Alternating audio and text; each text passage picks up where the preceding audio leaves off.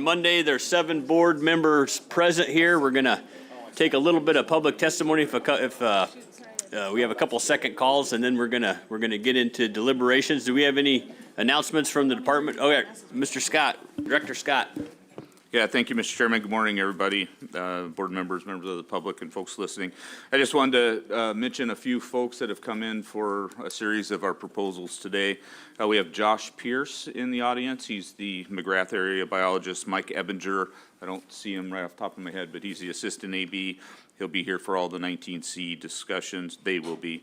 Tyler Lewis is in the audience. He works for our waterfowl program. You'll see him first thing this morning. I don't know that I introduced Tom Loheis earlier. He is one of our sheep biologists stationed here in Anchorage. And then we have Tara Moskowitz as well, who works very closely with Natalie in our regulations program. Welcome. Any other departments, any other notifications? If not, we're going to do the second call for Arnold Huntington. All right, and then we'll do the second call for Tony Henry.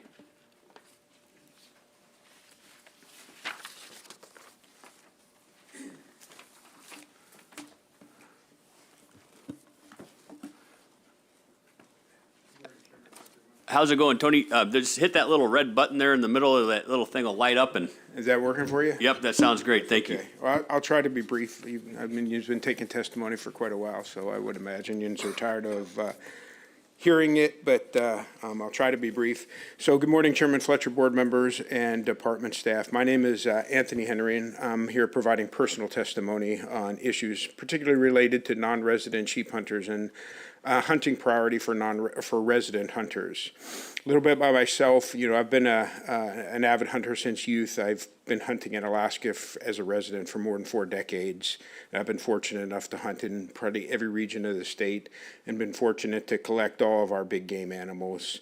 In addition, I spent probably about 20 years hunting out of state as a non-resident, so I'm fairly familiar with the processes that are imposed on non-residents in other states, particularly the western states. I am a current board member of the Resident Hunters of Alaska, and I'm also a member of several national conservation organizations such as FNAWS and the Boone and Crockett Association.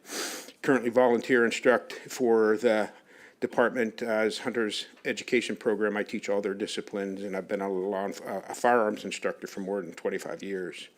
And as you know, the sheep populations have significantly declined in most of the mountain ranges throughout the state. And that's due to a variety of reasons, more probably centered around weather events and predation, but there is still impact that is occurring from the unlimited number of non-resident hunters that are allowed to hunt with an over-the-counter tag for the most part in most of the state. And so I think that looking at UC 19C is obviously a prime example of that. I remember back in the 1980s when I first came to Alaska, Western Alaska used to have the highest success rates of sheep hunters, both resident and non-residents in the state. And the population, the sheep harvest population out there is predominantly non-resident. You have about 90% of the harvest is occurring from the guided hunts out there. And I think that that is having an impact in addition to the problems that you see with regards to the weather and predation that are occurring out there. And then the other problem, obviously, having unrestricted and unlimited number of hunters, non-resident hunters. It creates competition amongst the resident hunters and creates conflicts in the field between guides sometimes, not all, because I've had good experience with guides as well as bad, but I think that that just goes to say, but it does create crowding and competition and conflicts. And with populations are low or game is highly desirable, such as our brown bears and such, I think that the user groups that should first be restricted are non-residents. All western states have a resident priority and significantly limit non-resident tags in those states. Generally about a 90-10 or an 80-20 split you'll generally see. I've been hunting in Colorado, like I said, as a non-resident for 2 decades, and I generally can draw a mule deer tag in 2 to 4 years.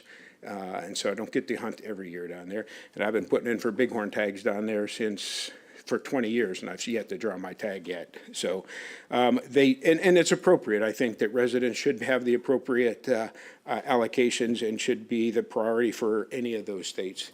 You know, as in Alaska, a lot of areas, non-residents can purchase an over-the-counter sheep tag.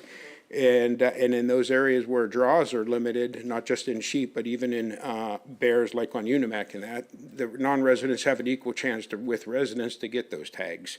And I think that that's not necessarily appropriate. In addition, with guided operations, you bring to bear a lot of resources, airplanes and ATVs, Argos, and that in the backcountry that a resident doesn't have the opportunity to do. And I think that you see the high proportion of success that you see with guided hunts versus a resident hunter out there, where a guided hunt's likely 80 to 90% success. A resident hunter is probably much lower than that. But they have a tremendous amount of resources out there, and having an unlimited number of non-resident hunters, not limited by a draw, is, I think, contributing to some of the problems that are occurring with regards to the populations. Now, regardless of the number of guides, I think that with declining sheep populations, non-resident hunters should be limited to a draw permit system. And I think that additionally, it's warranted that non-residents should have an allocation in a 90-10 range, because I think that resident priority should be what we have in the state. And in closing, just to comment on a few of the proposals, I obviously strongly support the positions that RAC has taken on the proposals submitted before the board. And then just talking about a few of the things, I think that with regards to proposals 102 through 107, I would oppose that. And I think that limiting non-resident sheep hunters through a permitting system is really the most productive and easy way to fix a problem, and it's within the board's ability to do that without creating any kind of necessarily guide proposal areas, which are going to require legislation and money that goes along with that to support that. And I guess that's my time, so I can answer any questions. Yeah, if you have anything else you want to add. No, I was just going to Go comment, ahead. but I think that the proposals that had been commented and supported by RAC, we have discussed those things extensively with the membership and that, and I think those positions are laid out, so you've already heard that, so I don't need to necessarily repeat that. One comment, though, on the aerial hunting or the use of aircraft. I think that using aircraft, I'm totally opposed to it. I think that it's very limited to who has the opportunity to do that, and that really allows for, I think, easily harvesting and identifying locations of large, big rams in areas that are likely to hold there, and an average guy on the ground is not going to be able to do that. I think that restricting the use of aircraft to be able to identify and locate sheep during the entire season, as well as the period of time before that season, I think would be appropriate, and I think it would be helpful. Thank you for that testimony, Anthony. Commissioner Lane. Yeah, so do you have any thoughts on the guide concession program? Well, I mean, I'm not opposed personally to a guided concession program. I don't think that it's inappropriate, but I think that without putting resident hunters on a drawing system, it's not going to solve any of the problems. And I think that the board can create a program which allows non-resident hunters to be on a draw. And that in and of itself would probably self-correct a lot of the over-guiding issues that exist there, because the well-established guides that have very solid operations, that they're going to draw those hunters to be able to get those hunters to go and hunt. So I think that that would create or fix a problem that exists short-term and then long-term through, I guess, legislation. I think that there's a lot of problems potentially with the guide concession program, because you're going to have lawsuits that get generated by other guides when they get limited. I think it's a complex issue that goes back to, I think, the 80s when the exclusive areas were overturned. I'm not saying it's not successful, because if you see on federal lands, they do have a system to create exclusive areas for guides, and I think that it's been successful in those areas. And places that I've hunted that had guides in those areas, those guides have been very, very supportive. They've been there a long time and been easy to work with. So, I mean, I think that it can work, but I think the easier fix, and it must be tied into having some kind of restriction on the number of non-resident hunters, particularly for these high-value hunts or high-priority hunts such as brown bear and for sheep. Just follow up real quick. So you see them as compatible tools, but not necessarily independent tools? I'm sorry. Well, so you have to have limitations on the number of non-residents that are hunting. I believe that, yes. But you also don't see you're not necessarily opposed to a guide concession program as another tool to. Not as another tool. If it's laid out appropriately and properly, I don't think that it would be a bad thing, no. Okay, thank you. Vice Chair Hoffman. Thank you, Mr. Chair. Thank you, Anthony, for your testimony. Where are we at? Right here. Okay, sorry about that. Yeah, you made some references in your testimony about some making things more equal, I guess, so to say, as far as vehicles in the field and airplanes and that. What are your thoughts about proposal 1 about the night vision? And do you think that Which proposal, sir?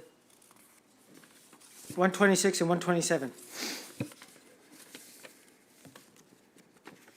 I don't have that before me, but can you just briefly tell me what the proposal discusses? Sure, but I'll read you the first, 126 is to allow electronically enhanced night vision and forward-looking infrared devices for taking fur bearers statewide. And the other one is allowing the use of electronically enhanced night vision for forward-looking infrared devices for taking fur bearers statewide.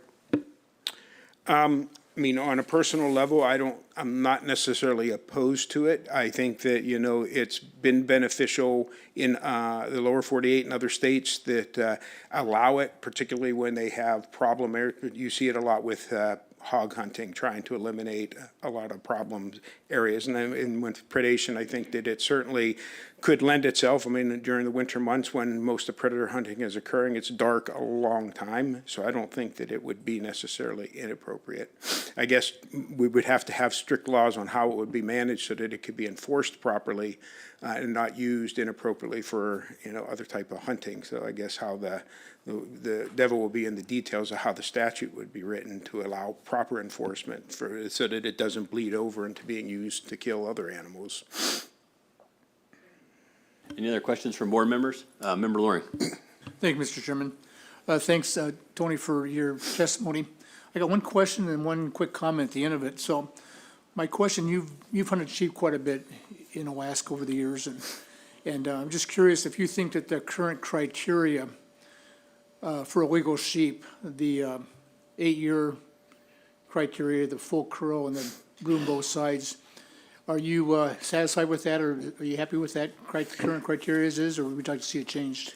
No, I mean, I'm not opposed to the criteria as it exists. If there was one thing, I mean, there's a significant number of underage sheep that are being well, I'm going to say significant number. There's a number of underage sheep that are being harvested under the current regulations, but I don't know if there's a consequence that is causing people. I mean, I think the way the requirements that the division has created is reasonable. I think that the age and full curl requirements, I think that it's incumbent upon the individual pulling the trigger and if we had stiffer consequences, you might have people not pushing the edges of those limits and try to make sure that they were taking rams that were mature and legal.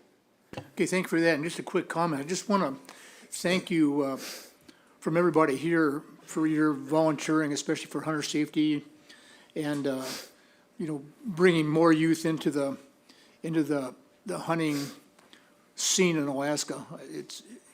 I really appreciate time and effort. It's not easy, and there's a lot of time put into it.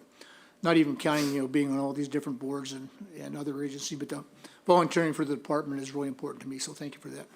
You're welcome, and I am appreciative of this process right here that allows this kind of input. And I guess one of the proposals might limit that process, which I would oppose. I think that having the board of game as it exists right now is a good, valuable process for people to be able to provide input from all portions of the hunting and user community, I guess, not just hunters. And so I would support the maintaining of the board of status quo also. Thanks. Any other questions? Member Brett. Yeah, thank you, and thank you, Anthony, for testifying. It was really good testimony. Sounds like you're pretty familiar with the Colorado system, with their drawing system, and so I'm curious, do you know if Colorado issues tags to landowners for crop deprivation or? Well, they do more than just for crop degradation. So, based on the size of the land mass, if you would, they have, I forget what it's called, but it's basically the land users down there have basically a number of tags that are allotted to them. Generally, those areas are sold to, leased by guides, and then they're held. And then those land use tags go to the guides to be able to bring in hunters, non-residents, to be able to hunt on their private property. Colorado has really, really strict private property and very strong private property rights. And so they do that, but it's more generally because of the size. I think there has to be a size limit to the land that's owned, and then you would get an allotment of tags for the animals proportionate to what the division down there thinks is appropriate for that land mass. And then that landowner can then lease them to a guide or an outfitter, they call them down there, and then are used on that land. Just to follow up, Mr. Chairman. So is those permits that are issued to the landowners, is that included in the 10%? That I don't know. And when I say 10%, 20%, I don't know that that's the exact number. What I do know is that it's very, very stringent, particularly upon very desirable animals such as sheep. Like most of the state, and the way the state is broken down with their sheep is divided into small units, and how they manage that is based on obviously sheep move. But in most of the areas that you can get a non-resident tag for, it's very limited. Like a couple of the areas that my wife is from, Colorado, they give one tag for a resident. There's no tags available for non-residents. There's only a few areas, there's probably a handful of areas within the state that they'll give one tag for a resident because they might have 10 tags for a non-resident in that particular area. But I don't know the exact. Okay, thank you, and thank you for your testimony. Any other questions? Member Loring? Yeah, thank you, Tony. Again, just quick follow-up on Member Barrett's question. Those landowner tags, are they specifically mostly for deer, or are they for everything? Deer and elk. I don't believe that there are any landowner tags for sheep and goat and moose, but I'm not 100% sure of that. There's a couple areas that used to have massive sizes of ranch, like 300-400 square mile areas of ranch, but I don't think that they do allow that for sheep. It's just mostly elk and deer, and maybe antelope, but mostly elk and deer. Any other questions from board members? If not, Anthony, thank you very much for your testimony. Thanks for coming here. And that's going to conclude our public testimony. And I just want to say that, the strength of this whole process isn't with the department over here. It certainly isn't with the board members. The strength of this whole process is the public comment.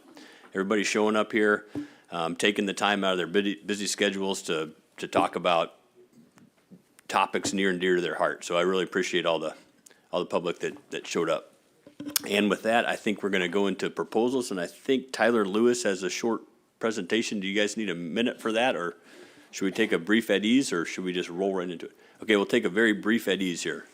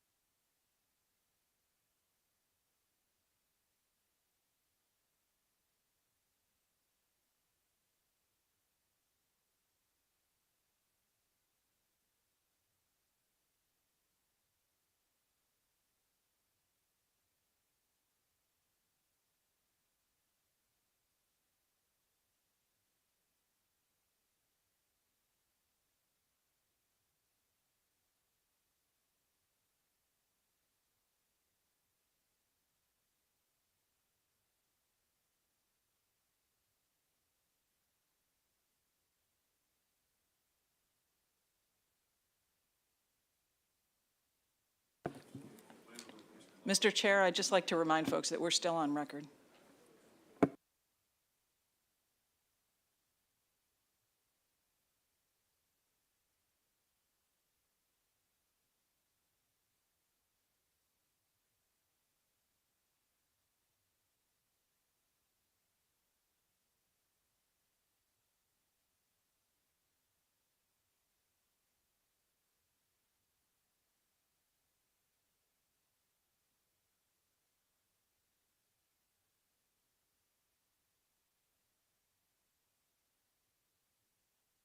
Anybody got a good hunting story to fill in the time here? Or?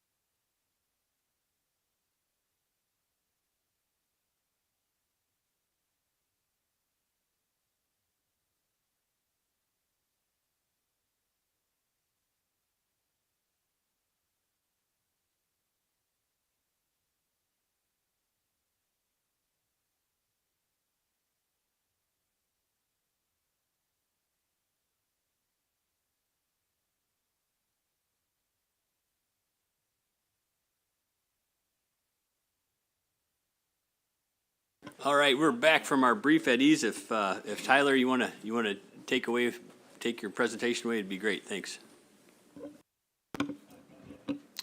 Thank you. Good morning, Mr. Chair and members of the board. For the record, my name is Tyler Lewis. I work as a waterfowl biologist in the statewide waterfowl program stationed here in Anchorage for the Department of Fish and Game.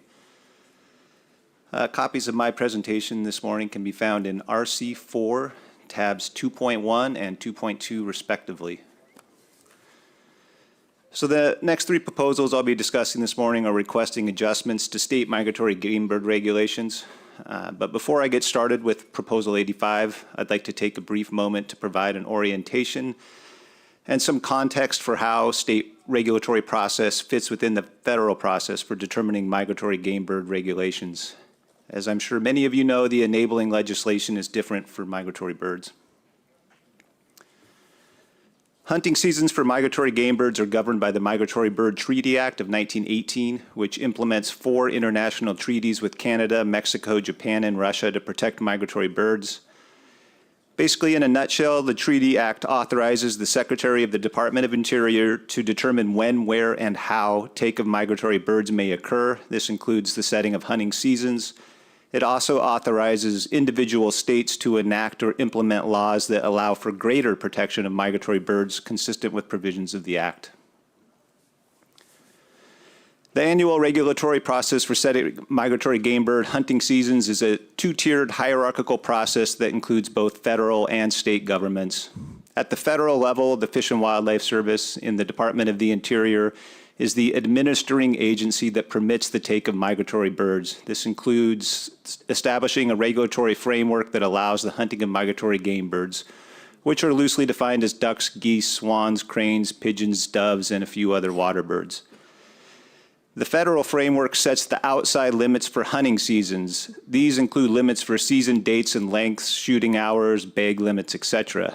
States have the opportunity to provide input to the federal framework in consultation with the Fish and Wildlife Service through the Flyway Council system, which is a consortium of states organized by general bird distributions and migratory pathways.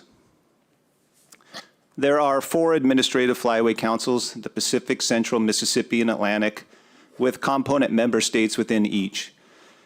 The state of Alaska plus 10 other western states comprise the Pacific Flyway Council.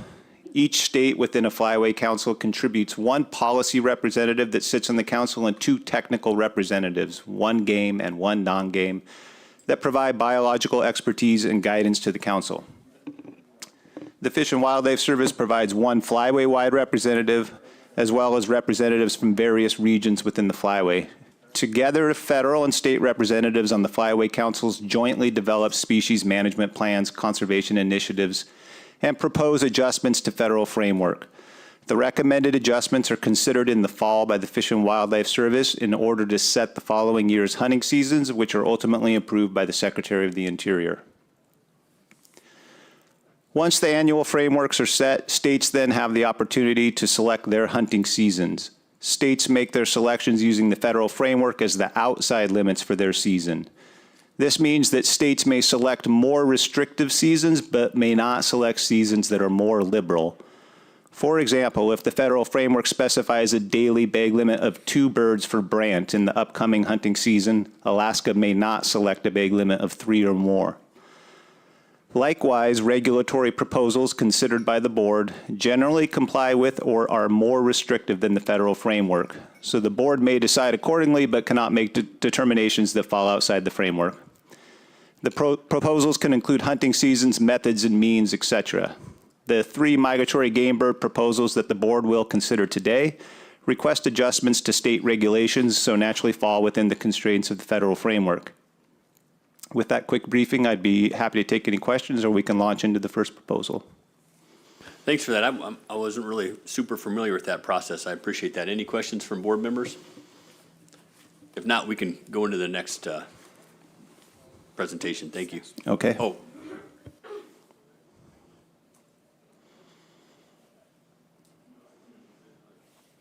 I'm sorry, there's another presentation. Is that correct?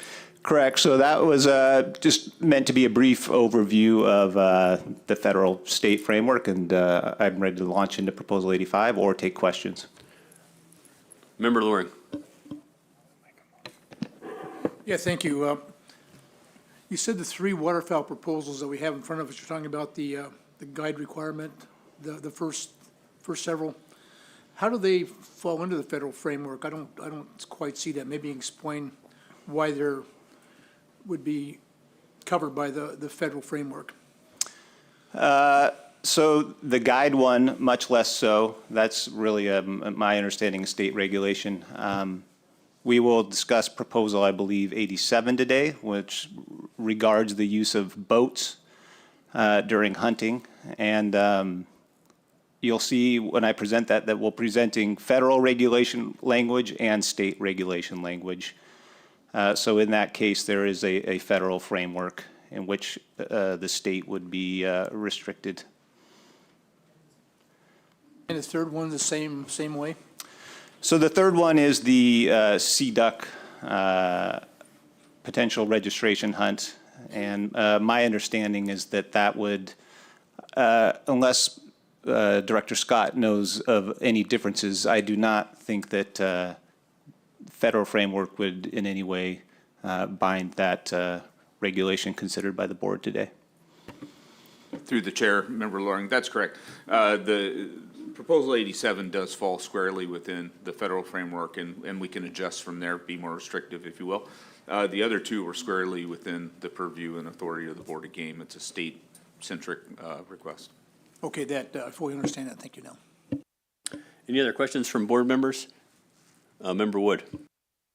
Just a question of procedure. I'm not familiar with the procedure, and I'll flow with the body, but do you need a motion on the floor for proposition of Proposal 85 before you start putting staff comments on a staff presentation?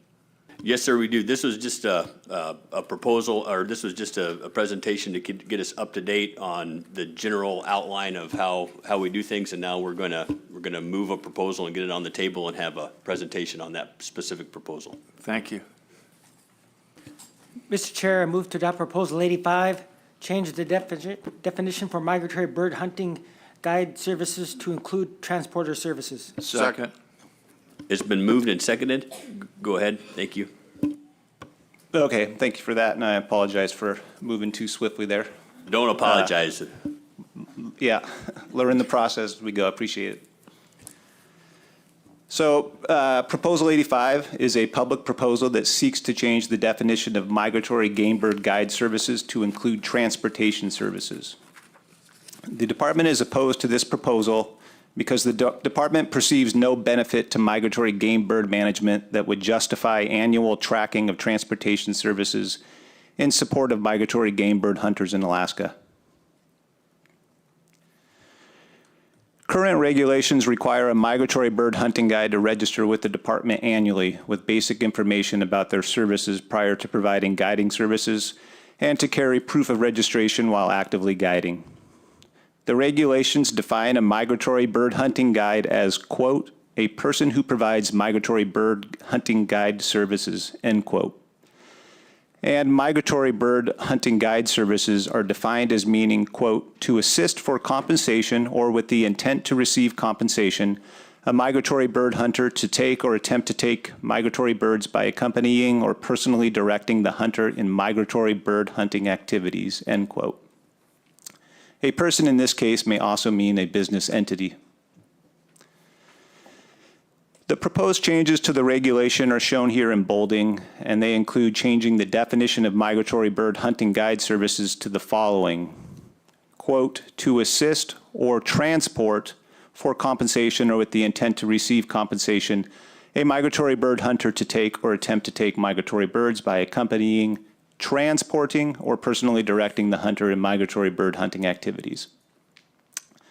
The proposal also changes the definition of person to the following, quote, a business entity or affiliated services such as water taxi, air taxi, fishing charter, combo hunting fishing boats or lodges when serving small game hunters to, from, or in the field their equipment or migratory birds harvested, end quote.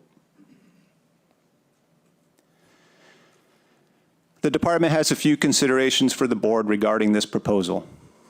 First, in 2002, the board adopted a department proposal to establish regulations that required migratory game bird guides to register annually with the department. The purpose of the regulation was to provide a means of tracking guiding activity in the state, to assess trends, connect with guides and clients for activities such as biological data collection, and to communicate management objectives and regulatory changes.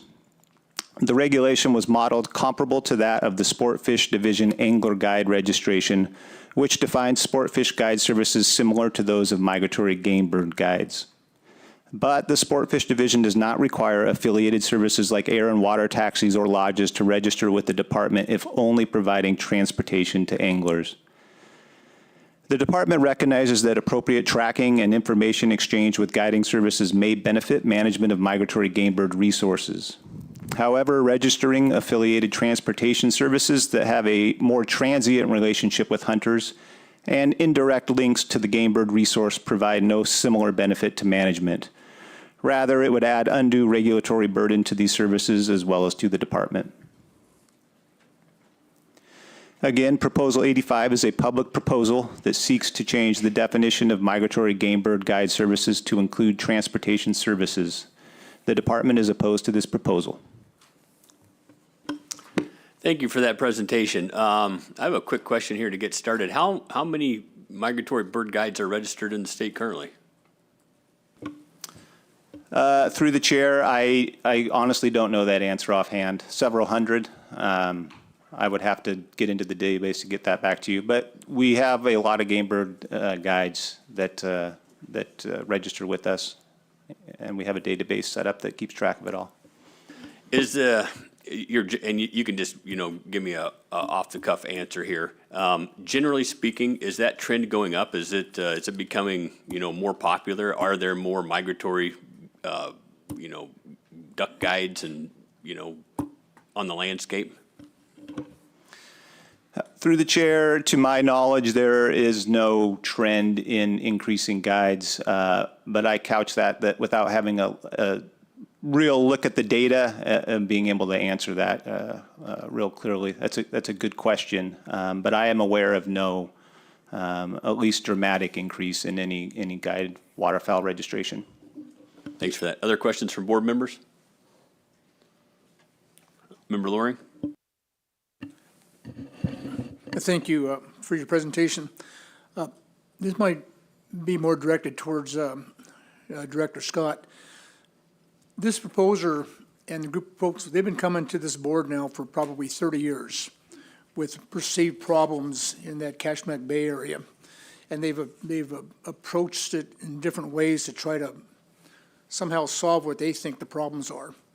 And it seems like every statewide or every regional proposal, we see the same proposer with a different way of approaching what their perceived problems are. Has the department actually sat down and worked with those people to see what the problem is and how, if there is actually a problem, and how we can work with them to overcome either perceived problem or no problem? I'm just kind of curious why you keep seeing the same folks back over 3 decades now that I've been involved with this, with the same issues.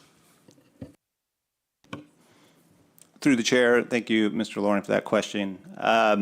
There has been communication and meetings with the proposers of these proposals here today. Much of this comes out of Kachemak Bay and concerns with harvest in Kachemak Bay. In response to that, the department did do over a 20-year run, not every year, but typically every other year, every third year, sea duck surveys throughout Kachemak Bay. We terminated those about 4 years ago due to data quality and questionable ability of the data to be able to answer our questions, but those results were made available to the folks of Kachemak Bay at that time through various meetings. I may also note that we do have special stricter game regulations in Kachemak Bay for sea ducks, more restrictive than in any part of the state. So there has been, I would say, a working between the Kachemak Bay and the department over the years, as well as with the board. Okay, thank you very much. I appreciate that. Is there a cost associated with this license, or is it just a kind of a freebie registration license? Through the chair, are you referring to the current waterfowl guide, or? Yes, sir. There is no cost. It is free. It is strictly a registration by the guide and a database that we maintain, free of charge. Has the department ever considered charging for this particular license? Director Scott. Thank you, Mr. Chairman. To charge this would likely be a legislative issue, to have to decide a fee for that and to move forward. The other thing I think is really to consider the intent of the registration. As Mr. Lewis pointed out, it's an opportunity for us to keep track of, who's guiding. You asked about trends, things like that. Also an opportunity for us to reach out to those individuals. It's really, and it can be a little bit difficult, it's really important to keep in mind that what Alaska does in terms of the overall flyway is, our claim to fame is we grow a lot of ducks, and that's kind of good. That puts us in a good spot. But migratory waterfowl are managed across the flyway, not necessarily let alone each state. But when you try to ratchet it down to a very small part of a state, such as Kachemak Bay, and you consider the impacts across the flyway, it's certainly not apples to apples and oranges to oranges. For that. Member Brett. Yeah, thank you, and thank you for that presentation. I'm curious on the transporter aspect. I know the limitations of what a transporter can do for big game, but it's not so clear when it comes to transporting waterfowl hunters. So how does that transportation work? I just imagine, or watching TV, these transporters take them out to a blind or a rock, and they either leave or they dock up and watch people shoot ducks, which would be a gray area on the big game side. So I'm just curious, how do you distinguish when somebody's actually just being a transporter and not having a guide's license? Through the chair, thank you, Member Brett. My understanding would be that most transporting that is occurring of waterfowl hunters, if it's not a do-it-yourself crowd, is occurring through a guide, where the guide is transporting and providing a guide service.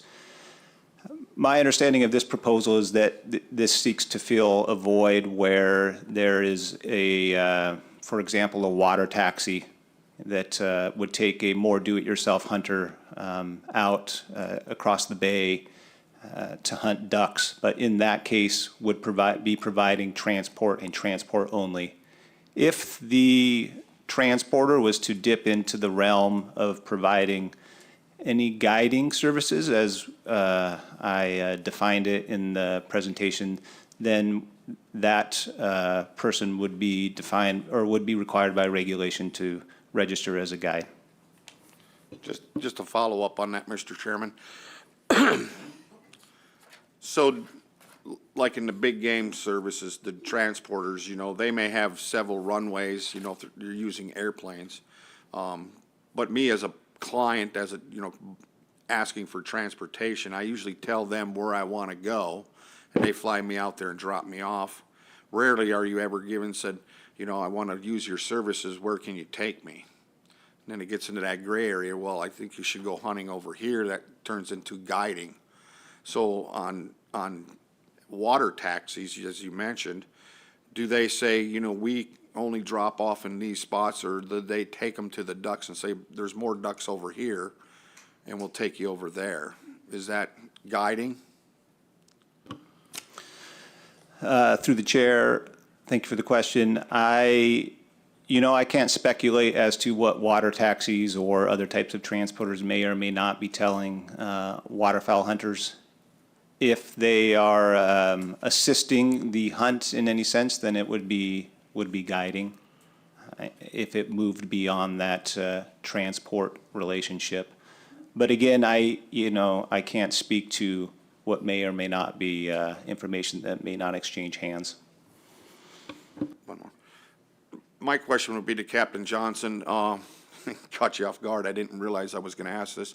Have you checked transporters and seen if they were, or have you cited transporters for being guides without a license or a permit? I'm sorry. Through the chair, Member Brett, I guess I can qualify the answer as yes, but that's in the big game commercial services realm, not Right. this, which is obviously, seems to be mirrored after like the original sportfish guiding, which was a registration only with no board to oversee it and set other regulations. So I guess from the enforcement standpoint, we're kind of viewing this as while I draw the same parallels with the definitions of guides and transporters, because that's all we have to go on, it's really apples and oranges though. Right, so it's more difficult because we don't have a definition in waterfowl of what transporters are allowed to do. Okay, thank you. Any other questions from board members? Member Bechtel. Yes, thank you for that presentation. So beyond the permitting of the people that are guiding out there, is there any requirements to how many people they're guiding and how many animals or birds are harvested during that guiding? Do you keep records on that? Through the board, Member Bechtel, there is, of course, bag limits for ducks that any hunter, resident or non-resident, would be required to comply with those regulations. I am not aware, unless Director Scott has any regulations about number of hunters that a guide can take. Director Scott. Through the chair, Member Bechtel, there isn't. Again, this is very different than, making a parallel to the Big Game Commercial Services Board and their regulations. The HIP program, anybody who buys a state duck license, or duck stamp, has to fill out the Harvest Information Program data request. And we heard a little bit about that in public testimony where, it comes pretty late, in the game. But we do trust that we're capturing harvest information there. We would not capture how many individuals a guide would take. Thank you. Member Brett. Thank you, Mr. Chairman. Just one more. In your earlier presentation, you said you had a program out there you were studying something. I can't remember right off the top of my head, but you quit and you made a comment, it was because of data quality. Could you explain that a little more for us? Through the chair, yes. We had a water bird survey running in Kachemak Bay for 20 years. The data that we were collecting, while good data, was not detecting trends at a level that was sufficient to be a useful data set for regulatory purposes. You know, it was sufficient data for collecting large-scale trends, but it wasn't sufficient for detecting trends that we thought were useful for regulatory purposes. All right, thank you. And just a follow-up, there was an AC that had comments. The Kodiak AC did have an amendment if anybody was interested in pursuing that. Any further questions from board members? Any discussion intent? Member Wood? No questions, but discussion. If it's appropriate time, I'll go into that. Normally, when you look at somebody or some entity that's trying to do registration or permitting or licensing, it's for one of several reasons. One, they're going to try and establish some level of competency, such as you see bar exams, et cetera, necessary for lawyers. This does not do that, so it would not be a valid purpose to be putting the registration system in place. Other reasons for doing so is for educating the folks out there as to how to go about doing the services. It doesn't do that. Or to be used by the regulatory agency in allocation. It doesn't do that. So it doesn't do any things you normally see with a registration process or a permitting process. And the department, in their comments, points out it has no benefit whatsoever to the management of the resource. So I guess the libertarian side of me says, why would I impose a requirement for registration when it accomplishes none of the above? So I will be a no vote. And to respond to Member Waring's earlier question about this particular proposal, when I first decided I would come on board this board, I opened up the proposal book and there was this proposal. We have seen over the Board of Fish every meeting, without exception, this proposal having 2 or 3 and then never showing up to back up why they want it, et cetera.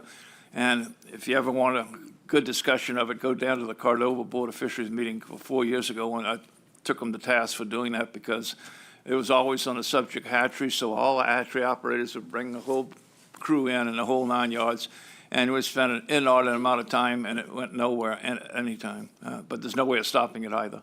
So I'll be a no vote on this particular proposal. Thank you.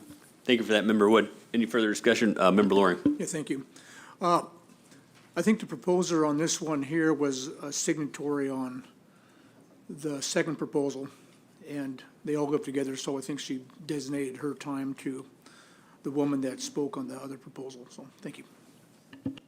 Any further discussion here from board members? If not, we might be ready for the question on proposal. Call the question. The question's been called. Yep. You want to give us a cost statement here? Thanks. The board has heard no concerns from the public regarding the cost to private persons if this regulation is adopted. Thank you for that. Christie, would you poll the board? Yes, Mr. Chairman. Final action on Proposal 85. Mr. Barrett? Yes. Mr. Loring? Yes. Chairman Fletcher? No. Mr. Garner? No. Mr. Batesville? No. Mr. Wood? No. Mr. Hoffman? No. Proposal fails by a vote of 2 yeas to 5 nays. Mr. Chair, move to adopt Proposal 86, require mandatory harvest reporting for sea ducks. Second. It's been moved and seconded. Department?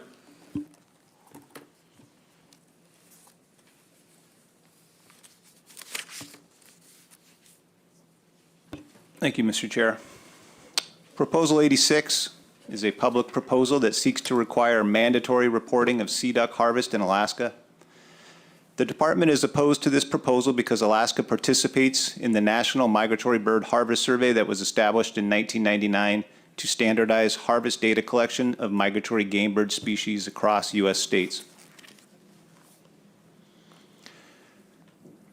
Currently, there are no regulations in the state that require hunters to report their harvest of sea ducks. However, there are regulations that require hunters to purchase a state duck stamp to hunt waterfowl in Alaska, and hunters in possession of a stamp are required to register in the Migratory Bird Harvest Information Program, or HIP as it's better known.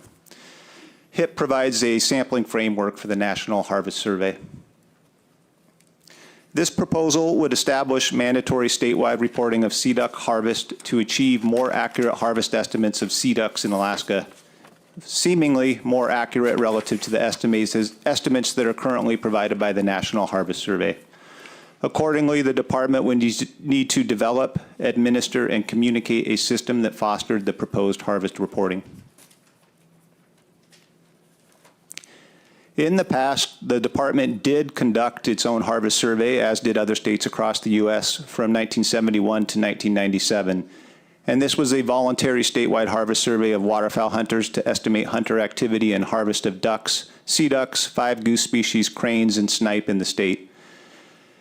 That survey was conducted in 12 predefined geographic regions across the state, but hunters were not required to report the duck or sea duck harvest to the species level, and this was because of potential issues with species misidentification, as Alaska regulations did not and still do not require active hunters to speciate their ducks. This state survey was discontinued in 1998 when the National Migratory Bird Survey was implemented to standardize harvest data collection across states in the U.S. The program is conducted annually by the Fish and Wildlife Service in cooperation with state agencies and has 3 components that collectively provide species-specific estimates of annual hunting activity and harvest. The first component is the HIP registration, which, as I mentioned in Alaska, is linked to the purchase of a state duck stamp and required by regulation. The HIP registration provides the sampling framework for the other 2 components of the national survey, which are the diary survey and the parts collection survey. The diary survey is sent to a random sample of hunters identified through HIP registration to provide a comprehensive accounting of a hunter's annual harvest and is used to calculate harvest estimates of species groups like ducks, geese, and cranes.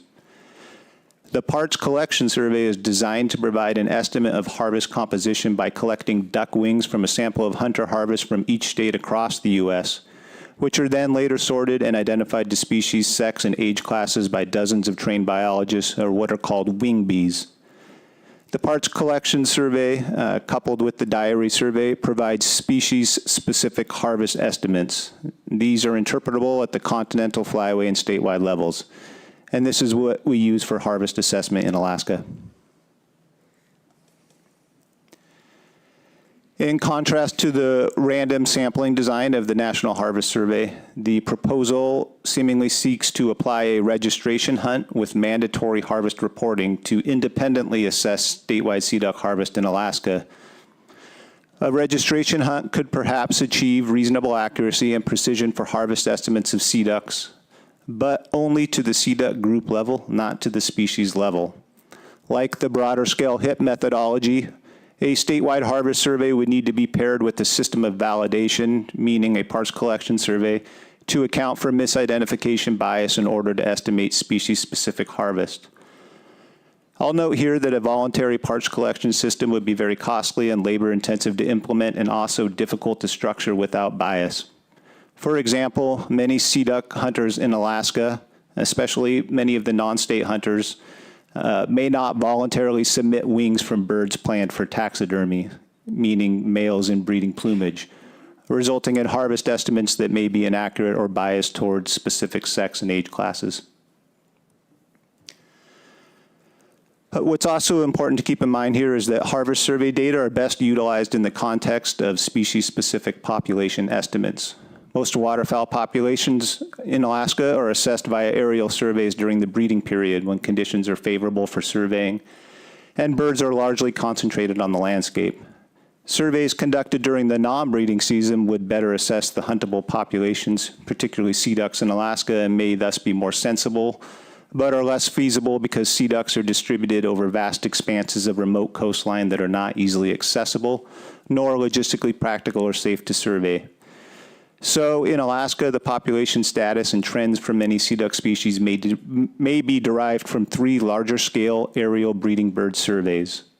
The Alaska-Yukon portion of the continent-wide waterfowl breeding population and habitat survey, which is conducted by the Fish and Wildlife Service and Canadian Wildlife Survey.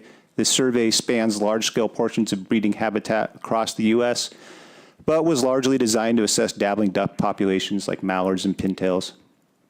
Status and trends for some species of sea ducks in Alaska also come from regional scale surveys on the Yukon-Kuskokwim Delta and the Arctic Coastal Plain. However, for a number of reasons, these surveys offer only partial assessments of sea duck populations in Alaska, which hinders our understanding of a link between harvest and population status. So I refer to these existing surveys as partial assessments because they are not ideally suited for monitoring sea ducks, particularly in Alaska, because of issues with distribution, timing, and species identification of sea ducks. With regards to survey timing, only a portion of huntable sea ducks are surveyed during the breeding season, since wintering populations of sea ducks not only breed in Alaska, but also Canada and Russia. These breeding surveys in general were designed to monitor other waterfowl species, notably dabbling ducks, so they may not overlap with sea duck distributions, and they tend to be ill-timed relative to sea duck breeding chronology. Sea ducks breed later than most other waterfowl species, so surveys are often flown earlier than perhaps recommended for most sea duck species. Finally, for certain groups of sea ducks like scoters and mergansers, speciation is challenging during an aerial survey, so they tend to be counted as a group. Thus, species-specific population assessments are not feasible in many cases. Again, for these reasons, these are considered partial population assessments. A few closing comments. Alaska participates in the National Harvest Survey, which provides annual estimates of harvest of sea ducks in Alaska. A secondary system administered by the department would be redundant and unlikely to produce more robust harvest estimates for individual sea duck species at the statewide level, without allocating substantial time and financial resources. Further, without an independent assessment of harvest composition via a parts collection survey, survey information is susceptible to species identification errors and likely only meaningful at the sea duck group level. But as I stated, a statewide parts collection survey would be costly, staff and time intensive to implement, and may be difficult to structure without sample bias.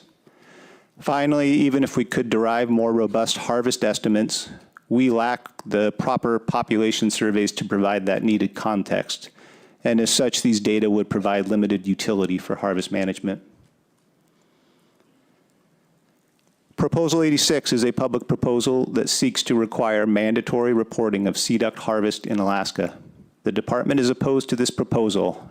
Implementing a redundant harvest survey may not have the desired effect of improving our ability to manage sea ducks, and perhaps may serve only to burden departmental resources. Thanks for that thorough overview. Vice Chair Hoffman.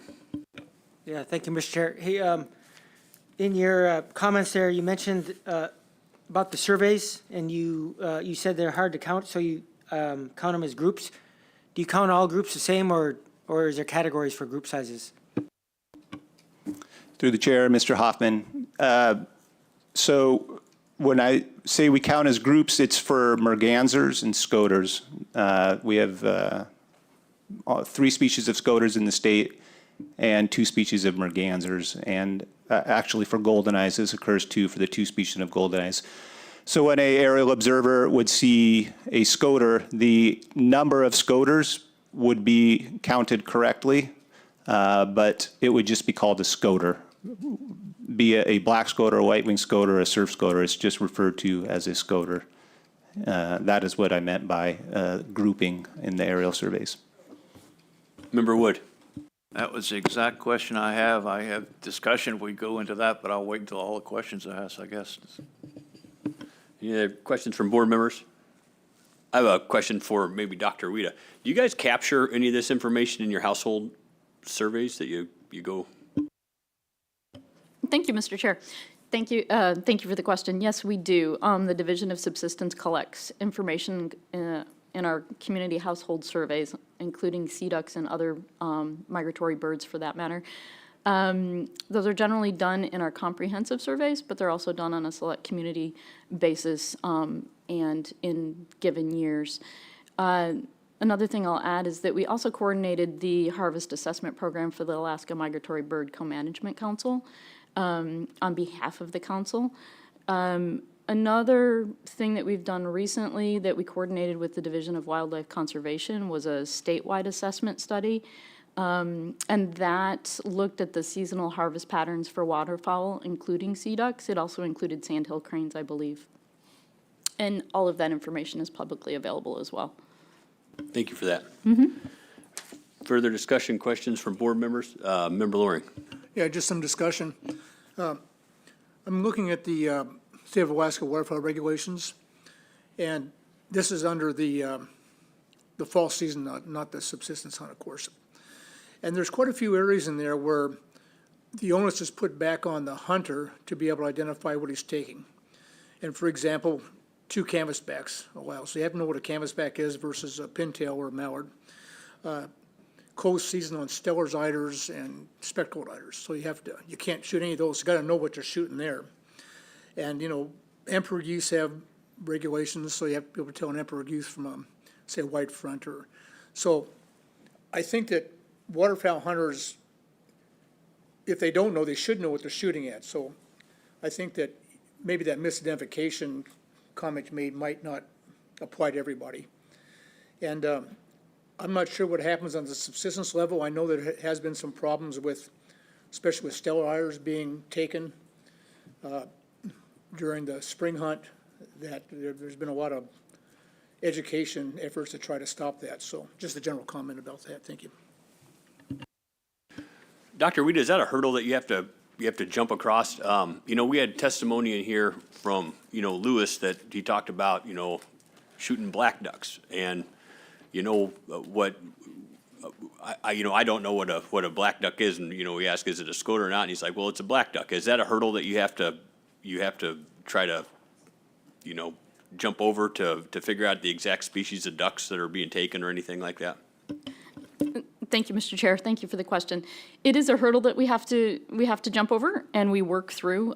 We work with community members to assess that information when we're conducting our household surveys. So depending on how the question is asked in the household survey and the data that's being desired to collect, we have discussions, we have conversations, we have follow-up questions to ensure that we are collecting the data that we are reporting. So if we are trying to do that at a species-specific level, then we would attempt to gather that information at a species-specific level. If we're attempting to collect that information at a group level, then it would be accurate data for that level of analysis as well. So, and oftentimes that includes using references to the species that are locally appropriate. So whether that be in indigenous languages or narrowing down common colloquial assessments of what people are calling different species, we go through that process to collect the data. Thanks for that. Any other questions from board members? Comment, Member Brett. Yeah, thank you. What do you feel, I guess it's the federal side, but when it comes to harvest levels, we use the HIP program. What do you think the confidence level in accuracy that is? Through the chair, thank you, Member Brett. That's a great question. I feel the data is good if we use it at a kind of coarser scale. It is good, for example, for keeping track of trends over time in Alaska. I think it's good when we're looking at the sea duck group level. If we try to parse the data too fine, for example, into geographic region within the state, or to look at it at a year-to-year level, especially for certain species, then the data would perform more poorly. But I do believe it is a very useful data set and tool for the state for keeping track of trends over time. And just to follow up, and that's kind of what I understood, and I think sometimes, as the proposers had this proposal many times, is when we look at it from the large scale, we have, it's insignificant what the harvest is, and it follows some trends from a 50,000-foot elevation. But as myself as a board member, and I look at one bay being targeted, can it be overhunted to where the breeding will move out to either side or won't be, you'll have just a depleted population in there that doesn't come anymore because of the high harvest, or so said high harvest. Can that happen? Through the chair, thank you, Mr. Brett, for the question. Certainly that could happen. There is potential for that. In my experience, migratory birds do respond, sea ducks included, to hunting pressure by moving their distributions and changing their distributions. The difficulty for the state and for the regulatory process is that we do not, and I do not think we could manage sea ducks or any duck at that level of scale, the small bay level. It's for migratory birds and the, given their migratory proclivities and the rapid turnover in their populations, we just manage at a much larger scale. Likewise, our data in terms of population and harvest is just at a much larger scale. And as I'm sure you know, we currently manage largely at 5 geographic regions for our state. All right, thank you. Member Wood. For discussion purposes, this proposal's got me a little bit sitting on the fence because it has some points that I think are very good and it has some points that need improvement. But one that most attracts my attention and would support is the conversion to a mandatory reporting as opposed to what is currently a voluntary program to gather the information. And to me, that would be a big plus.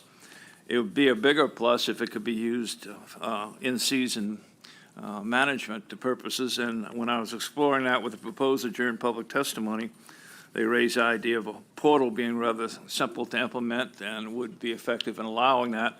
I know nothing about portals, but without such an animal in place, I don't know that information would actually be implemented at the department or even used. And lastly, apparently, even if they have the information, they're going to need a statewide PCS to effectively manage it. And by the way, for a newcomer, when you use an acronym, please tell me what it is, because when I first read this, I have no idea what a PCS is. So if you'd be helpful in telling us what the dickens you're talking about, I would appreciate it, and I'm sure the public would appreciate it as well. But getting back to the merits of the issue, until that statewide PCS is in place, and apparently it's not going to be because they don't have the time, they don't have the money, and they don't have the structure, I don't see what would be accomplished in either the short or long run by requiring this to be implemented. And when a department tells you they don't have the money, they don't have the time, that's bureaucratic talk to say we're not going to do it, okay? My experience. And so I'll be a no vote, but I'm right on the line, so I'm going to listen to the comments of other board members and perhaps be persuaded to switch over to a yes. Any other comments or intent from board members? Oh, Director Scott. Thank you, Mr. Chairman. I guess I'd like to comment both on Member Loring and Member Wood's comments. For Member Loring, one of the great things about Alaska, yes, you have to understand some of the eider species and the canvasbacks. Coming up, you're going to have to pay attention to emperor geese as well. But otherwise, we have what's called generally a splash bag limit. And that's because a lot of our seasons happen early in the year where birds aren't in full plumage, things like that, per se. That's for, I mean, even if you look in the waterfowl regs, it says sea ducks, and then it has some exclusions there. I think that's a benefit to our hunters. And, to follow along with Mr. Wood's comments, we understand that the public wants to know what's going on in their bay or maybe even their region. We get it, totally. There's 4 members of the waterfowl staff. Migratory bird management funding has plummeted. It's actually a point of contention between us and the Fish and Wildlife Service. The money's just not there. It's not coming. Could we charge the waterfowl staff to do this? Sure we can. But there's going to be things that go away, and we've got some pretty pressing waterfowl issues. The emperor geese or emperor goose comes to mind. After 30 years or whatever, we got the season open. Now we're down below the thresholds, and we're trying to understand why. Mr. Lewis is one of the lead researchers in that project. So, I get it. I'd love to know. Why aren't there more mallards in Juneau? Or whatever. And my heart understands the concern, but in the big scheme of things, we don't manage waterfowl in Alaska like we manage moose populations. Just not a thing. And it's not, I frankly don't believe it's necessary to do that either. So, thank you, Mr. Chairman.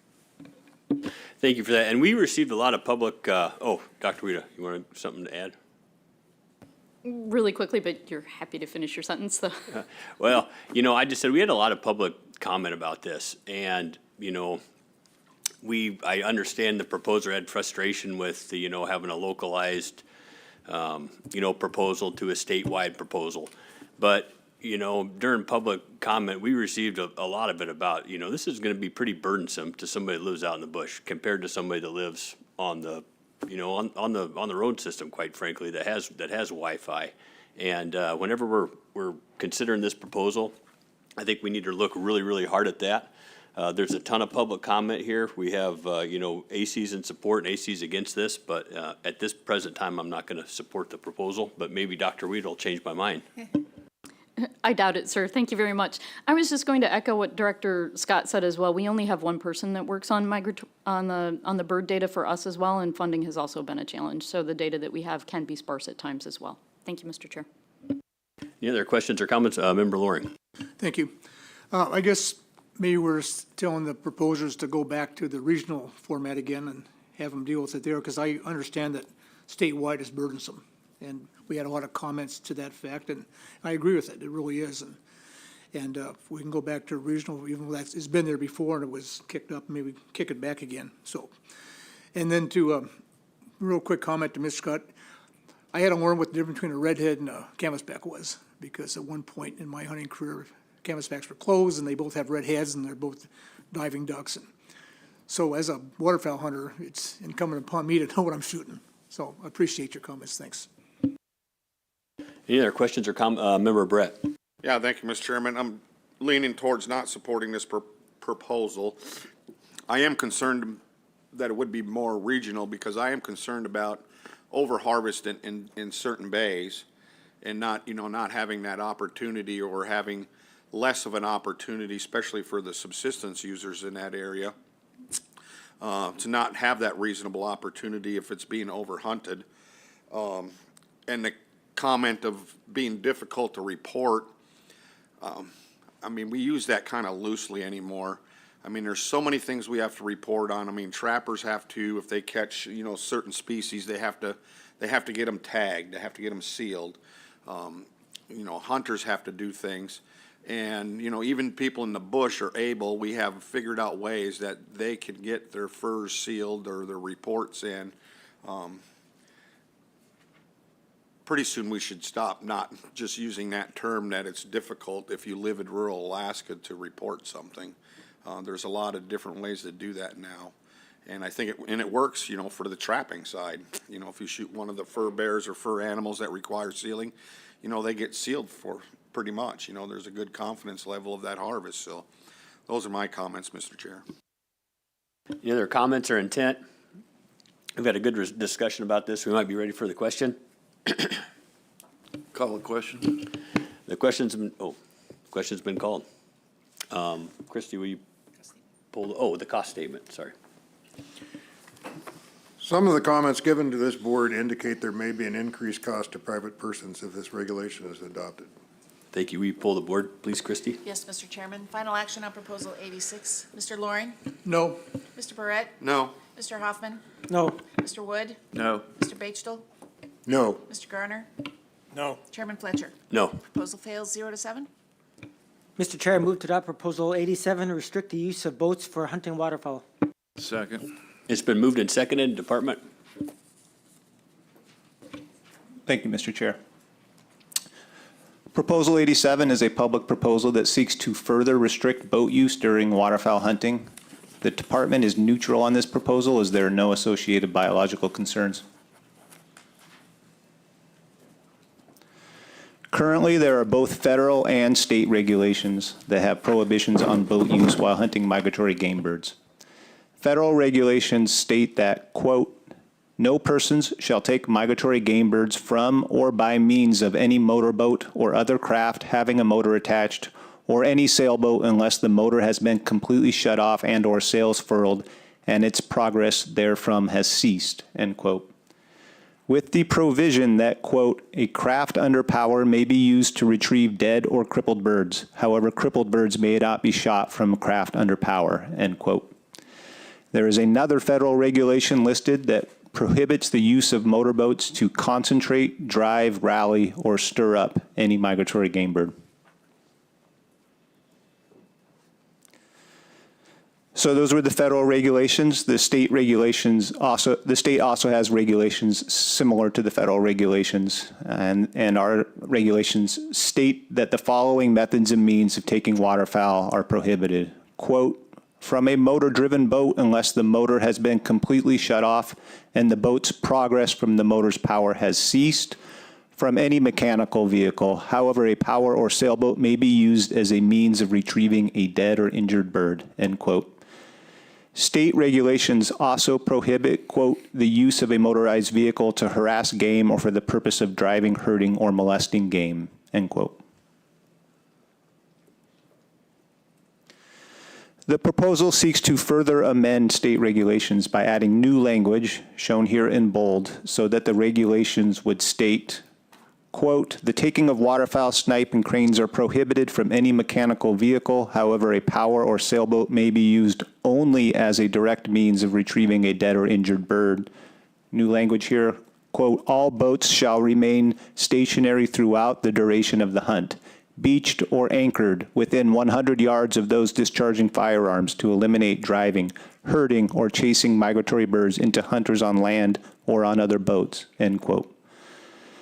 So the seeming intent of this proposal is to prevent unfair advantage by using boats to inadvertently or purposefully direct birds in front of hunters. The department does perceive a couple of complications with the proposed regulation change.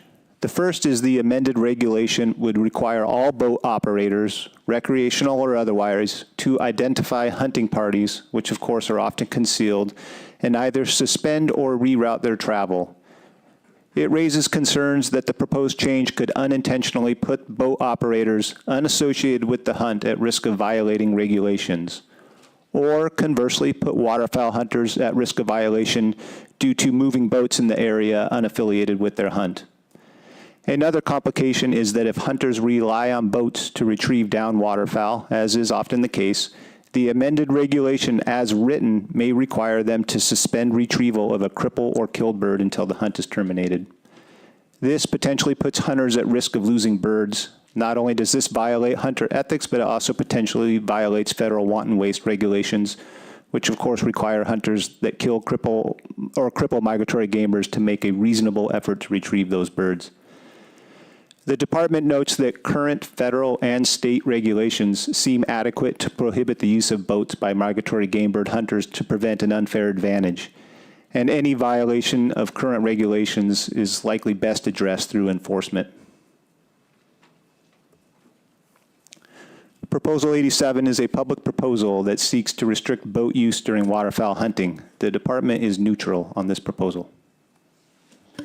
Thank you for that, Tyler. Dude, you're doing a good job. These are really, really thorough, presentations, so we really appreciate that. There's a couple comments here from the Department of Law and from the troopers. Department of Law, do you want to speak to your comments?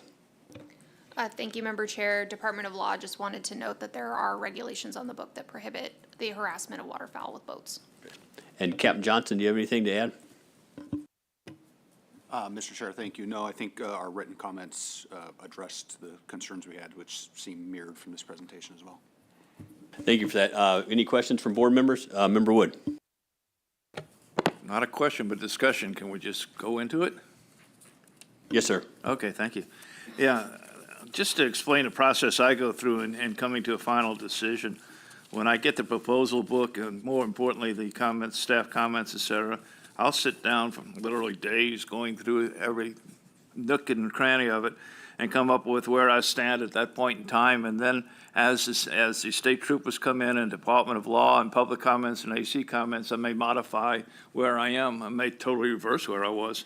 And that's what happened here with this particular proposal. I started off after reading the staff comments, et cetera, still undecided, but then the state troopers came in with their observations and recommendations.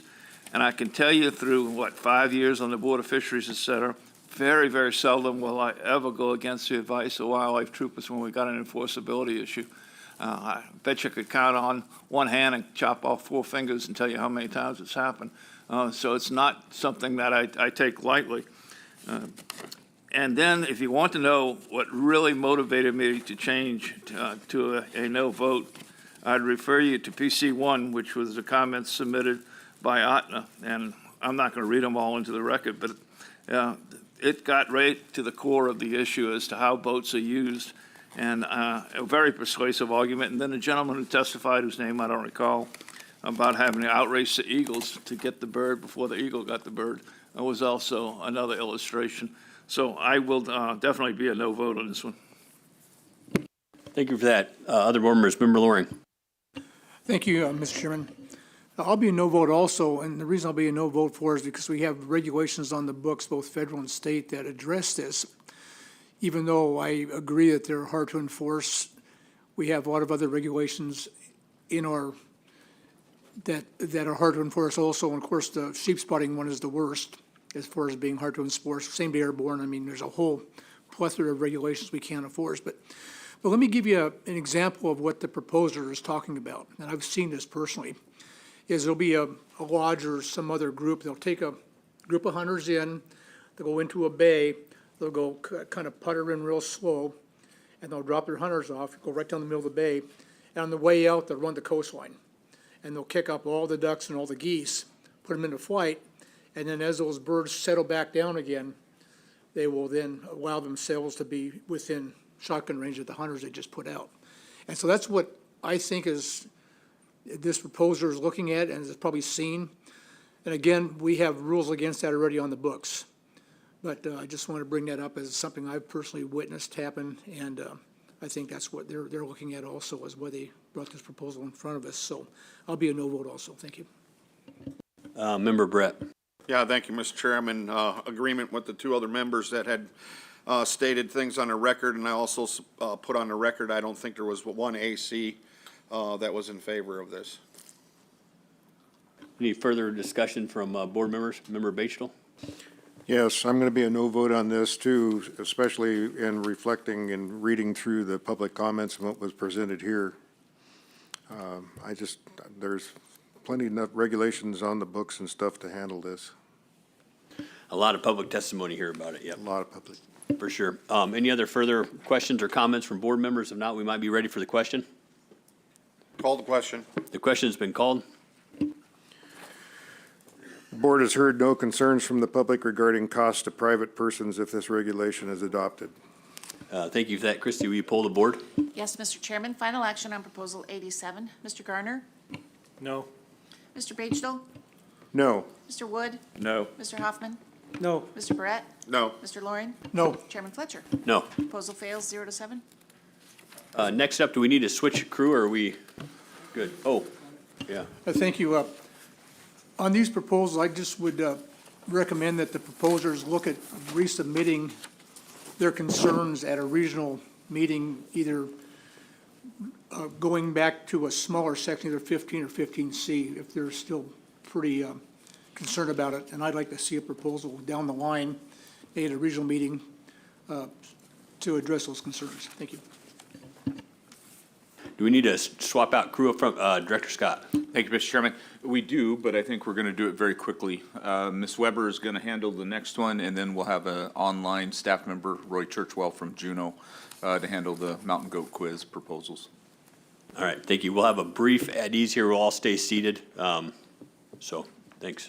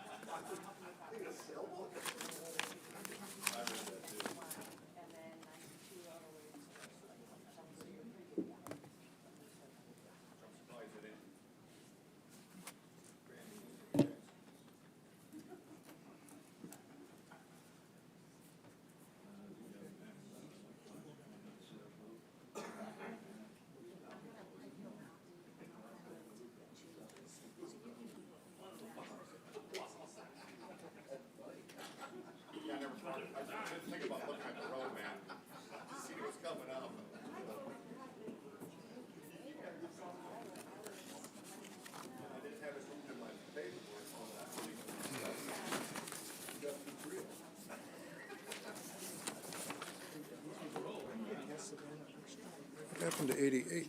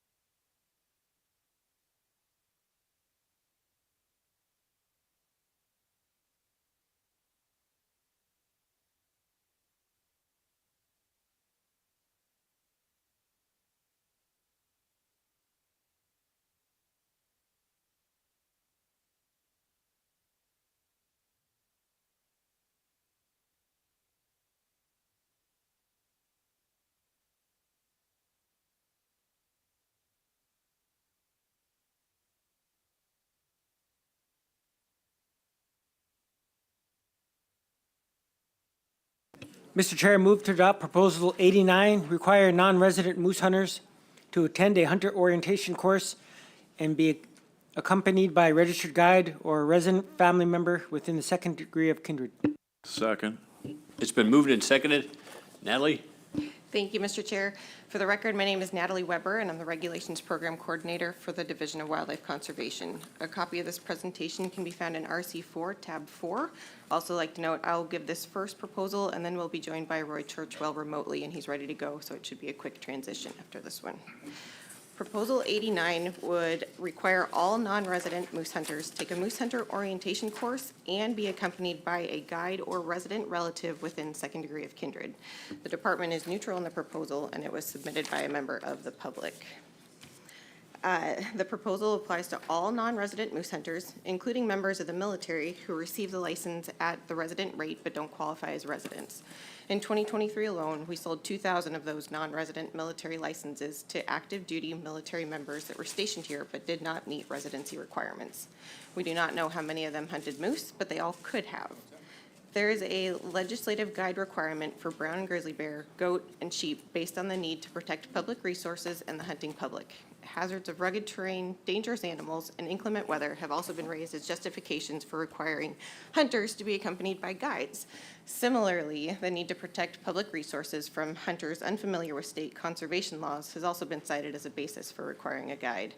Some examples of in cases where the board has allocated between guided and non-guided non-residents include black bears in Southeast, Delta caribou in Unit 20A, and moose in 19C, 21, and 24.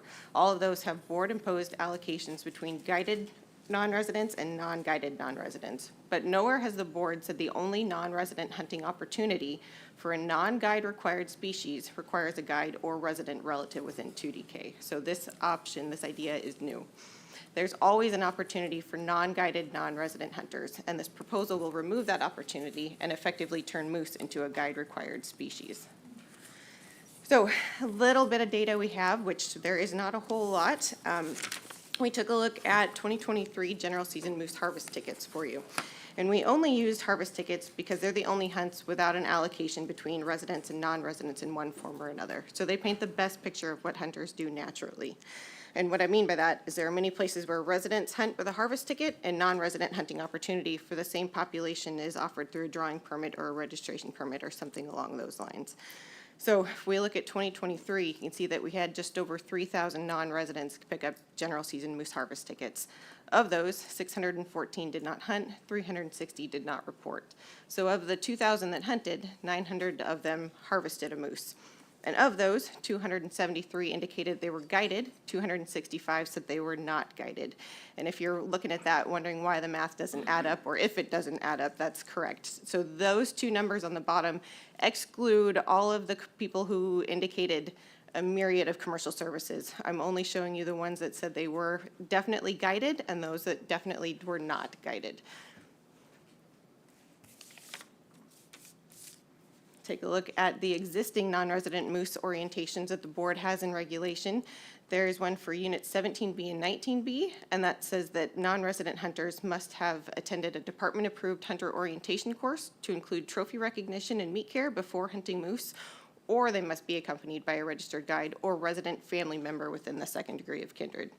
Also in units 21A and 21E, they must have attended the orientation course, or they must be accompanied by a registered guide. Now, the department uses its discretionary authority to require some orientations in other places as well, such as on military bases and Anchorage hillsides. Those require an in-person orientation and proficiency shoots for various reasons. If you think about the kinds of hunts that these are, 17B and 19B are harvest ticket hunts, 21A is a registration hunt, 21E a drawing hunt, so there is a mix. When it comes to registration hunts, we put this requirement as a condition on the permit. Drawing hunts, they see it in the supplement, it's also on the permit. In the case of harvest ticket hunts though, we hope they read the pink box in the hunting regs, and that's the only way we have to get that message out to those hunters. Now, this slide says resident moose hunter orientation requirements, but the requirement itself is actually applicable to both residents and non-residents. We're offering it as an example because it's one of the only places where there is a requirement along these lines for resident hunters, and that's the one in Units 7 and 15 that requires hunters complete this department-approved hunter orientation course, which includes the antler recognition before hunting moose. And this one, 7 and 15, hunting opportunities, a mix of harvest tickets, registration hunts, and drawing permits for residents and non-residents. People are encouraged to review all the department materials, and to watch the Is This Moose Legal video prior to taking the orientation, but watching the video itself is not a requirement of that orientation.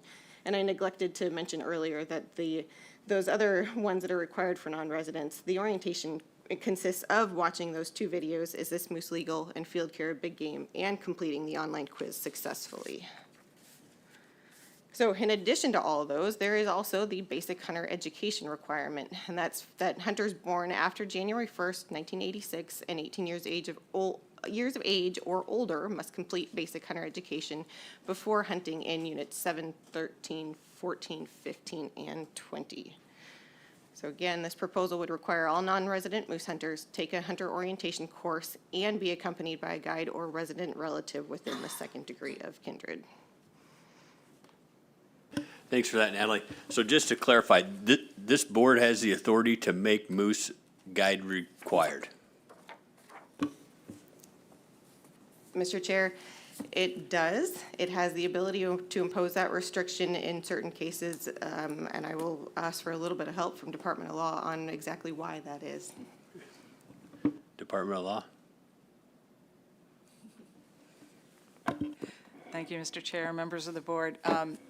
The board can do this. It's a little bit unusual. It imposes a requirement on non-residents that is not found on residents. So again, you would want to explain why you think that is necessary.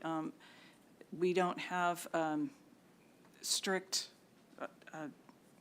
it's not a strict scrutiny test under the equal protection analysis. For something like this, it would be more of a rational basis. So basically, you'd have to explain on the record that you have some rational basis for imposing this restrictions on a statewide basis for all non-residents hunting moose anywhere in Alaska. Thank you for that. Discussion or questions from board members? Member Wood. Thank you. And I like Wildlife Trooper to look at the comments they submitted on this, because it's one portion of it I want to make sure that I'm understanding what message you're trying to convey. And that's the last sentence where you say, however, it is our belief that if adopted, this change may prove confusing to many non-resident hunters and cause financial disruptions to numerous businesses that cater to non-resident moose hunters, including licensed big game transporters and air taxi operators. Now, here's how I interpret your comments, and you tell me if I'm correct. Basically, there are 3 classes, if you want to call it that, of non-resident hunters. Those that use guides, those that are drop-offs through transports or air taxis, and those that hoof it on their own. And, of those 3, it seems like your comments are only addressed to those that are basically drop-offs. Am I reading this correctly?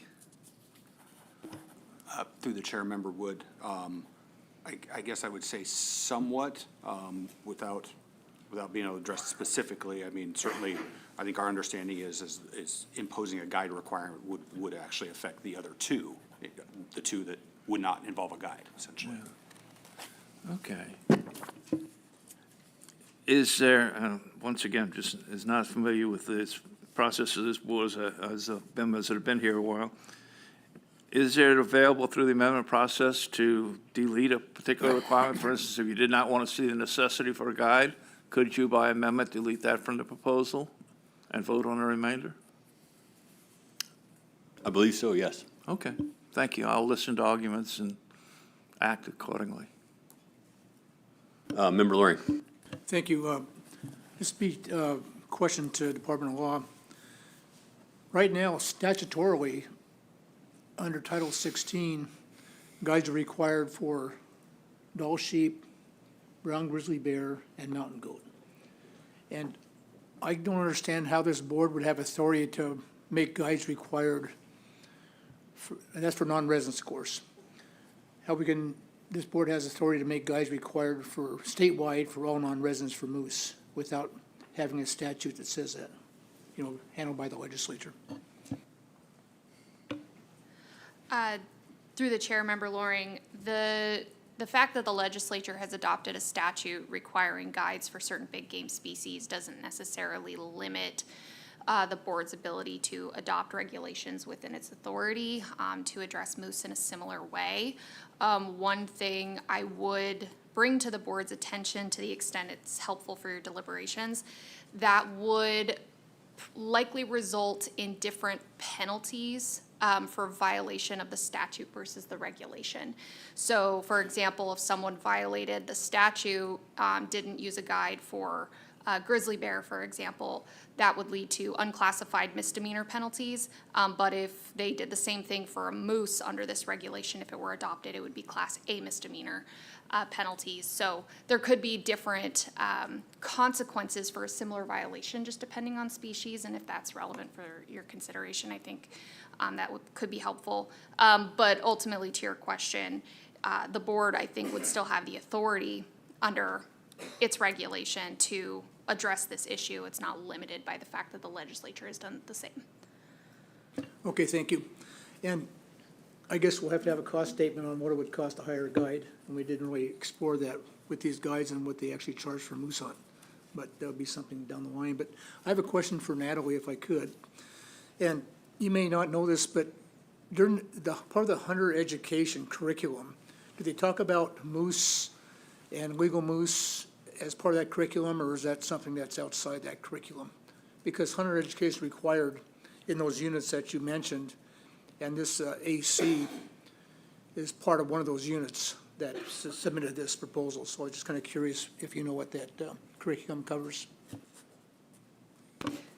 Through the chair, Member Loring, the curriculum does not get into the specifics of distinguishing legal animals and all of these species. What it does do is cover the basic importance of understanding that there are those requirements for various species. I will leave it at, one of the reasons that this presentation also emphasizes or points out that there is that basic hunter education requirement is because I believe the proposal itself also spoke to understanding the importance of knowing what you're getting yourself into. And by that, I mean 5 minutes of daylight left, should you shoot the moose that's standing in the middle of the swamp? Maybe not. That's the kind of stuff that hunter education does also speak to, and that was in the proposal itself, so that's why we emphasize that in this presentation, and I believe Director Scott has some additional input. Through the chair, Member Loring, as Ms. Weber mentioned, we do have a standardized hunter education course. However, at times, though, if we know there's an issue, we will, insert, specific information. Mendenhall Wetlands, State Game Refuge in Juneau. We talk about that a little bit oftentimes. I did want to take a step back, though, and just mention that, and I should have mentioned this before we got into deliberations, this is a statewide meeting. And actions taken by the board, we're not limiting it to an area or even a region. Oftentimes, these types of requirements, orientation, they're implemented because a specific issue has been identified. Non-resident moose hunting orientation for certain places. Meat care has often been identified as a big concern there. Private property issues, things like that. So I just, please keep in mind as we go through the next several days that this is a statewide meeting and it has, far-reaching impacts when oftentimes we use tools like this for a much smaller geographic area. Thank you. Thanks for that. And I guess I just have a general comment. I was pretty shocked during public testimony that we had no transporters, which I know the whole livelihood, rely on this, come to testify. It's just an observation. Member Brett. Yeah, thank you, Mr. Chairman. It's been a while since I took it in the hunter ed course that the state provides or puts on. Do they talk about meat care in the field, meat handling in the field at all? Through the chair, Member Brett. Yes, we do. Oh, okay, Yep. great. We have, Gina Marie's gonna be mad at me, I can't remember the section title. But we actually go through meat care and, preparedness, and, Ms. Weber's example, do you really wanna shoot that thing in a lake just before dark? The other thing, though, too, is, people, you tip over a moose and you walk up and you're like, oh, what did I do? And, just to have some forethought about how to even go about it. With that being said, Mr. Chair, my intentions are not to support this. I think making a mandatory guide species throughout the state is an overshot. I recognize that there are some moose hunts that require a guide client contract before they can put in for a drawing hunt, and a couple other species. The ACs, there was 5 in support, 9 against, so I'm going to be a no vote, Mr. Chair. Member Wood. Question to law. I'm familiar with the Board of Fisheries, and they require regulatory language to be prepared. And when you do that, it took literally hours to circulate it among all the people for signatures, et cetera. But I'm told that practice is not followed here. So if I want to make an amendment, do I need to have you draft it out in regulatory language first? Or can I put it on the floor and you can tell me whether it's necessary to go to that step, how to proceed? And I'll tell you what I want to do if it helps you in your decision making, is I want to bifurcate it so that we delete the portions that require that it be accompanied by a registered guide or a resident family member within the second degree of kindred. Through the chair, Member Wood, we do not do that circulation of language. You can make the motion to amend, I believe, and then that can be handled as a motion. We take notes on that, and we ensure that the language matches the intent of the board. I can't tell you how much I thank you for following that process. So I'd like to put an amendment on the floor that would delete any requirement to be accompanied by a registered guide or a resident family member within the second degree of kindred. Second. It's been moved and seconded. Discussion on your amendment, Mr. Wood? I'm not going to discuss it at length. I think it's very well been discussed around the table and during public testimony, but I just don't see, I don't see statewide the necessity to be doing it. And I do support the other portion that will remain there, dealing with the orientation course. And I think we heard plenty of public testimony about meat spoilage, et cetera, that warrants having such a course in place. So if the amendment passes, I will support the overall proposal. If the amendment doesn't pass, I'll oppose it. For that, board members, Jake. Thank you, Mr. Chair. Yeah, I would be in support of that amendment requiring hunter education. I think the education and orientation of non-residents is key, especially with the public testimony we heard of the failed field care of meat. I guess for a little further discussion on this amendment, Natalie, do you foresee this being real similar to like the Kenai one? Mr. Chair, yes, that would be our intent. If the board does pass this, we would just modify that one as needed and have it statewide. So would not take a whole lot of work on our half to get that thing up and running. Any other further discussion on the amendment? Member Loring. Thank you. If we, I agree with removing the guide requirement in secondary kindred, but are we going to be able to talk more about the amended proposal after we do this amendment vote? Because I have some questions about that. Yep, yes, sir. So we're going to vote on, if anybody has a question, we'll vote on the amendment, and then we'll have the amended proposal in front of the board, and we can have further discussion on it. So I'll wait for that time to ask my question. Thanks. Okay. Any other further discussion about the amendment? I think it's pretty clear. Ask for unanimous consent. Is everybody clear? Member Bachtel. Yes, I'd really be in support of this amendment and dropping the requirement of the registered guide so that we don't put that burden on those folks that want to come up here and do on their own hunts. I don't think that should be a requirement. Thanks for that. And with that being said, we're going to ask for unanimous consent here on the amendment, Mr. Wood's amendment. Is everybody clear what we're doing there? Member Loring. We don't usually do the unanimous consents on amendments, not very often. Usually have voice call out. Is that something we're changing, or? It was just asked for, so we can definitely do a roll call vote. Let's have a roll call vote on that. Just to stay Yep, consistent with what we've done in the past. Thank you. Sure thing. A roll call vote on the amended proposal. Thank you, and I'll just restate what the amendment is to delete that last phrase of paragraph C, which says, "and must be accompanied by a registered guide or resident family member within second degree of kindred." Is that correct? Thank That you. is correct. So on that amendment, Mr. Hoffman?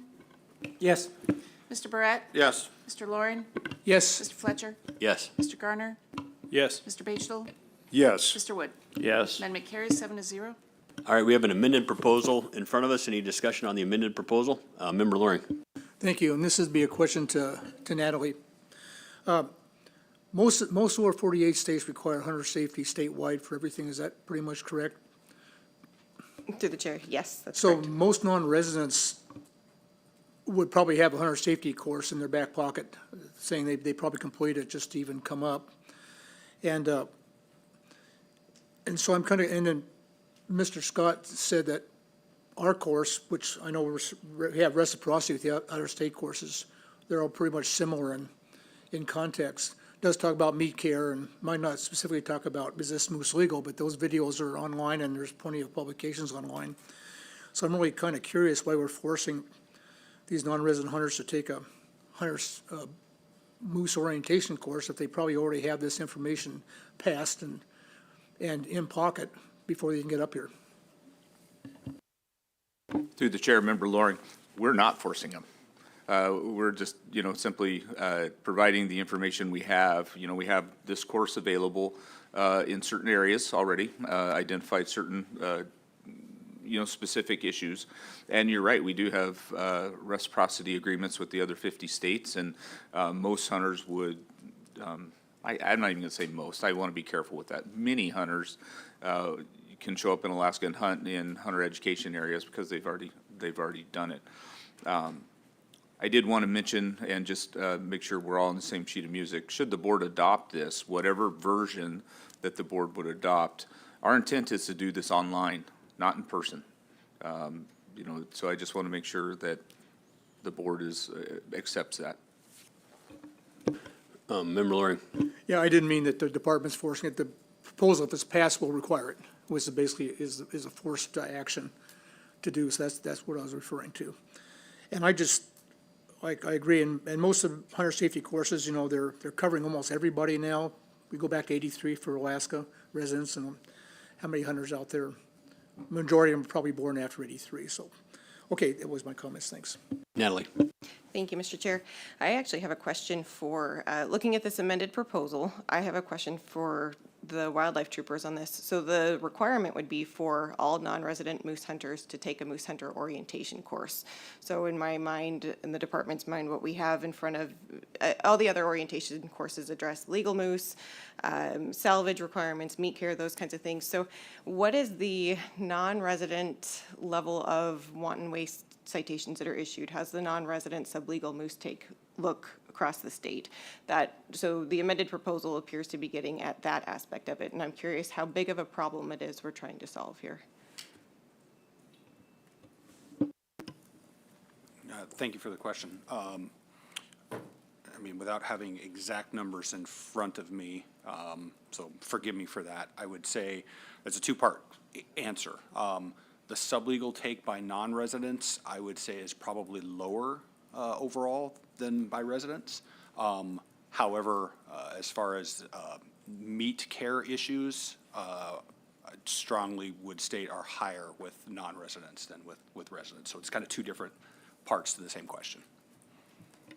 I have a quick question. How would you determine if a hunter has complied, like in the field, like in Unit 15 with this, whenever you're checking a moose hunter?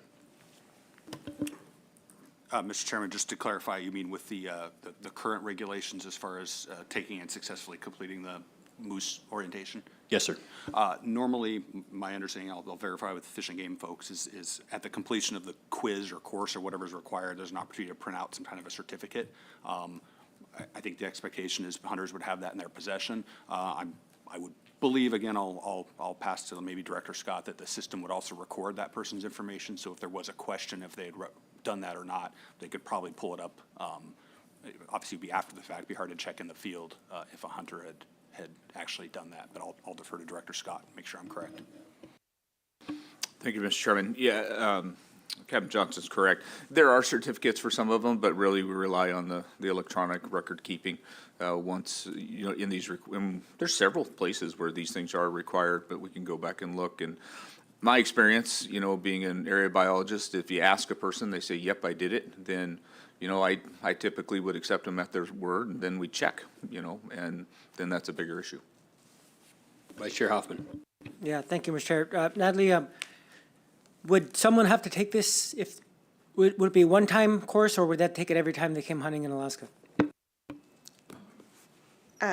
Through the chair, that's a great question for this board to have to struggle with. So at the moment, I'll use the Kenai Moose orientation requirement as an example. That's a one and done.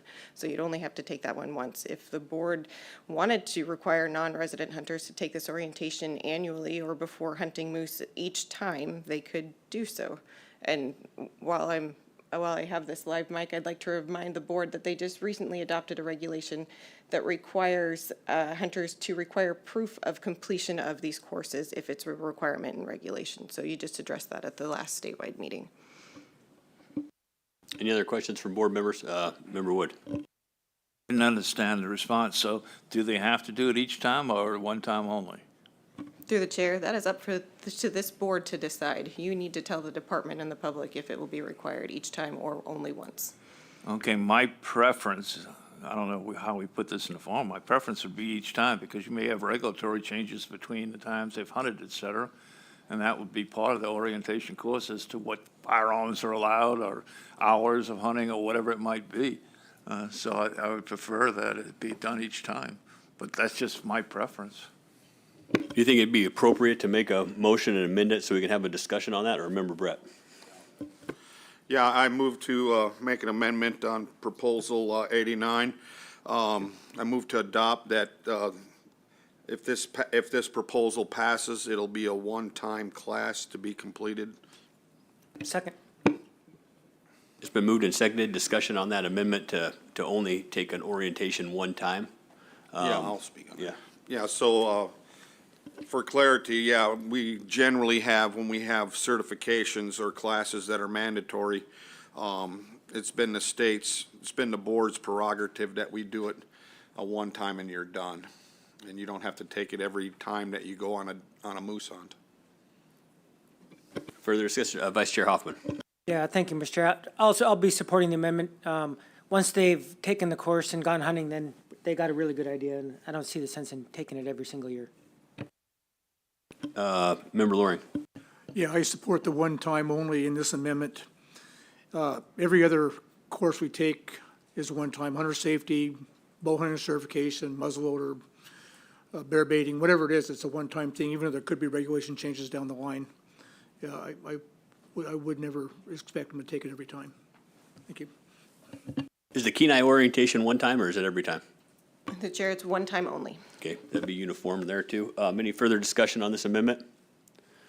If not, call the question on the amended proposal, I guess. Yep. The question's been called. On the amendment, Mr. Chair. Yep. Right. And that would be that to require this as a one-time orientation requirement. Mr. Wood? No. Mr. Hoffman? Yes. Mr. Barrett? Yes. Mr. Loring? Yes. Chairman Fletcher? Yes. Mr. Garner? Yes. Mr. Batesville? Yes. That amendment carries 6-1. All right, we have an amended proposal in front of us. The amended proposal requires non-resident moose hunters to take an orientation course one time. Any discussion about this? Oh, Captain Johnson. Thank you, Mr. Chair. I think just for clarity, I'd point out that, and I'll ask Law to maybe back me up or refute me if I'm wrong.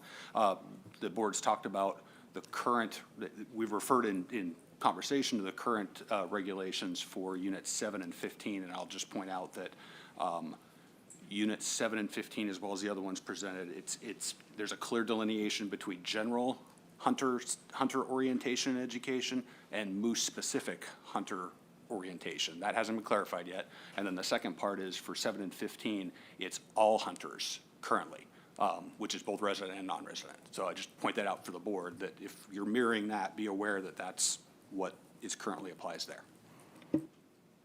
Thank you for that. Discussion, comments on the, Member Loring. Thank you. I'm a no vote in this, on the amended proposal. I just think that most non-resident hunters come up, have hunter safety in their back pocket. They're taught about meat care. They're taught about all that stuff that we're concerned about. The only thing they might not be taught about is the difference between a 50-inch animal and a sub-50-inch animal. And that's readily available with videos and online courses already. Is this moose legal? And the fact that that's already in place, and the only difference is that one small section, I just can't see having these folks take a whole nother course for really what I think is no reason. You know, especially if it's a localized issue in one spot, but requiring for statewide. I just can't vote for that. Thank you. Member Brett. Yeah, thank you, Mr. Chairman, and I'll ask this, and it'll come up with some of the other education requirements.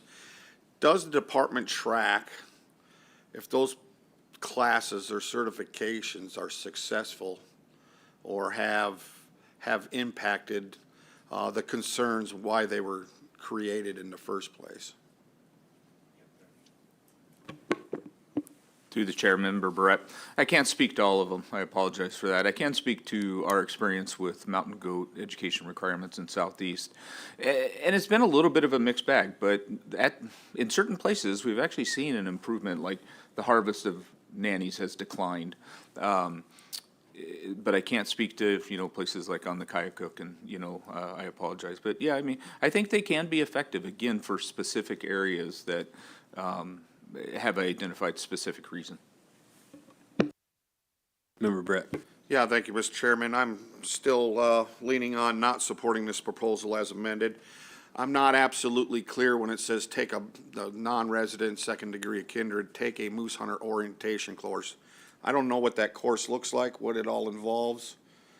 You know, it's gonna leave it up to the department to just create one. And we're voting to accept whatever they come up with. I'd kind of like to see what an orientation course is gonna involve. And it may be that, you know, most of it's satisfied just through the hunter ed course. And the second reason is to have it statewide. Generally, when we have educational classes, like the director had stated, we're identifying nannies from billies. We got 50-inch from what a 50-inch moose looks like versus, and what a spike fork looks like. We generally address those areas that have concern because they have antler or sex restrictions, and this is just a broad overreach that right now I'm not supporting. Thank you for that. Yeah, in my opinion, we've amended this proposal a couple times. I think half of the original intent is there, but the other half is definitely different.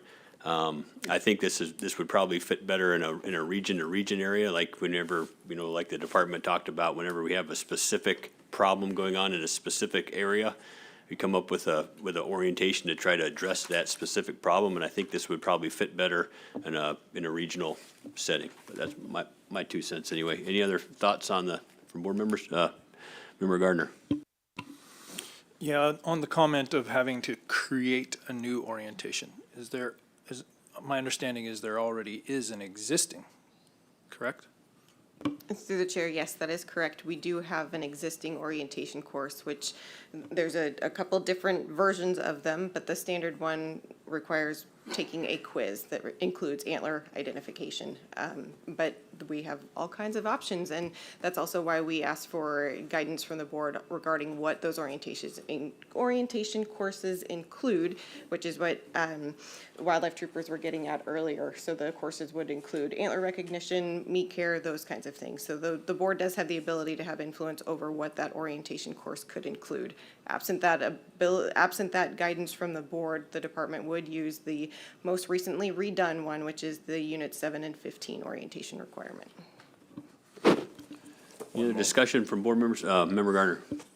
Yeah, I would be in support of the proposal as amended. I think, hunter education is key, and on the comments of, lower 48 hunter, not every state has moose.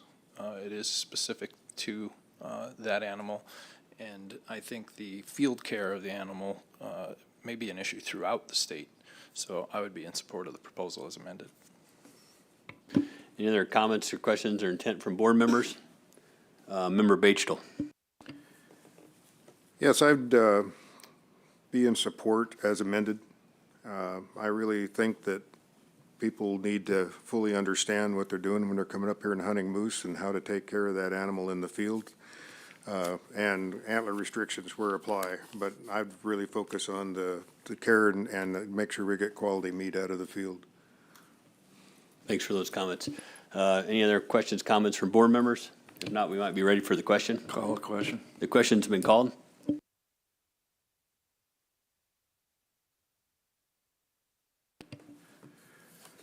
board has heard no concerns from the public regarding cost to private persons if this regulation is adopted. Thank you for that. Christie, will you pull the board? Yes, Mr. Chairman. Final action on Proposal 89 as amended. Mr. Hoffman? Yes. Mr. Barrett? No. Mr. Lauren? No. Ms. Chairman Fletcher? No. Mr. Garner? Yes. Mr. Batesville? Yes. Mr. Wood? Yes. That proposal carries as amended 4-3. At this time, we'll take a short break. We'll meet back here in 15 minutes.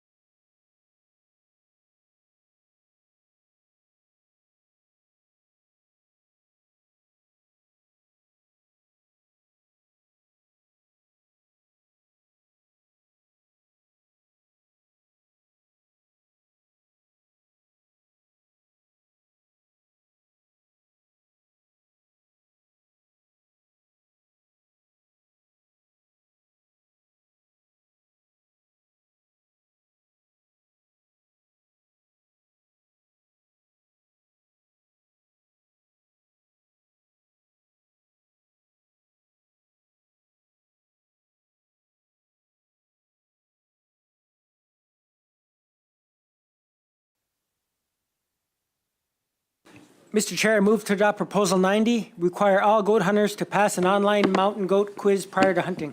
Second. It's been moved and seconded. Department? Hello, Chairman Fletcher and members of the board. For the record, my name is Roy Churchwell. I'm the Regional Management Coordinator for Wildlife in Southeast Alaska. A copy of this presentation can be found in RC4, Tab 4. Proposal 90 would require mountain goat hunters to review information and take a quiz to demonstrate they understand how to tell the difference between billy and nanny goats for hunters across the state. This is a public proposal that the department is neutral on.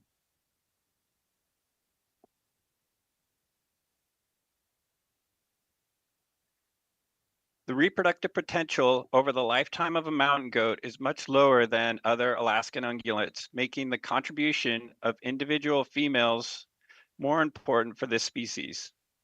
There are some differences between native and introduced populations as well, with introduced populations having higher productivity. Typically, female goats don't have their first kid until their 4th year, have a kid only every other year, and don't have kids past about 8 years of age. So assuming a 50 to 50 sex ratio at birth and survival to breeding age, in most populations, nannies barely replace themselves during their lifetime.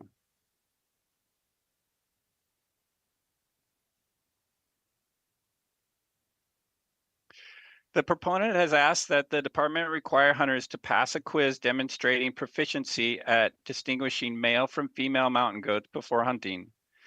Nanny harvest can negatively impact mountain goat populations because females take a while to mature and have low production, especially native populations compared to the introduced populations, which have slower growth rate demographics. Furthermore, goats have small home ranges, and when surplus goats are produced, they don't disperse very far. In much of the state, a point system is used to determine goat harvest. The department compensates for some nanny harvest by allotting harvest points based on whether a male or female goat is harvested. The number of harvest points available is determined by the number of goats counted during the fall surveys. For every 100 goats counted, 6 goats are allotted. Then during harvest, a billy subtracts 1 point from the total available points for harvest, and a nanny subtracts 2 points.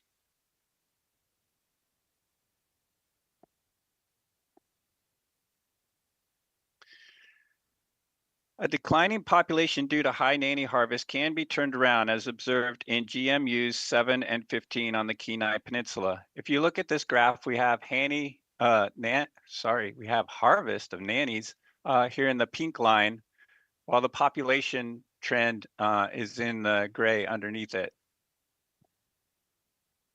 In 2001, nannies were protected, which slowed down the decline. But in 2008, when a 5-year penalty for nanny harvest, along with a conservative management plan, was initiated, you can see that the population trend went into recovery.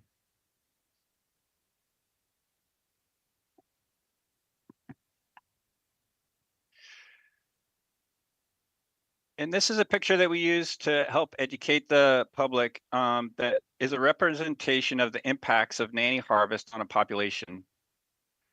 With the harvest of a billy over a 5-year period, you see that it results in a hypothetical population here of about 14 goats. However, if a female is harvested, then over that same 5-year period, there are 10 goats, which is 4 less than the billy harvested. Furthermore, if a female with a kid is harvested, then over that 5 years, the hypothetical population would be about 7 goats, or roughly half that if just a billy had been harvested.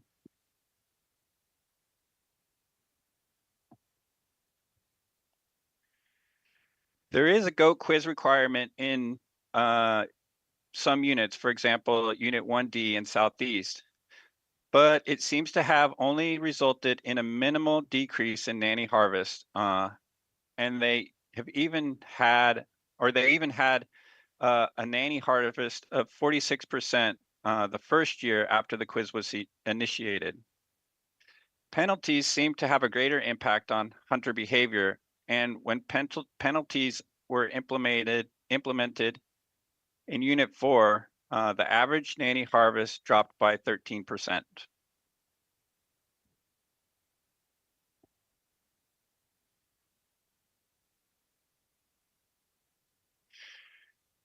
Nanny harvest has varied from 0 to 35% over the last 5 years.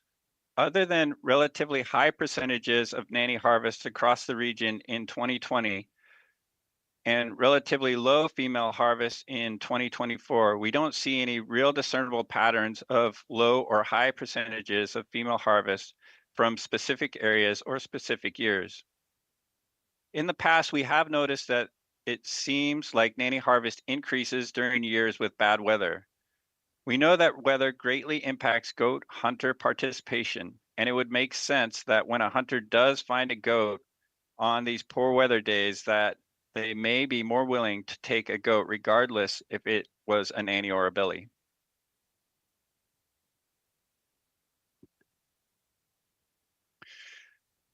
So the department feels strongly about working towards reducing nanny harvest, but is neutral on this proposal because we haven't observed a significant change in nanny harvest after implementing the quiz in Unit 1D.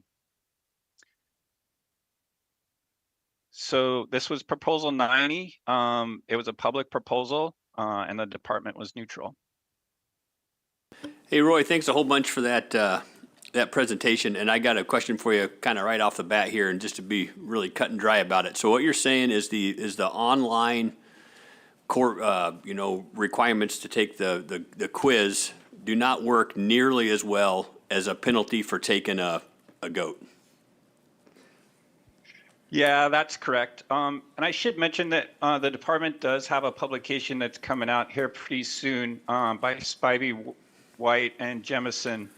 And they found that, they looked at data from 1998 to 2019, and they even did hunter interviews from 2008 and 2000 to 2011.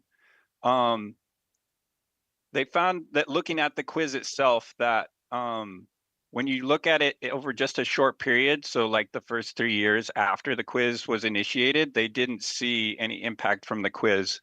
But when you looked at it for a longer period of time, so 2008 to 2019, they did see a 7% decline in female harvest just from the quiz.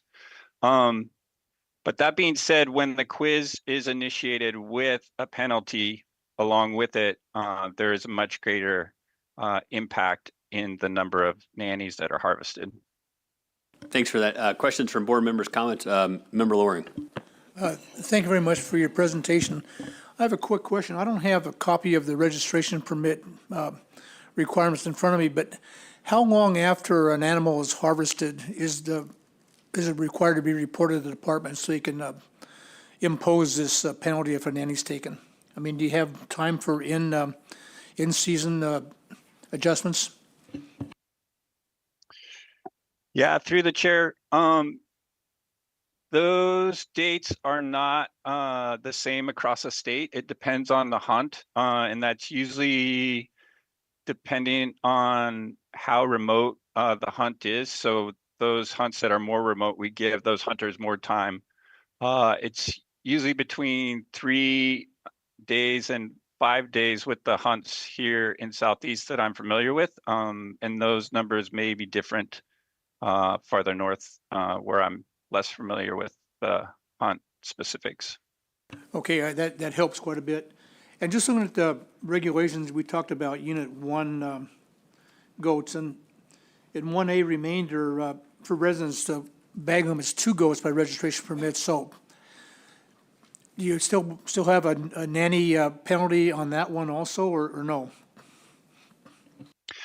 There is currently no nanny penalty in Unit 1A. Here in Southeast, there's a nanny penalty in Unit 1D and in Unit 4. The other units do not have a penalty.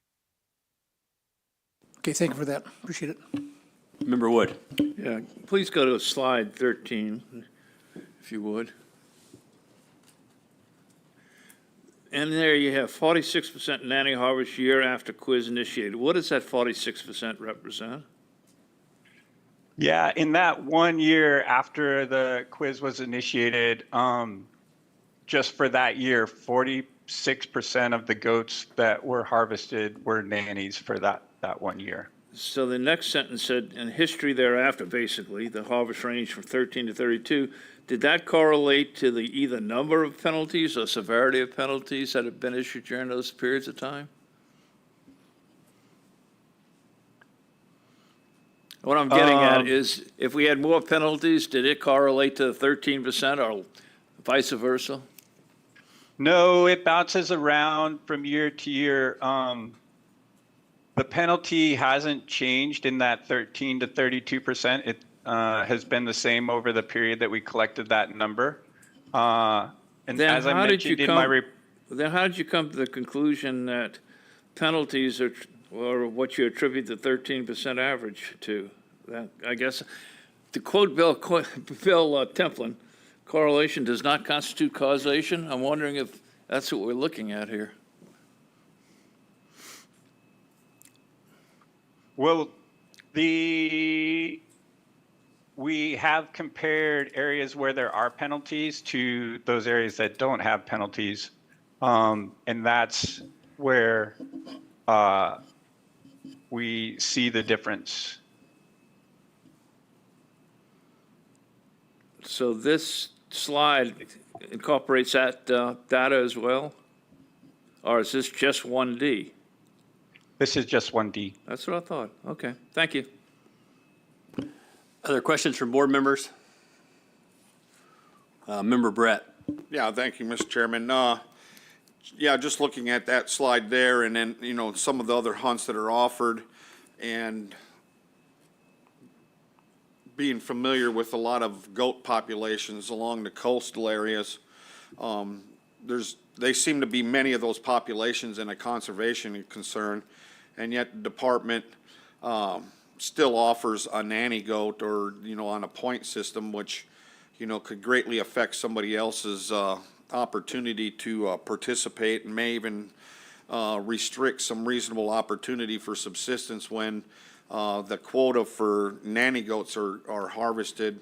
I'm curious when the department might think about going to just a billy only, especially if we're going to have all these classes. And the director had said where we've had classes to identify nannies from billies that there was a reduction in the nanny take. Nevertheless, there still was a take of nannies in a, you know, in a conservation area. So I'm just curious on, you know, if we institute something like this requiring all goat hunters to take this, that we not play with the quota system so much and go to a billy only when we're in conservation concerns on some of these populations. Director Scott. Thank you, Mr. Chairman, and through the chair, Member Brett. You know, I suspect you might even see that, at least in the Southeast Region meeting coming up. However, there's a lot of resident harvest of mountain goats in certain areas. Goats are considered a food species more so than many others. So we also really want to be careful not to limit, you know, the opportunity for subsistence uses. Unit 1D is one of many examples where goats, we have a small moose herd there, they get some moose, black bears, things like that, but folks really do rely on goats, and oftentimes they go up the hill and take the first goat they see. And I mean, you know, we have the tools we have right now using the point system, we can accommodate for that. That said, you know, I do think you'll probably see some proposals, at least out of the Southeast region, likely Region 2 as well, to go to billy only. Yeah, Member Brett. And I'll just follow up with that. And I greatly appreciate those comments. And there's other meat sources that have, you know, bulls only. You know, we have caribou hunts that are bulls only. We absolutely have lots of moose hunts that are bulls only. And they're, you know, very much a meat source for, you know, subsistence use and other opportunities. Member Loring. Thank you, Mr. Chair. Can you give us a little background on, there's a little bit of testimony by the public about nanny goats being similar in size and length as far as horn makeup goes to billies. and how much overlap there is and what kind of a problem we'd have if we went to billies only. If somebody shoots a large nanny that, may have a horn length that's similar to billies or, or maybe being in the same habitat, higher up by itself and what we do as far as enforcement goes and liability for taking a goat that anybody could have made a mistake, being a billy, even the managers. Yeah, through the chair, the horns themselves are quite similar in length. Their circumference and the base is slightly different. In that study that I mentioned before by Spivey, White, and Jemison, they did find that less experienced hunters are more likely to harvest a nanny. So those hunters that are hunting for their first or second time, but as they get more experience, they are able to tell them apart. And so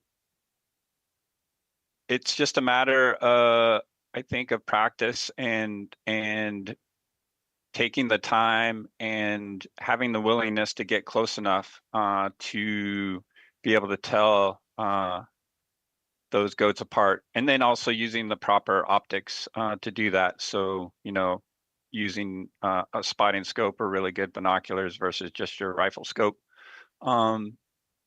So it can be done, but that being said, there will be mistakes on occasion, just like with any of our hunts, 50-inch bull moose or likewise. And so, yeah, I think it just is a matter of the penalty that we want to put forward, whether people will take the time to make those determinations or not. Okay, thank you. One small follow-up. Right now, we have goats in other areas besides southeast. We have the Kenai Peninsula. We also have 13 and 14 and maybe a few other spots that have goats. Do we have requirements anyplace else for hunter education on goats other than, I just don't have that in front of me. Can you help me with that? Yeah, sure. We do have hunter ed requirements for goats in Unit 6 as well. Okay, so, but the Chugachs around Anchorage and up towards Glen Allen, we don't, is that correct? That's my knowledge of it. Someone may correct me on that, but that's my understanding. Okay, thank you. Any other questions or comments from board members? Intent from board members? Member Brett. No, I guess I was just going to kind of throw my intent out there. I definitely see the value in hunter education. However, I think that most hunters that are going to go goat hunting are motivated individuals, and those motivated individuals are going to try to obtain as much knowledge as they can before they get into the field.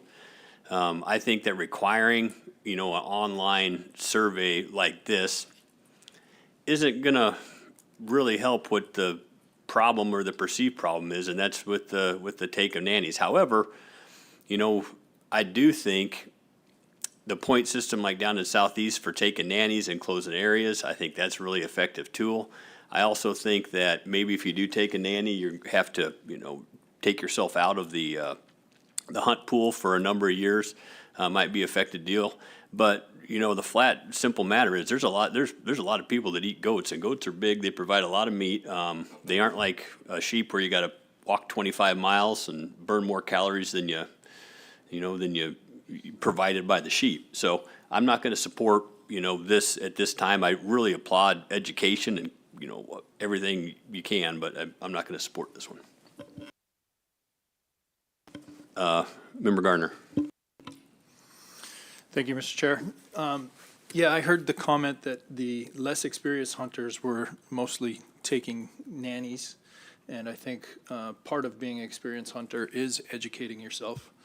I'm in support of hunter education, especially when it seems to be simple, not burdensome, and it's provided online. Also note that the proposal has the support of 10 ACs and 0 opposed. Thanks for that. Any other questions, comments, board members, Member Brett?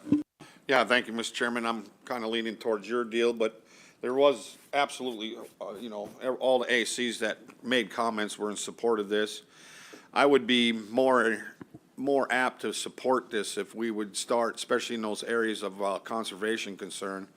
And it was in some of the documents that we had here that, the taking of nannies actually, impacts that population.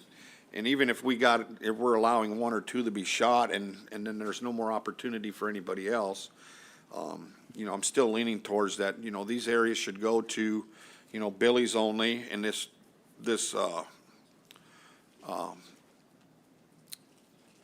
video, this identification of goats, I've taken it. It's a really good class. So it does really get out there, but we need to get to, not having those options for people to shoot, 1 or 2 nannies out of a population and not leaving any more opportunity for anybody else. Thanks. Any other, Member Loring? Thank you, Mr. Chairman. I think that Fish and Game just mentioned that they had better success in reducing nanny take by the penalty than they did by having the required education. And I think in those areas that there is a population concern where they don't want to take nannies, and of course the one slide that showed the number of animals over a period of years if you take nannies versus just Billy's only illustrates that we should go that route and not end up having a required education course. I just think that there's too many. Anyway, there's too many opportunities for even a seasoned hunter. And we even had a guide here tell us that he had trouble, thought it was a billy goat, and he was told by the hunter as a nanny that was very experienced, that there is overlap there. But I think the penalty issue is the way to go, especially those areas. Those areas like in southeast, I mentioned earlier, where there's a 2-goat limit and there's no population concerns, then, that's something we can just leave alone, not have a penalty on that. But I think the penalty way seems like it's worked better, it's had better success and better results. And so I'd be opposed to making a statewide education for goats.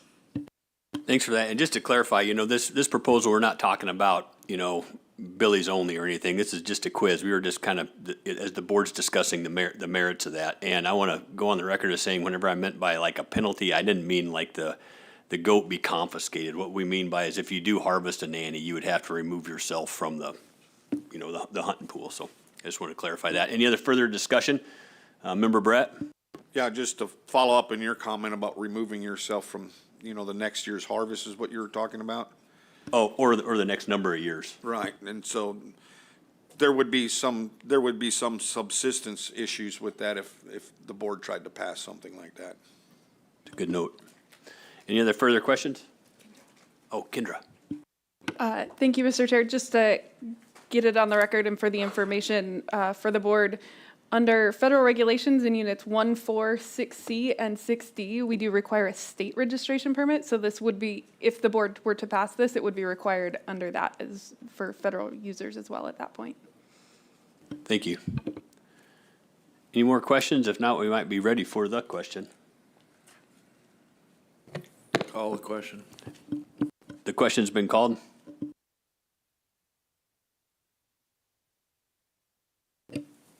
The board has heard no concerns from the public regarding costs to private persons if this regulation is adopted. Second. All right, thanks for that. Christie, will you poll the board? Yes, Mr. Chairman. Final action on proposal 90. Mr. Barrett? No. Mr. Loring? No. Chairman Fletcher? No. Mr. Garner? Yes. Mr. Batesdale? Yes. Mr. Wood? Yes. Mr. Hoffman? Yes. That proposal carries 4-3. Mr. Chair, I move to take no action on proposal 91 due to the action taken on proposal 90. Try this one more time. Second, ask for unanimous consent. All right, I think we're going to ask for unanimous, consent here. you know, it's pretty clear that these proposals were very, very similar. We had a really healthy, robust discussion on the first one, and I think we can ask for unanimous consent to take no action on next. Yeah, I have no problem on this. The amendments I was concerned about, but Roger. this is fine, sure. Roger, cool. So we'll take no action on 91. Mr. Chair, I move to adopt Proposal 92, require sheep hunters to complete an online education course. Second. It's been moved and seconded. Do you need a minute? Okay, 30 seconds.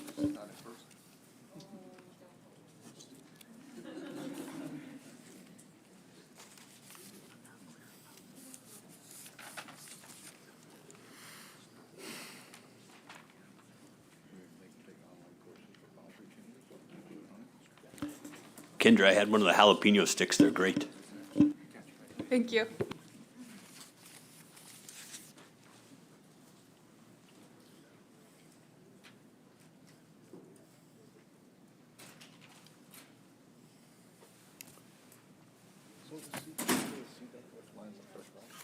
I don't know if I want to follow your lead or not after that. Your second.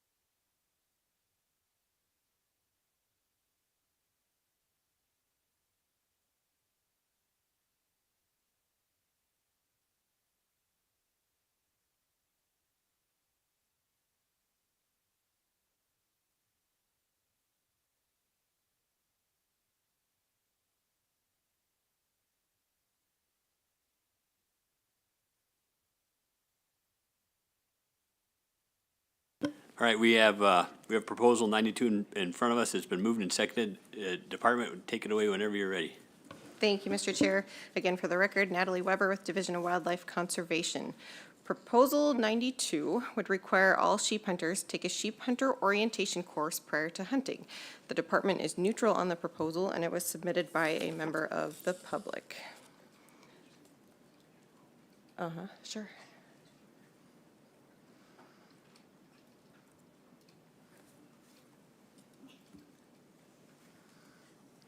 All right. So the proposal would require that the department develop a sheep hunter orientation course. And I'd like to point out that there are numerous education materials available online and at all of our offices. We even have some of these materials available to you in the room, so you can familiarize yourselves with them if you're not already. So while the take of any sublegal ram is undesirable, sublegal sheep take is on average 5 to 10% of the total harvest. So in years where 300 sheep are harvested, that's roughly 15 to 30 sheep. And it does have, believe it or not, little biological effect. Unlike goats, for example, where high levels of nanny harvest have been demonstrated to alter the trajectory of the population. So we also can't use other orientation requirements like moose as a judge for what this would do to harvest, because there are, for the most part, no sealing requirements for moose. We can say that we saw a percent decline, or excuse me, we can't say that we saw a percent decline in sublegal take in areas where the moose hunter orientation was put in place. What we can say is that hunter orientation and education is never a bad thing, and we don't have any indication that it would result in less sublegal take. So the overall impact on the sheep populations of reducing that 5 to 10% of sublegal take to something less is unknown. And that's our short presentation on this one, to require all sheep hunters take a sheep hunter orientation course prior to hunting. Department, again, is neutral, and the proposal was submitted by the public. Do we have an idea, would the orientation kind of be real similar to the, to the book we got here? And Mr. Chair, yes, it would look quite similar to the book that we have. It would just be in the form of an online quiz. Look at some images, answer some questions, and if you answer enough of those questions correctly, you would have successfully completed the course. As we mentioned earlier with the moose orientation, the sheep hunters would be required to carry that proof of completion of the course in the field, and it would be recorded online as well. Vice Chair Hoffman. Yeah, thank you, Mr. Chair. Natalie, I think I know the answer to this, but I'm going to ask anyway. Would this be also required for guided sheep hunters as well? Vice Chair Hoffman, that's a good question. As written, the proposal would apply to all sheep hunters, so guided, non-resident aliens, you name it, all sheep hunters. And that includes like, that winter hunt probably, to all sheep hunters. Okay. Any other questions from board members, comments from board members? Member Brett. Yeah, thank you, Mr. Chair. So then it would also require the guides to also have taken this test, because they have to have all license permits and requirements. Through the chair, I am not that familiar with if a hunting guide is required to have a hunting license on his possession as well. I don't think it would be applicable to the guide in this case, but it certainly couldn't hurt, and I imagine that every sheep guide out there would take the orientation course so they could walk their hunters through it. Maybe the Department of Law could maybe clarify, as this proposal's written, would it require guides to also have the requirement?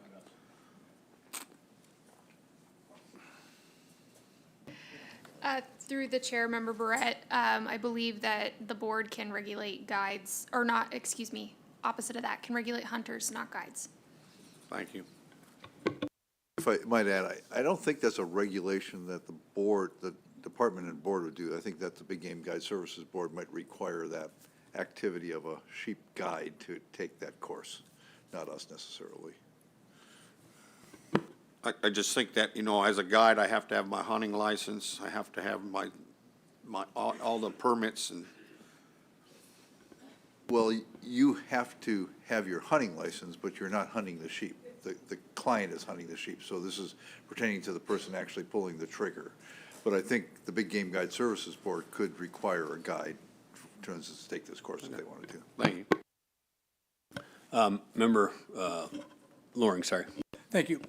Yeah, to answer Member Barrett's, I think that'd be under Title VIII and regulations promulgated under it, so it'd probably be a Commercial Services Board. But I have a question for Natalie. Looking at this book, if it's going to be similar to this book pretty much is almost 100% on identifying full curl sheep.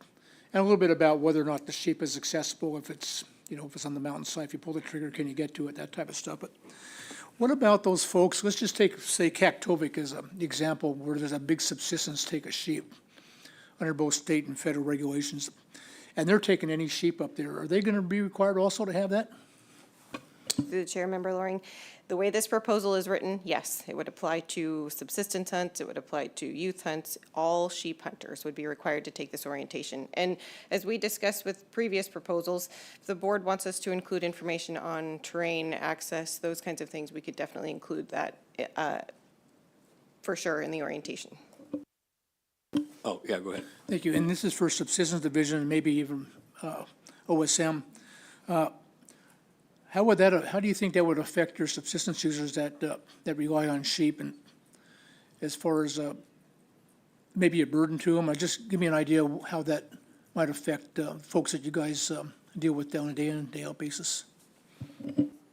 Yes, through the chair, Member Loring, thank you very much for that. You're taking the words right out of my mouth. I was about ready to hit my mic, so thank you for the question. I do think it would be prudent for the board to consider whether or not that would impact reasonable opportunity for the subsistence harvesters involved in that. And that is a board decision, but it is, as you noted, would be an extra burden for them as well.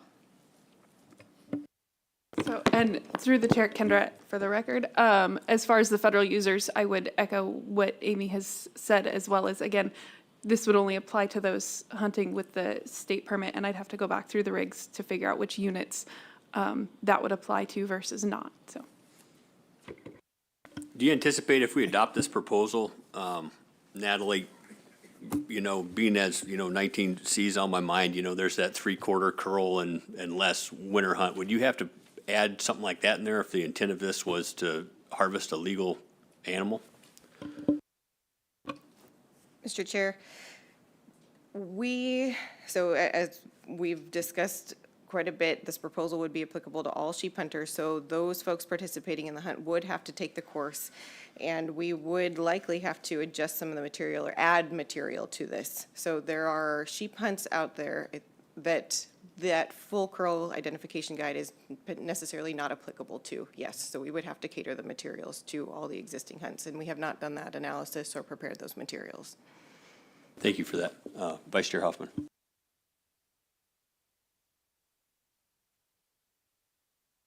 Yeah, Mr. Chair, I move to amend the proposal 92 to require all sheep hunters to take a hunter education course prior to hunting for a full curl ram only.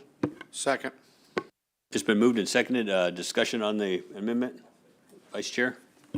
Yeah, thank you, Mr. Chair. Just for the discussion that we've been having just recently in regards to changing the study requirements and all that, and for me, I think this is only pertinent for full curl only, and yep. Any, Member Loring? Thank you, and maybe a friendly amendment to your amendment to think about is maybe having it applicable to the general sheep season, the August 10th through September 20th season, and full curl only. That way it would eliminate most subsistence hunts, which happen later on or in the wintertime as a possibility, so something to think about. So we have an amendment in front of us here. I Second definitely- amendment. Yep, definitely appreciate that discussion, but we're going to have discussion on the amendment right here. Any board members have any discussion on whether just to limit this? Director Scott. Thank you, Mr. Chairman. I appreciate the discussion. I'd remind the board that you just took action to require mountain goat education for all hunters, and there's lots of subsistence mountain goat hunters. Member Wood. I understand the parliamentary procedure not allowing amendment on amendment, but I'd like to ask the maker of the initial amendment, are you adverse to what was suggested by Member Waring? No, I'm not. I'm Okay. Yeah, thank you. So the next step here would be to vote on Member Hoffman's amendment. Does any further discussion on the amendment that Member Gardner? Can I ask the question of Natalie, how burdensome is it found for, one, the department to put together the quiz? And any comments on how burdensome it is for a hunter to take an online orientation course? Through the chair, luckily, and this doesn't happen very often, but luckily with the recent improvements to the software that we use to provide our online courses, we are able to, in this case, we're pretty confident we would be able to have this one available to the public online before this sheep hunting season. So we should be able to take this one on pretty easily. It'll take a little bit, especially to add the additional materials regarding access and those kinds of things. As far as what it would do for the public, it will require a little bit of outreach. Previously, when the board imposed I'll go back to the Kenai moose hunt orientation as an example. When the board imposed that requirement, I believe there was a grace period so that we could attempt to contact those hunters and let them know that there was this new requirement headed their way. So it does require a bit of outreach. Most of the, maybe not most, but when we talk about the general season, the regular fall sheep hunt, most of it's a harvest ticket hunt, or a lot of it is a harvest ticket hunt. Those people are not usually looking for changes to those sheep hunting regulations. So it'll take a little bit more outreach, but in terms of actually completing the online quizzes, they're not usually overly burdensome. And the beauty of them is people can do them at their convenience prior to going into the field. Member Gardner, yeah. Follow up. The grace period, what kind of duration is that? Through the chair, Usually, we ask for a delayed implementation of a year. That gives us plenty of time to get the materials together and to conduct that outreach. However, that is also up to the board. So if the board wants this in place this year and is interested in it, then there would be no grace period, if you will. However, if there are concerns about making sure that the materials are ready and good to go for prime time and that all the potential sheep hunters could be contacted, you might consider delaying implementation by a year. So again, we can contact those folks and try to help everyone be in compliance with the new requirement. Oh, Member Wood. I just want a point of clarification. The amendment before us currently, if voted upon and approved, would still be going for a vote for the full proposal, and Member Warren could still propose an amendment to it to accomplish what he was trying to do? Yes, or Vice Chair Hoffman could amend his amendment right now to include that. I thought he was inclined not to do that. Ah, okay. Yeah, so we should just clarify that right now, Vice Chair Hoffman and then Member Loring. Thank you. But while we're still talking about the original amendment, can I ask Natalie a question? How many non-full curl sheep hunts? I don't think we have any, but just clarify that that are out there during the general season that are non-subsistence. Are there any left? I know we got rid of some of them just recently, but. Through the chair, there could be a drawing hunt here or there. There's a couple in 14C that I believe are any ram, but they're not general season harvest ticket hunts, no. So the very few, if I recall. Now would it be appropriate time to amend your amendment, Vice Chair Hoffman? Yeah, thank you, Mr. Chair. I'd like to amend my amendment to be the general season hunt, August 10 to September 20. Concurrence from the second? Second. All right, so we have the amended proposal in front of us here. Is it all really clear, all the board members, what the amended proposal is? The amendment? Okay, if we're all really clear on the amendment, we should have I think we're ready for a roll call vote on the amendment. Call a question. Okay, the question's called on the amendment. Mr. Chairman, I'll just restate it, and you can let me know if I have it right or not, but so that the orientation would be applied to full curl ram-only hunters, and it would be for the general harvest hunt, August 10th through September 20th, right? Okay, thank you.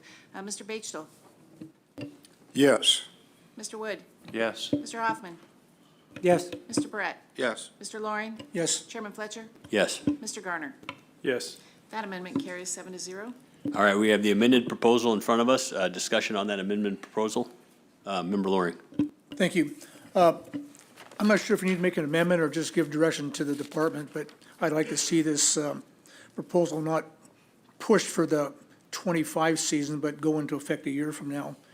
That'll give them a chance to adequately prepare the online training and also give the hunters a chance to, especially non-resident hunters coming up, to take the test and not be rushed into it and get caught behind. So giving them that year grace. Discussion on that, board members, or do board members have a problem with that delay there? Because there will definitely be some time. Director Scott? Oh, thank you, Mr. Chairman. No concern whatsoever, and oftentimes we ask the board for findings when you have direction for us. This is one I think we get pretty clear, cut and dry. Further discussion? I guess I'm going to put my 2 cents in here. I'm not quite ready to, give up this for this.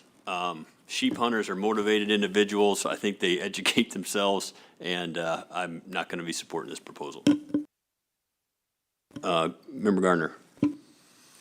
Just for clarification with the department, we wouldn't be giving up the existing educational pamphlets, correct? Would be in addition to? Correct. We would not be getting rid of those educational materials. They would still be available to the hunting public.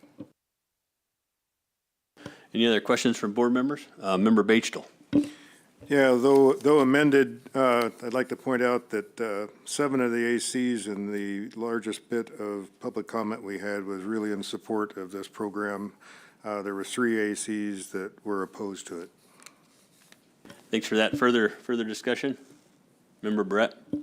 Yeah, thank you, Mr. Chairman. I'll just build a little more on the record. There's at least 6 units in the state of Alaska that have a positive finding of C&T with an ANS. And I think just about all of those areas have a general season hunt that Alaskans that want to participate in subsistence can do it during that time frame.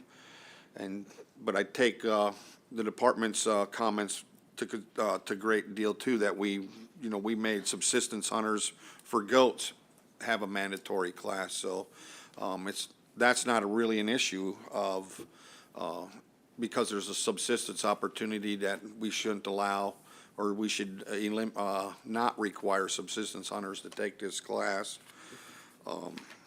I think in the presentation, it showed also that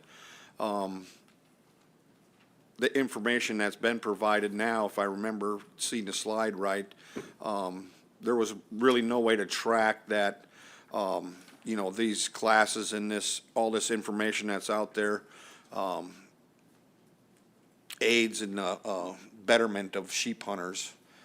I know I've read that pamphlet many times, and I always get something out of anything I read. But I don't think, well, I'm on the fence. I'll listen to some more people on if we should pass this or not. Any other discussion from board members? Member Garner. Yeah, just given the status of sheep populations in the state and hearing public concern over the sublegal harvest of sheep, I would be in support of the hunter education program as amended. Member Loring. Thank you. I voted against the goat education, mainly because I thought that the penalty part of it, taking nannies and counting 2 points, was taking care of most of that issue. And so I'm kind of on the fence on this one here, because that same issue is not here with sheep. But I want to listen to a little bit more comment if there is any more before I make my final decision. Thank you. Any other discussion from board members? Member Gardner. And just as a clarification, confirmation, again, this is a one-time course, correct? It's my understanding that this would be a one-time course. This would not be a course that would be required before every season. Does the rest of the board members think that's what we're talking about here too? Yep. Okay. Any other discussion from board members on this? I know we said we had a couple on the fence. I've kind of expressed how I felt. Does anybody else want to put anything out there to try to turn the tide of the 2 that are on the fence?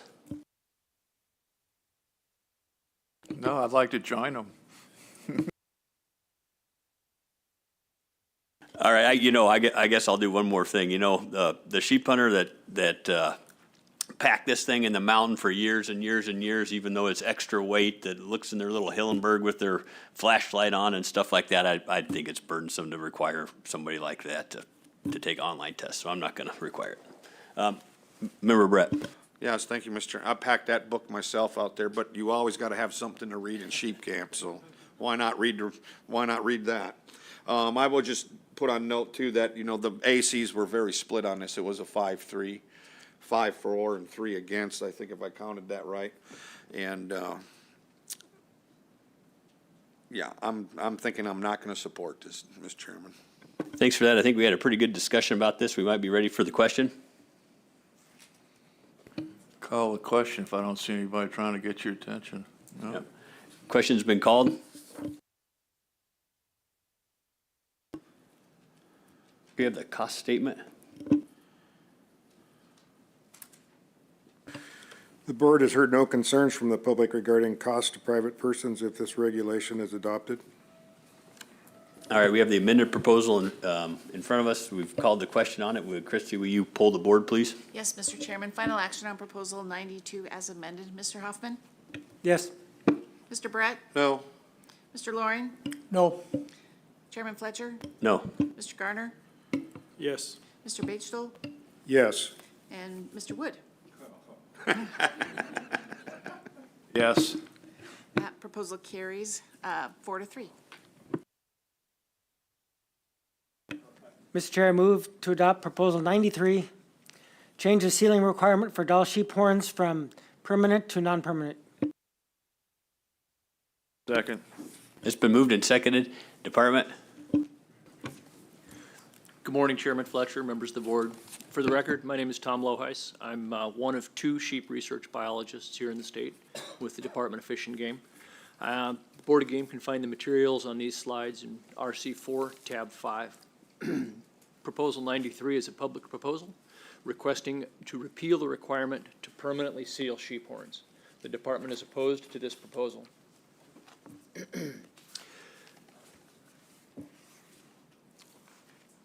As background information, sealing and associated permanent marking has been required in Alaska since 2005 in most hunts where full coal rams are harvested. I'd like to differentiate between the sealing process, which ensures data collection and checks legality, and the permanent marking or the plugging process, which has become an industry standard practice in most United States and Canadian jurisdictions. Most taxidermists have gotten to the point where they will not accept horns that have not been permanently marked. It's also important to note that there's no legal requirement to seal or to plug horns that are found on the landscape. For example, if a hunter picks up a deadhead or a found horn, providing the land status allows it, they're legally allowed to keep that horn. We do often seal these horns as a courtesy. Sometimes hunters want to take them out of state, and it's a bit of insurance for them if they're traveling in 2 other jurisdictions.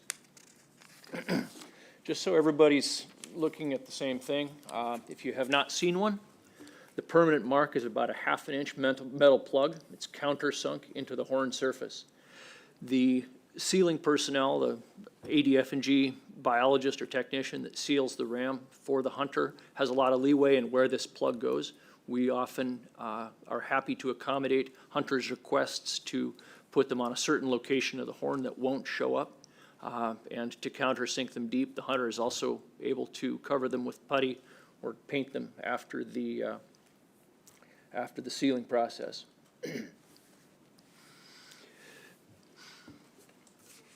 The permanent mark facilitates record keeping. It allows us to match an individual set of horns with a harvest record. In that sense, it serves as an enforcement tool. It's also worth noting that if the plug is tampered with in any way, it allows enforcement personnel to add a felony charge to any other violations that may have been committed.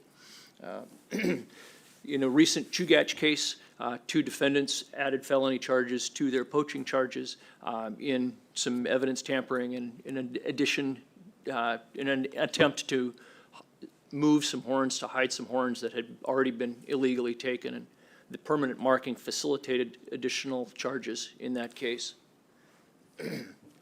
So to summarize, Proposal 93 is a public proposal that would request the repeal of the requirement to permanently seal sheep horns. The department is opposed primarily because this tool ensures consistency across jurisdictions and it allows an enforcement tool. Thank you for that. Questions from board members? Vice Chair Hoffman. Yeah, thank you, Mr. Chair. For the record, how long has the sealing process been in place? To the best of my knowledge, Member Hoffman, through the chair, since 2005. Any other questions from board members? Member Loring. Thank you. Thank you for your testimony.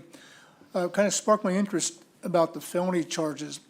Where is that at? Is that in Title 16 or is it Alaska statutes or OASIAC federal stuff? Because I've never heard of that before under Alaska rules. Member Loring, through the chair, I'm going to have to defer that one. I'm going to guess that's for me. Most likely the felony charge would have been tampering with evidence. That's kind of the standard. That's under Title 11. And so in this case, that could be anything from, and I don't know this specific case, so just to throw that out there, it could be attempting to remove a plug. It could be trying to take an already existing legal plug and pull it out and put it in an illegal animal. Any of those things would qualify for a tampering with evidence charge. And yes, tampering with evidence is a felony. Any other questions from board members?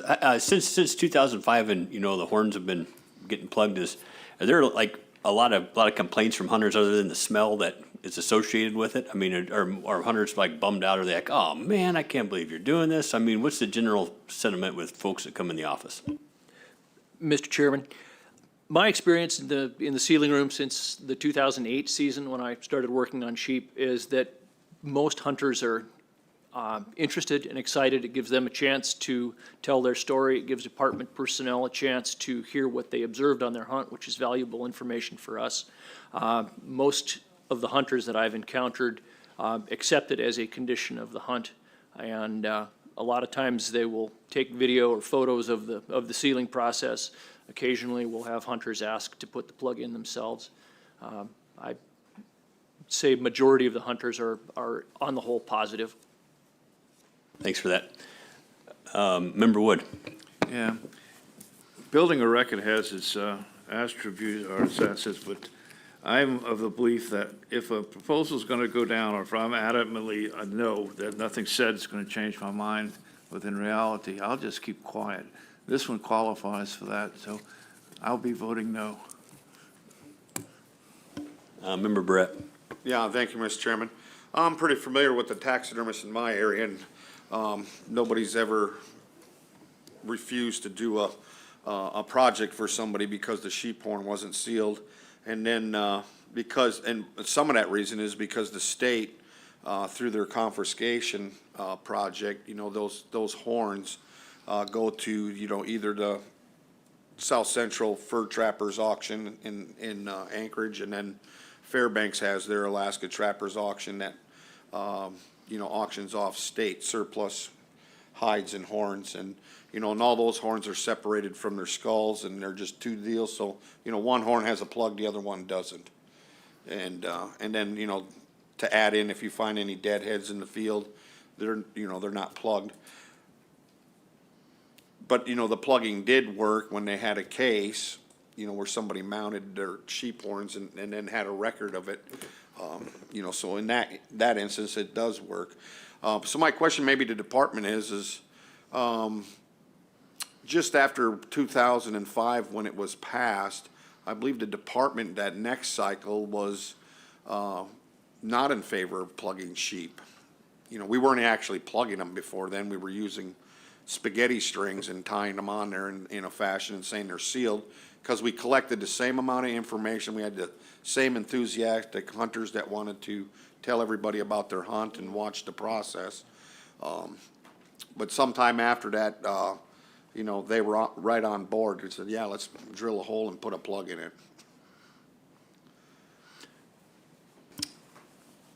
Member Barrett, through the chair, I don't recall the 2005 to 2008 period. I came on as a sheep researcher with the 2008 season, so I can't comment on what happened before my tenure. That's okay, thank you. Any other questions from board members? Member Loring. Thank you, Mr. Chair. Plugging has a real value for law enforcement. I think we determined that. And I appreciate the ability to have the hunter decide where he wants that plug. The picture you had up here with that plug right here, that sucks. I would never allow that to happen because it totally destroys the trophy value of that sheep. So I appreciate you guys doing that. But one comment I'd like to make is that whether it's plugged or not plugged, the information that you're gathering on, especially on age, is really across the board. I brought a sheep in and I had it aged by the fellow there in Fairbanks, and he aged it 2 years younger than the expert I just brought it into last week aged it. And so I think a lot of the information you're getting, especially on age, is, probably doesn't really matter. Mature sheep's mature sheep, and mountain range it came from is mountain range it came from it. So I think there's a real variation in some of the information you might be getting, especially on those older sheep.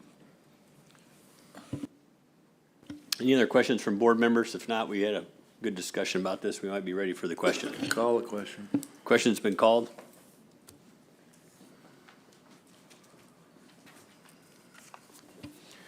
The board has heard no concerns from the public regarding cost to private persons if this regulation is adopted. Thank you for that. Christie, will you poll the board? Yes, Mr. Chairman, final action on Proposal 93. Mr. Batesville? No. Mr. Garner?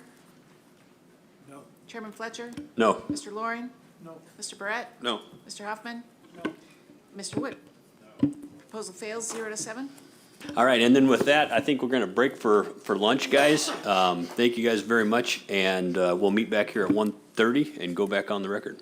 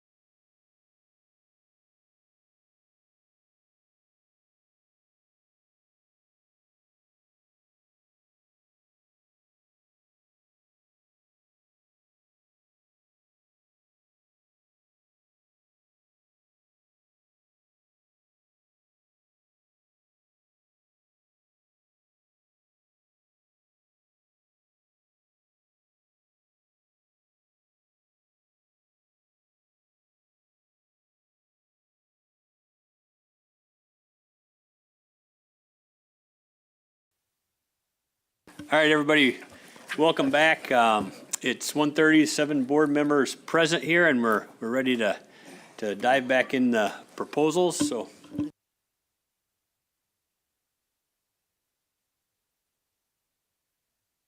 Mr. Chair, I move to adopt Proposal 94, change the definition for full curl ram. Second. It's been moved and seconded. Department? Good afternoon, Chairman Fletcher, members of the board. Proposal 94 is a public proposal. The effect of that proposal would be to change the definition of a full curl ram to specify the angle from which to view the ram and to assess the curl. The department is opposed to this proposal. Before we dive in, I'd like to point out that a lot of the material that you'll see on your slides are from this 2018 booklet. Just for a point of reference if you'd like to follow along. The current regulation specifying a full curl Dall sheep horn states that the full curl horn of a male ram Dall sheep means that the tip of at least one horn has grown through 360 degrees of a circle described by the outer surface of the horn as viewed from the side. The proposed language reads, whose horn tip of at least one horn when viewed squarely from the side at right angles to the center of the skull, completes a 360-degree circle. Now, I know that several board members are experienced sheep hunters and have seen a number of rams up close and personal, but what I thought might be helpful is if I took a minute and just shared with the board the conversation that we have with beginning sheep hunters when they come in looking for information. And we try to walk them through how the department will judge whether a ram meets the legal definition of a full curl horn. And what we begin by saying is we'll simply state the regulation, that the regulation reads, in order for a ram to be legal, the tip of at least one horn must complete a 360-degree surface along the outer, 360-degree circle along the outer surface of the horn. Now we assess that three different ways. When I'm teaching an early career sheep hunter, I like to start with the easy one, and that's what we call the stick test. Simply, does the tip of at least one horn, you can see here this ram on his tip of his left horn passes a line created by the lowest point, the tip of the two bases, the front of the bases. The second test that we use, that I like to apply, it's this kind of the second easiest one for a sheep to pass, is to compare the angle of growth on the horn base to the horn tip. This method is detailed in the full curl identification guide, but the short version is that you look at the angle at which the horn is growing off of the head, and you look at the angle at which the horn is growing at the tip. And if the angle growing at the tip, the direction of growth at the tip, is equal to or past the direction of growth at the base, that horn passes the full curl test and is judged legal. Third metric is a little bit harder, and although the human eye is very, very good at detecting a straight line or a complete circle, and that's called the perfect circle test. And in that case, what we ask the hunter to do is to visualize the ram at an angle where the tip of the horn lines up with the base. And if the outer circle of that horn is in fact a perfect circle, that ram passes the perfect circle test. It's worth noting that in the case where a ram is sublegal, you put the tip in alignment with the base of the horn, and if that ram is sublegal, the view of the outer surface of the horn appears somewhat oval. So you see a perfect round 360-degree circle if the ram is legal. You see a little bit of a flattened oval if the ram does not meet the legal definition. There are a couple other ways that a ram can be judged legal, but we'll talk about those a little bit later this afternoon. So the reason that the department is opposed to this proposal is that due to natural variation in horn growth, we feel that legality is best assessed by viewing the horn along the center of the axis of curl. That axis varies between individuals, and it's not always perpendicular to the center of the skull. So we feel that the current three methods that I just described allow hunters to account for some natural variability. The change in regulation might eliminate 2 of the 3 methods that we're currently using to assess legality. The picture here from the 2018 guide is a really good example of how to properly look down the axis of the curl. We'll take a closer look at those bottom left 2 pictures, the ram on the left side of the image. So if you view this ram under the proposed language, he might fail to meet the definition of a full curl ram viewed squarely from the side. But if you view this ram down the axis of curl, which in this individual sheep is a little bit from below, you can actually verify that the outer surface of the horn has grown through 360 degrees and is therefore legal. Here's 2 more examples from the 2018 publication. These ram's horns are not clearly circular by the proposed definition when viewed from right angles to the center of the skull. However, they both meet at least one of the 3 current criteria for a legal ram. It's important to mention here that the department feels using these 3 methods to assess legality benefits hunters. It provides them with multiple paths to a legal ram. To summarize, Proposal 94 is a public proposal, would change the definition of a full curl ram to specify the angle from which to view and assess the curl. The department, again, is opposed to this proposal. Thank you very much for that. Questions from board members? Member Wood.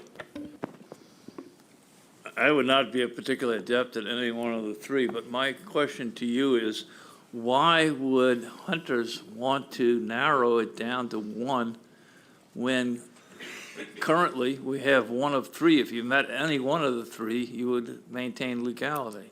I'm not following the logic, and the author of the proposal knows what they're talking about. I mean, it's not somebody that's a novice. Through the chair, Member Wood, I can't speak to intent, but I had a very, very good conversation with the author of the proposal. We have a friendly disagreement. I feel comfortable saying that their concern with one of the methods is that it is a bit ambiguous. Well, that would still leave 2 of them which they could qualify under, even if the one of them wasn't available. Okay, I just don't understand the logic, that's all. Questions from Member Brett? Yeah, thank you, Mr. Chairman. First of all, is there a piece of paper, something we can sign that we all took the sheep orientation course?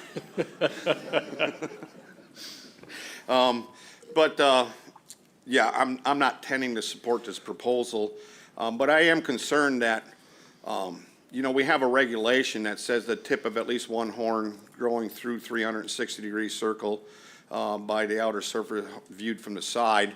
And then you mentioned, there's three ways that are not codified that you use: the stick test, the circular test, and the angle test on it, which you showed us.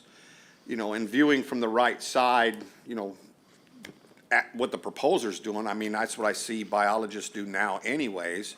They don't use just the strict language that's in the codified. There's no mention of a stick test in the regulation that you can use for judging full curl. It's just a view from the side completing a 360-degree circle. So I'm opposing it because I believe the department already uses the view from the 90-degree side. My experience with the department in sealing sheep, and I've sealed a lot, is generally the department people are there to make your sheep legal. They're not really ever trying to, say, go out of their way to say, no, this is not a legal sheep. They usually give all the benefit they can to the, to the harvester. Through the chair, Member Baird, I would agree with that statement. In your opinion, would there be certain genetics in the state, whether it be, up in Toke or something like that, where a smaller percentage of rams would be able to be harvested if we would adopt this proposal? Are there going to be pockets here and there, or do you have any sort of concerns on that? Mr. Chairman, short answer is yes. There's a data set by an early Department of Fish and Game sheep biologist named Lyman Nichols, who assessed hundreds of sets of horns in the 1980s. And his assessment was that in every population, somewhere between 10 and 40% of the sheep would never reach full curl. Thanks for that. Other board member questions, comments, intent?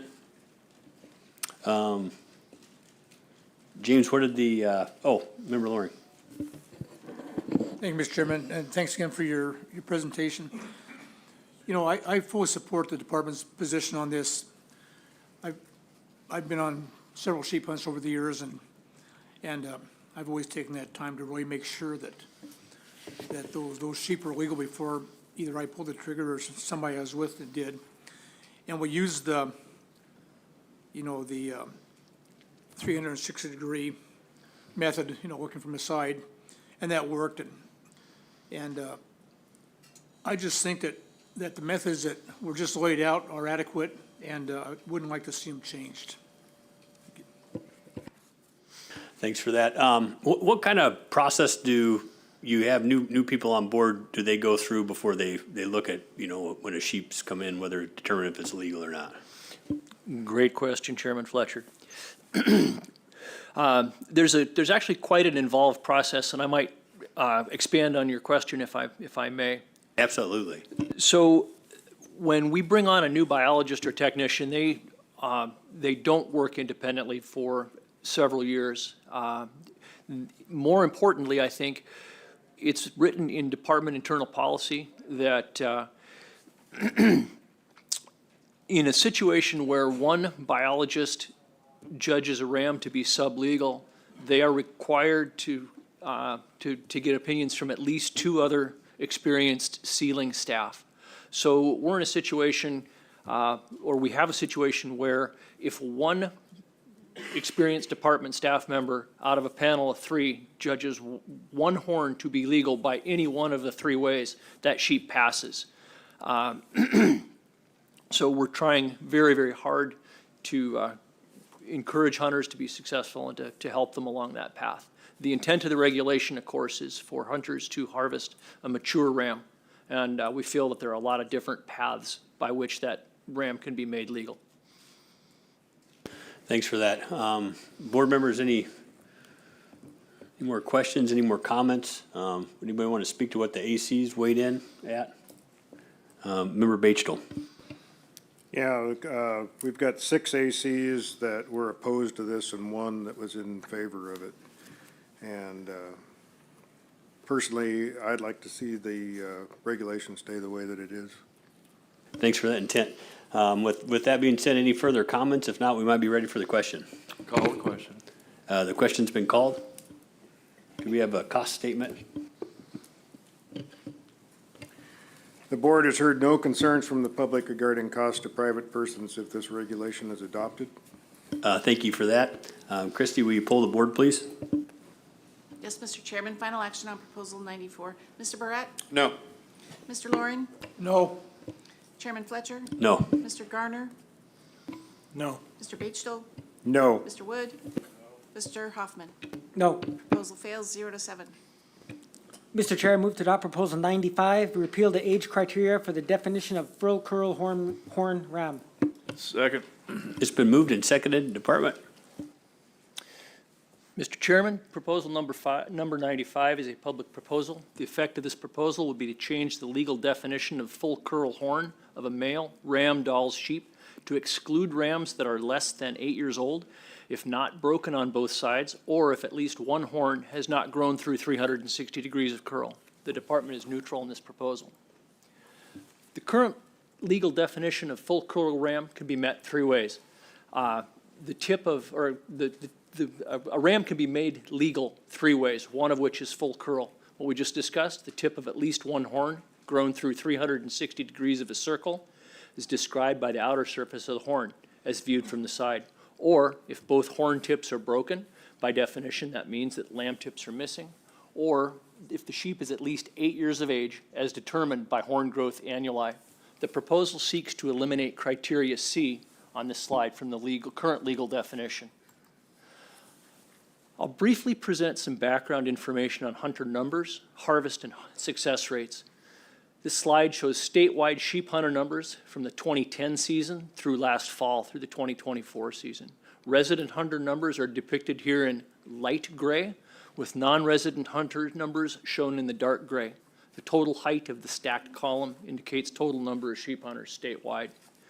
Note that overall hunter numbers and the breakdown between residents and non-residents remained relatively steady until the 2021 season. Recently, hunter numbers have declined.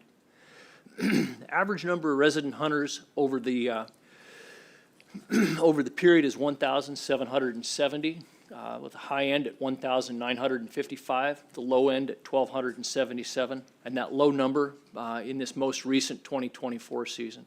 The average number of non-resident hunters is 416, with a range of 250 at the low end to 473 at the high end. The lowest number of non-residents reported having hunted sheep in the 2023 season. The left vertical axis and columns on this slide show annual sheep harvest by resident, shown in light gray, and non-resident, again shown in dark. The right-hand axis shows annual hunter success rates as a percentage. The dotted line shows resident success rates, and the dashed showing non-resident. Hunter harvest overall numbers remained relatively steady from 2010 through 2019.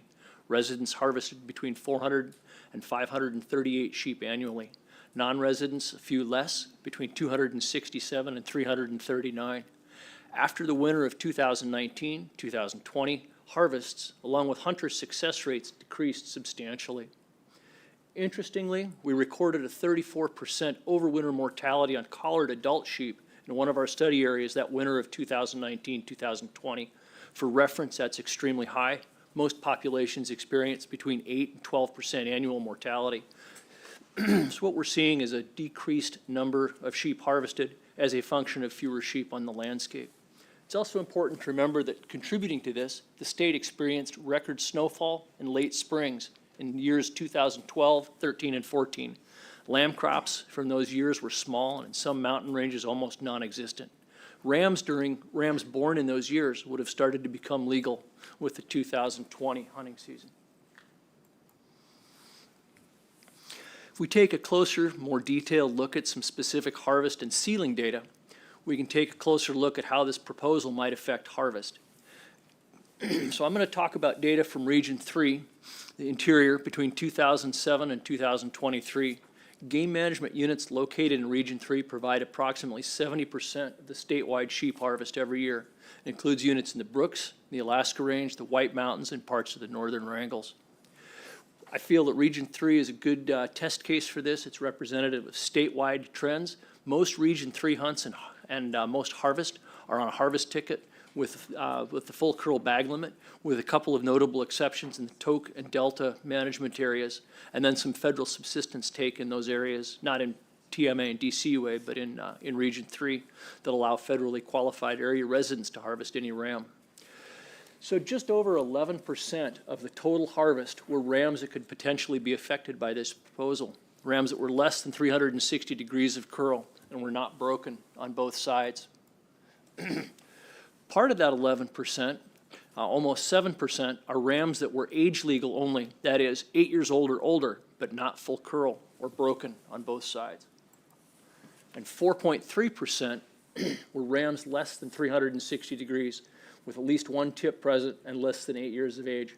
These, of course, were sublegal.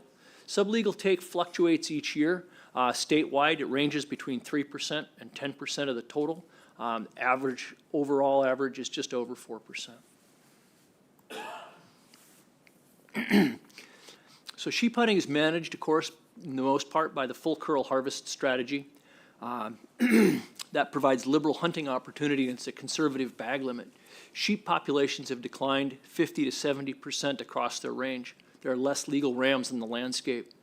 It's important to remember that we see these declines in areas with general hunts, in areas with drawing hunts, and in hard parks that are unhunted or hunted only lightly with subsistence take.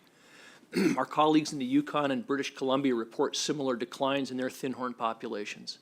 Again, the full curl bag limit is conservative. It focuses harvest on older males, which are a small segment making up between 3 and 6% of the overall population in most sheep herds. The strategy provides maximum hunting opportunity as harvest tickets are available over the counter. It's unclear what the effect of this proposal would be on sublegal take. We strongly discourage harvesting sheep on age. That's mentioned in the 2018 guide, and we stress that when we interact with hunters before they go afield. When we speak with hunters in the sealing process, when they have a ram that is sublegal, we find that their justification for harvesting those sublegal rams are mixed. We hear three standard excuses. It doesn't appear to be any one that receives any more weight than the other or represents more hunters than the other. The first one is I shot the wrong ram. I was watching a band of rams, they ducked behind a rock, they came out, I shot the wrong sheep. The second one, they mistakenly identified a sub-full curl ram as full curl. And the third, I thought it was age legal. Those justifications are mixed and receive about equal representation across the population of hunters that harvests sublegals.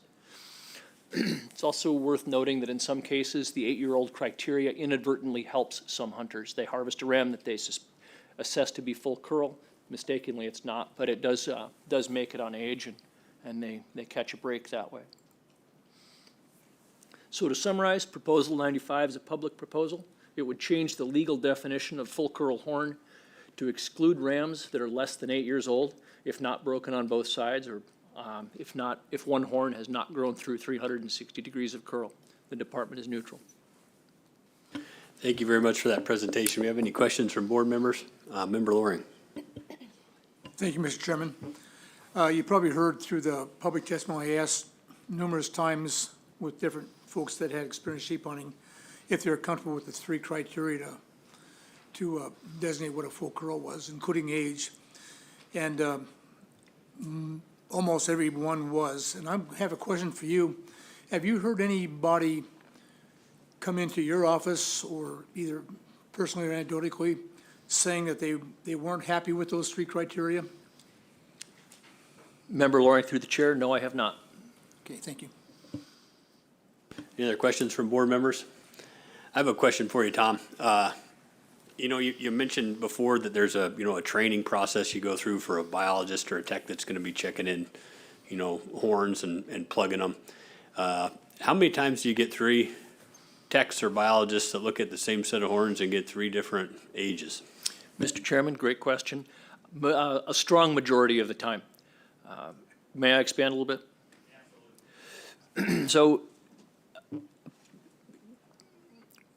the department had received extensive criticism, concerns from the public that we were very inconsistent on aging and judging sheep. And in about 2014 or 2015, a colleague of ours loaded up, I believe, 30 different sets of sheep horns in a truck and drove them around to area offices and asked all personnel within the department at that time that were involved in sheep sealing to judge the age and degree of curl on those animals. And my recollection is that for about 95% of the animals, department personnel were very, very closely aligned. And then there were a small fraction, about 5% of that sample, where our answers were all over the map. And so I would say that there's a very small fraction of sheep that are going to be anomalous. And aside from that, in most cases, department personnel are very, very closely aligned. Thanks. Oh, yeah, Director Scott. Thank you, Mr. Chairman. I guess I would add to, during that same period that Dr. Lohais is talking about, some of the area offices, and I'll use Douglas specifically, we would get a handful, 2 or 3 sheep a year in. We quit sealing them. We just don't see enough of them. And we had a couple instances where we had disagreements with the hunter and even AWT and stuff like that. So we really tried to focus those efforts in places that see most of the sheep, the lion's share of the sheep. I guess I have one other question. Is there an avenue in which a sheep hunter can come in and check in a sheep that he or she believes is legal by age and the biologists deem it not to be? Is there an avenue that which that can be appealed, or is there any sort of way that could be that is done? Could they be asked to have a core sample taken? Does it ever go that far or not? Mr. Chairman, I think that process would be the court system. And we love those. Member Brett. Yeah, thank you, Mr. Chairman. There is a way. You just voluntarily let somebody cut your horn in half through the deal, and they can actually tell you exactly what age it is. Not many people want to do that. Yeah, thank you for that presentation. I'm not supporting this proposal. I'm sure there are people that are trying to count rings in the field to make their sheep legal. But if you got 2 out of the 3 that don't make it legal, you know, odds are that 8 years old isn't looking good neither. But in reality is this gives hunters another opportunity to make what they harvested legal. And so taking that one tool away wouldn't benefit the hunter. Member Loring. Oh, Member Wood. I'd like to identify the remarks just made by the former member. Member Loring. Thank you, Mr. Chairman. We heard some testimony today, Tom, that there are some really nice trophy rams that are coming in, you know, older rams that are not brewing on both sides, but have big bases and that are under full curl, but they definitely are legal by age. And from listening to folks talk during public testimony, and also the department talking to them, that these sheep are okay to harvest. They're not affecting, you know, the populations that are mature adult sheep that are available for harvest by age and not really hurting the population at all. So I wonder if you can comment on that a little bit as far as those big rams, older rams that are actually trophies but don't quite make the full curl. If there's very many of those or just a few, or where that's at. Member Loring, through the chair. Those are certainly exceptional sheep and a small fraction of the total harvest. The intent of the full curl regulation, of course, is to require hunters to take a mature ram. And I think that the regulation has been largely successful in terms of harvesting a fraction of those mature rams, leaving some rams in the landscape. Vice Chair Hoffman. Yeah, thank you, Mr. Chair. Yeah, I've been looking at this quite a bit, and I think it has a lot of merit, given the situation we're in now with low sheep densities, and you showed earlier some missing cohorts, which also adds to other problems later on. I'll condense my response here really quick. We could be in a situation where, you know, we need to be a little conservative given the sheep population, and this would leave mature legal rams on the mountain to do the breeding, because we could be in a situation where sub-legal rams are doing the breeding now, and then they're going to enter into the winter with a depleted status, and that's kind of what I'm worried about. But I think it has merit in this era in sheep with low sheep densities. Any other questions from board members? Any discussion? Member Loring. Thank you. I'm taking some of the wind out of Jim's sails. I'm just going at the AC and the comments here. And very little support, mostly from the federal side of it and a little bit from Tannock chiefs and in the racks, but a tremendous amount of opposition from our ACs and a lot of, you know, well-known sheep hunters, APHA, and so on and so forth. So I'm not going to support this proposal. Thanks for that. And, you know, I'm a little bit on the fence, just to be quite honest. We had some extremely good sheep hunters that came here, and they gave testimony, and I asked all of them, hey, can you tell through the spot and scope how old the sheep is? And to the person, they said no. You know, I know the department's really comfortable with the fact that, you know, if you have 3 different biologists, that they can come up with a pretty close idea of you know, how a uniform idea of how old the sheep is that comes to get checked in. But my thoughts are right now, and just kind of thinking, if an expert, if a person that's looked at more sheep than I will ever look at in my lifetime, and for sure a novice can say, I can't tell if that's a 8-year-old ram. I can't, you know, for sure.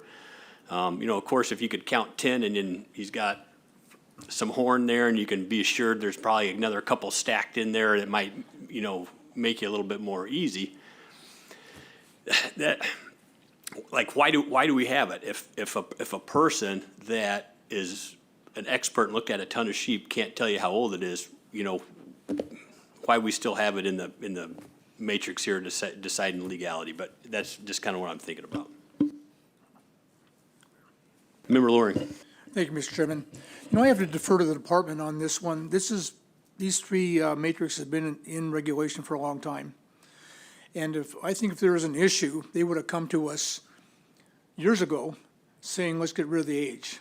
They haven't. I think they like it. They're giving deference to the hunter that may be a little bit close to the full curl and going his way. Ty goes as a runner and give him the opportunity to make that a legal sheep.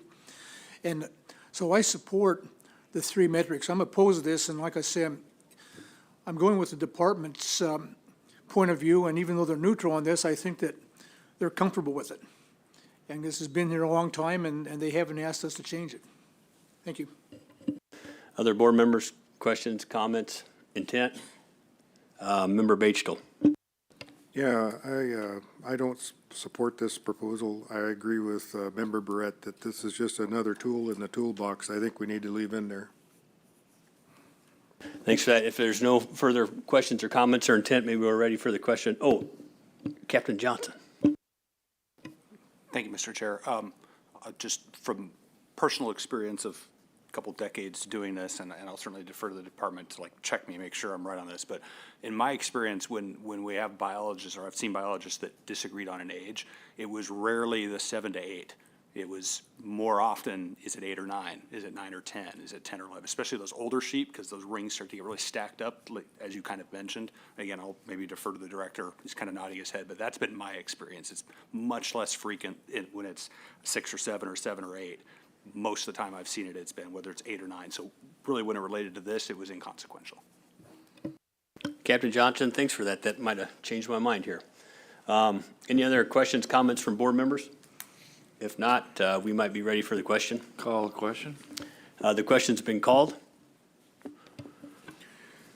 The board has heard no concerns from the public regarding the cost to private persons if this regulation is adopted.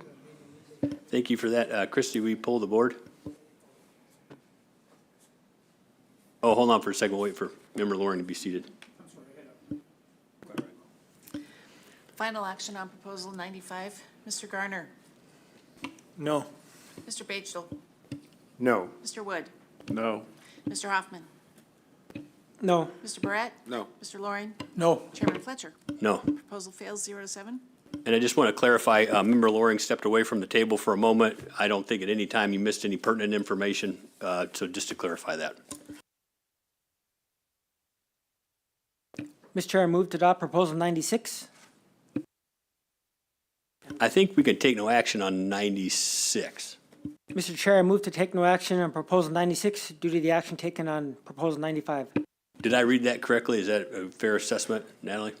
Okay, thanks. Second, and ask unanimous consent. Unanimous consent, everybody? Everybody's in agreement to take no action? Mr. Chair, I move to adopt proposal 97, lengthen the time period hunters are restricted from using aircraft for hunting sheep. Second. It's been moved and seconded. Department? Thank you, Mr. Chair. Proposal 97 asks to lengthen the aircraft restriction for sheep hunting by 10 days. The department is neutral on the proposal, and it was submitted by a member of the public. So the actual ask of the proposal is to extend the aircraft restriction by 10 days on the front end to cover the youth season and the window between the youth hunts and the regular fall season.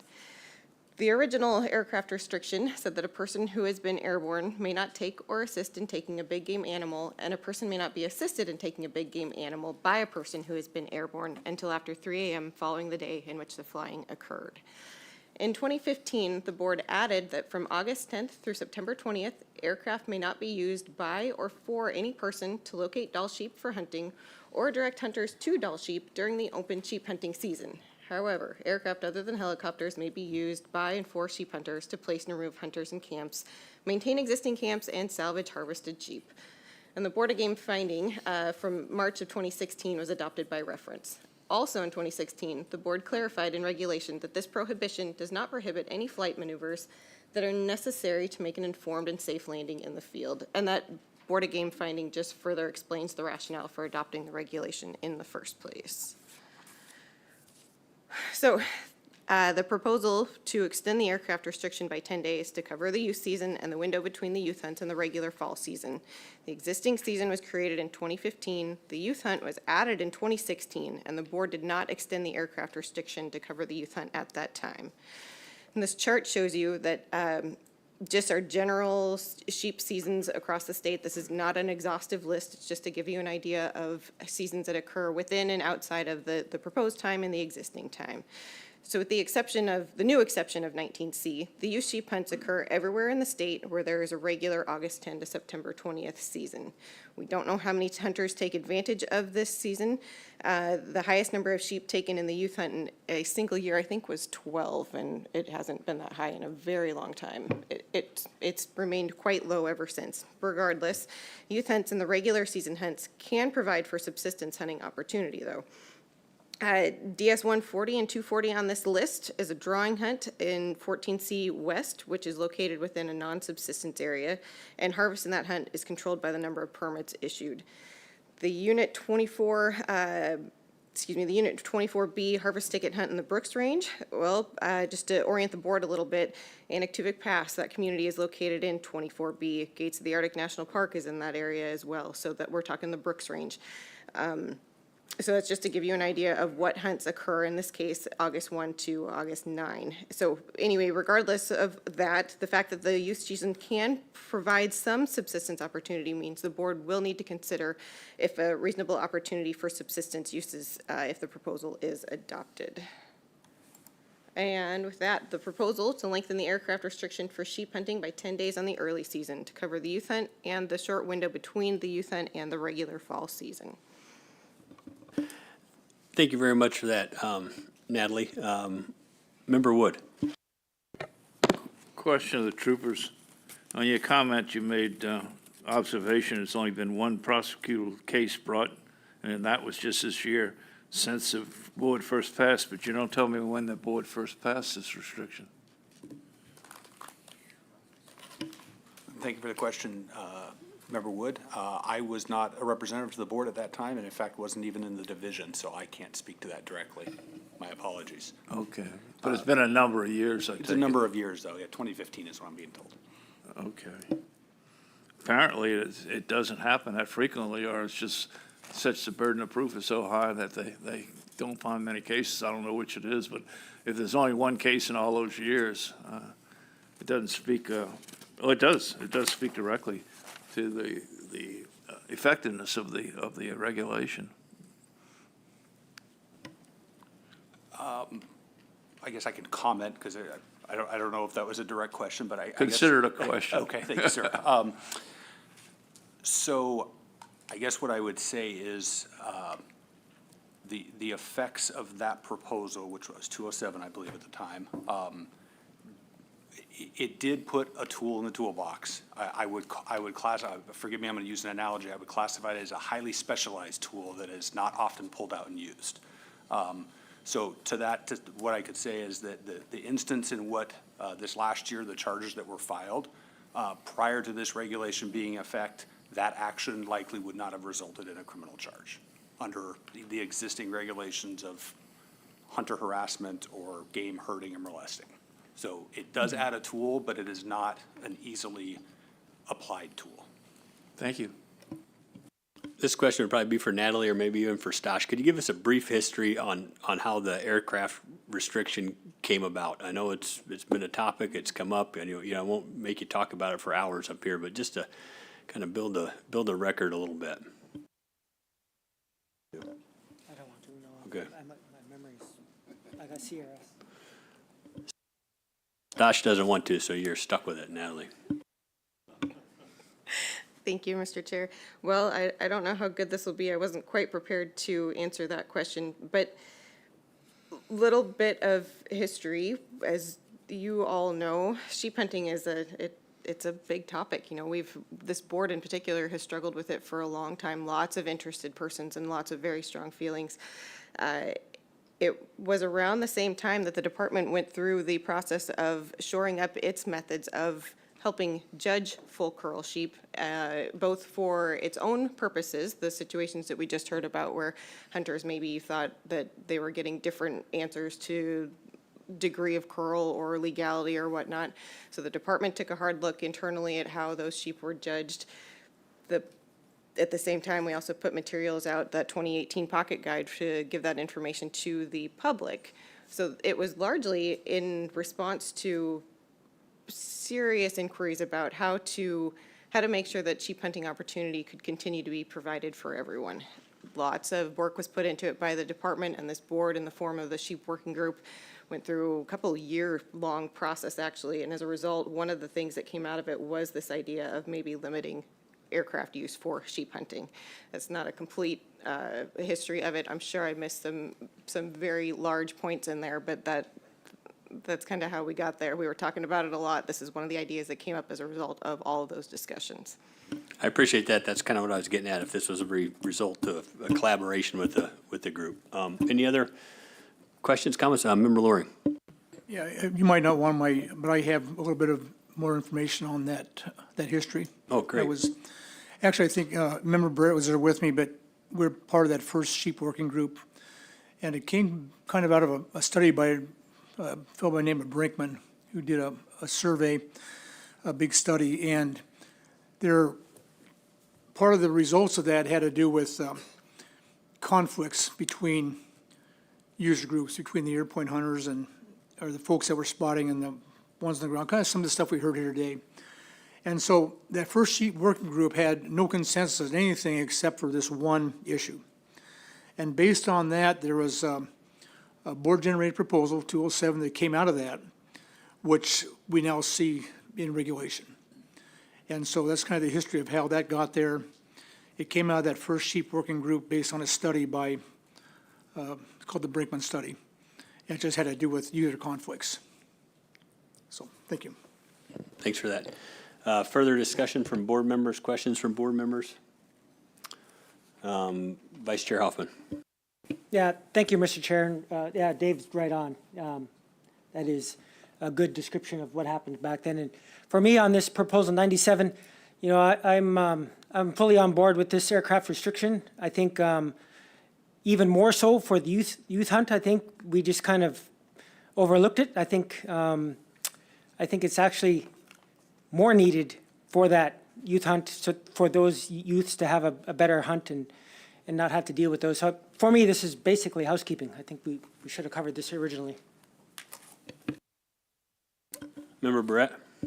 Yeah, thank you, Mr. Chairman, and I agree a lot with Member Hoffman, but I think it wasn't that the board overlooked it, it was just that right after we started creating youth sheep hunts, and so it kind of slipped through the cracks.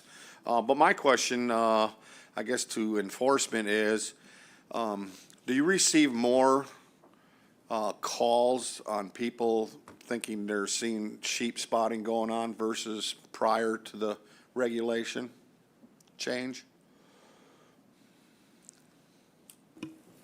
Through the chair, Member Brett. That's somewhat difficult to answer because I don't think anybody called and complained about sheep spotting specifically before it was obviously specifically outlawed. However, as far as just conflicts and stuff, I think, again, back to my previous answer, it's added a tool. And so whereas the threshold before was pretty high for either hunter harassment or wildlife harassment, now because just operating an aircraft during these hunting seasons in a manner that's would be inconsistent with going directly to a landing strip, leaving a landing strip, or circling to land is a little more apparent behavior. And so I would say, based on that metric, we're probably getting a slightly more complaints, but I wouldn't say it's a large number. I'll just follow up with that, Mr. Chairman, if I could. I've spent a lot of days in 20A in the south side of the Brooks Range sheep hunting, either for myself or professionally. And I don't have any of, I want one story of an airplane ruining I've had plenty of airplanes fly over me, but just because I see an airplane fly over or hear one, it hadn't destroyed my aesthetics of the hunt. And I've never seen anybody try to scare rams away as we were doing it. But I think for consistency, changing this to include, all our sheep seasons would probably be appropriate. Is that a proposed amendment or just a discussion? We have a couple proposals coming up. One, this is, This is to lengthen it. yeah, there's two to lengthen it. One's to lengthen it all the way through. Are you talking about all the I didn't know if you were talking about all the seasons or not. I think the next proposal seeks to lengthen it all the way to October 15th. All right, thank you, Mr. Chair. Oh, Member Gardner. Sorry, oh, no, Member Loring. Whoever, Member Loring, Yeah, please. real quick, I think we're talking about, on this proposal, only the early extension for the youth hunt. Is that correct? Yes, sir. I just heard Al's comments. I didn't know if he was interested in making an amendment. Member Gardner. Yeah, just kind of following up on that same clarification on his comment of all seasons. There is another proposal that identifies from start to finish, and I'm an advocate for the restriction of any opportunity for aircraft-involved spotting, eliminating that throughout the entire sheep season. Second. Was that a motion or amendment? Advocate. Okay, advocate. Member Loring. No, I want to, my desire is to vote this one up or down as written, and then go to those next proposals and deal with those as they come up, and not make amendments to this one to cover what might come up in the future proposals. It'd be my opinion that'd be absolutely appropriate as well. Any discussion on that? If not, any discussion, comments? If not, we might be ready for the question. Oh, the question. The question's been called. The board has heard no concerns from the public regarding costs to private persons if this regulation is adopted. Thank you for that. Christie, will you poll the board? Yes, Mr. Chairman. Final action on Proposal 97. Mr. Loring? Yes. Mr. Barrett? Yes. Mr. Hoffman? Yes. Mr. Wood? Yes. Mr. Batchel? Yes. Mr. Garner? No. Chairman Fletcher? Yes. Proposal carries 6-1. Mr. Chair, I move to adopt Proposal 98, lengthen the time period hunters are restricted from using aircraft for sheep hunting. Second. It's been moved and seconded. I imagine most of this material is almost exactly the same. Is there anything that that you need to add, Natalie? Thank you, Mr. Chair. Just a super quick comment on the proposal that this Proposal 98 is asking to extend this aircraft restriction by 10 days on the front end, which is what the board just voted on. But it's also to add, I apologize, it's also adding additional time at the end of it. So it's extending it to now cover September 21st to October 15th as well. All of the other information is exactly the same. The board will need to consider a reasonable opportunity, and if it helps, here is the list of hunts and the dates that they cover. Thank you very, very much for that. Any questions from board members? Comments from board members? Discussion? Member Brett. Yeah, thank you, Mr. Chairman. I'll be fully in support of this. We just took the long route to it.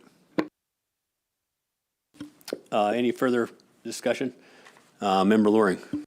Thank you. Since we're dealing with this instead of the next one, there'll probably, if we pass this, will be TNA on the next one. I want to make an amendment if I could. And my amendment is to have the spotting time period shortened from August 1st until the 25th of August. And the reason I'm saying that is that almost 95% of the hunters are out of the field, and over 95% of the sheep have already been taken by the 25th of August. If we look at this RC we just got from Fish and Game with these numbers that came out this morning, it kind of delineates those numbers, and there's a graph there. And this will give those folks that have traditionally spotted sheep with aircraft for years and years and years until 207 came out, an opportunity during the later season when almost everybody's out of the field to be able to find a ram or two that are that are moving around more that time of year. They're not sedentary. And almost always, if a ram is seen the day before, and this time of this late season, it's not there in the same place the next day after it's legal, after 3 a.m. the following day, once you abide by the same airborne law. Where early in the season, if you see a ram on the hillside on 10th of August, that sheep is probably going to still be there the next day. So my amendment would be to make this short, change these days from August 1st until the 25th of August, and then allow spotting after that. Okay, you gave a really good description Second. there, but just, that's great. So it's been moved and seconded. Do we have discussion on the amendment? I know you had a pretty lengthy one there, but would you summarize it one more time so we know exactly what we're voting on here, please? Roger, the amendment is to prevent sheep spotting, as we currently have in regulation, from August 1st, from the proposal we just passed, to include the youth season, up until the 25th of August. And after the 25th of August, then we can allow sheep spotting to occur following the delineation that was put in by the proposer of the next proposal, that the air point has to be 1,500 feet or a half mile above the sheep.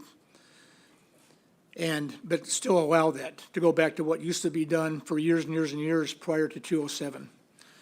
And again, the reason for that is that 95 to 97% of the sheep have already been harvested, and the same amount of the hunters are already out of the field.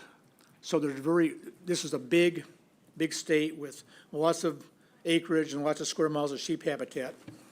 And there'd be very little user conflict that 207 was trying to address. So basically, from August 1st to August 25th, keep it closed, and after that, open it back up again. Are all the board members clear on what we're voting on? Not at all. Okay, Vice Chair Hoffman. Through the chair, just to clarify, Member Dave, so in essence, we were first talking about extending it, and now you amended it to be not only shorter than the original before we even, what the proposal is asking for is add days, we're not only going to go, we're going to go less than what was originally there.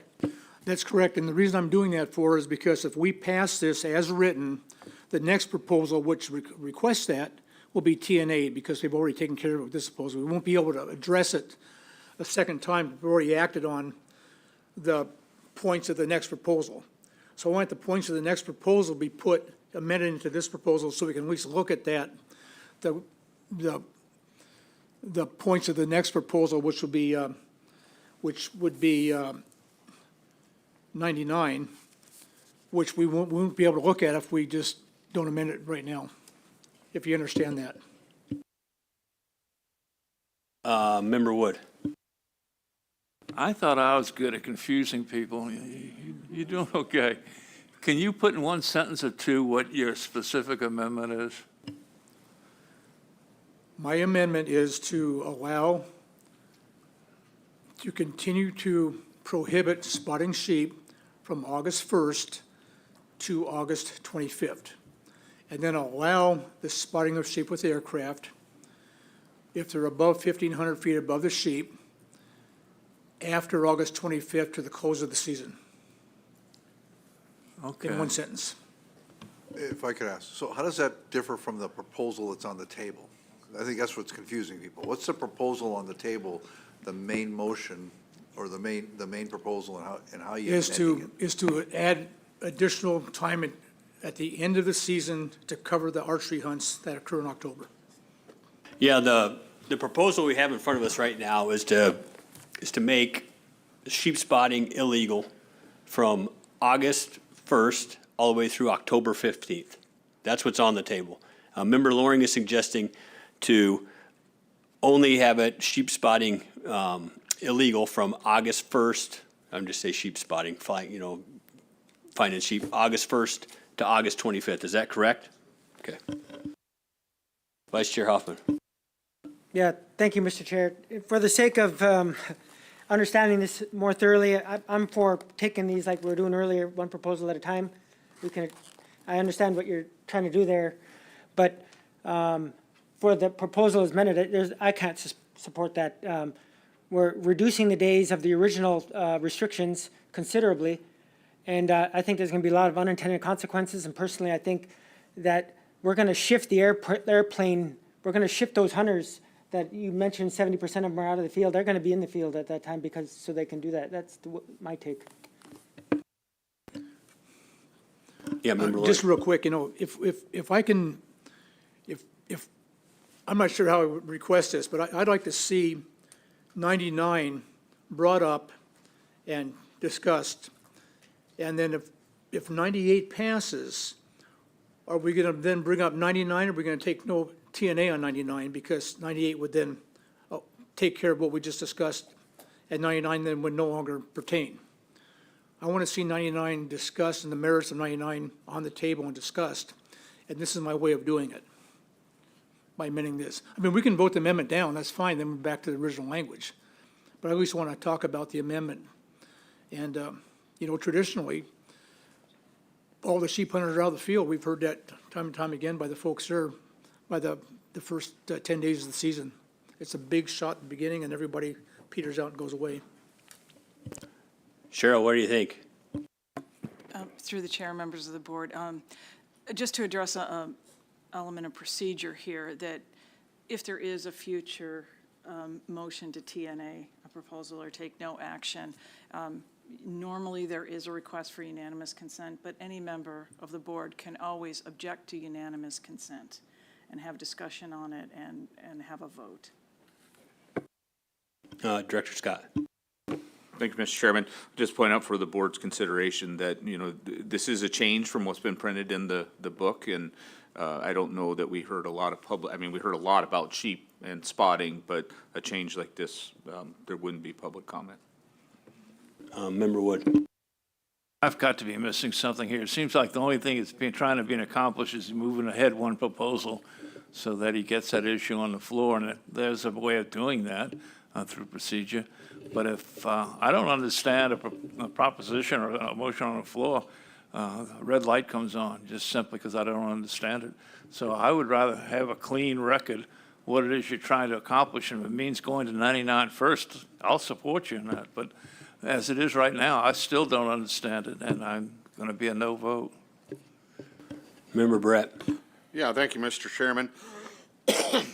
I do know what Member Loring's trying to do, and it might have been an error in the roadmap. But there is a way, slightly complicated now because we put it on the table, but we can take off 98 off the table and table it till time certain, and we can go on with proposal 99, and then I think technically we could probably take it back off the table, proposal 98, and take it up. Otherwise, I'm not in favor of this amendment. So, Member Wood. I just want to join. That's exact way to go about doing it. If that's what your intent is, I'd suggest you follow that procedure. So right now we have a amendment in front of us, and I think we need to have a vote on the amendment before we can table it. Is that correct, or no? Can we table it as is? The person making the amendment can withdraw his amendment. Is anybody interested in doing that? Member Lord? Thanks. I can withdraw the amendment if our procedure is to table this and bring it back time certain, and then vote up or down on 99, and then we can go back and cover everything with 98 after, when we bring it back on the table. I'd be comfortable with that. Vice Chair Hoffman. Mr. Chair, so I need some clarification here, because Cheryl just gave us a way out of this. So now we're coming up with another way to address it other than what was recommended by law. Yeah, to be quite honest, I'm a little confused as well. The first proposal, we extended the season. We had another proposal in front of us and extended it even more. And I definitely realize and I understand Member Loring's concern here, but You know, I guess if we continue this protocol of roadmap as mute, we can take things up in any order we want to, in any way we want to, and it wouldn't be very, I don't need things to be fluid, but I'd like to be understandable. Member Wood. You do have the ability to change the roadmap at any time. It's a flexible document. If the amendment is withdrawn, I would then move, or somebody would move, to table, to take it back up after Proposal 99 is acted upon, and then go to Proposal 99 and deal with that subject matter, depending on the outcome of that. Either to table or defeat 98 and go on. Vice Chair Hoffman? Okay, one last time. So can someone clarify to me why we're going to, sounds like we might do it here. Why are we going to go to 99 first? It says to shorten it when we're voting to lengthen it here. What is the downfall of voting with this one now and then dealing with that one next? My concern is that the board will then TNA 99 based on the actions taken on 98. We do it all the time. And that's the way the roadmap's set up, because 99 would then or 98 would make mute 99's points. And what the Department of Law told us is one way of doing it, but the tabling is another way of doing it. I mean, we're not required to do what Department of Law just told us. It's just one option. Member Wood. I'd like to alleviate your concerns, because the board can't TNA if one person objects. So it's not really a danger of a TNA killing what you're trying to do. And that's going to be my last word on it. I'll just push buttons accordingly. I'd like to make just one last comment. I understand that, but it'll already be in regulation, or it'll already be passed, and everything in 99 would then become mute. And we'd have to go through a whole other process, which would then go against 99's principles, or 98's principles, and it's not going to go anyplace. I just want to see 99's concept on the table, discussed, and then voted up or down. Either by an amendment or by tabling and coming back is my desire. That's all I'm asking. Can we take a break?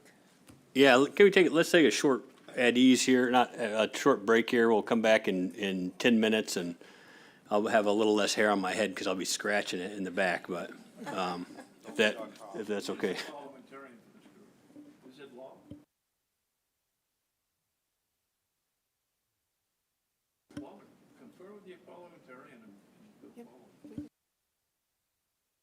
I will take short break if it's all right. Thanks.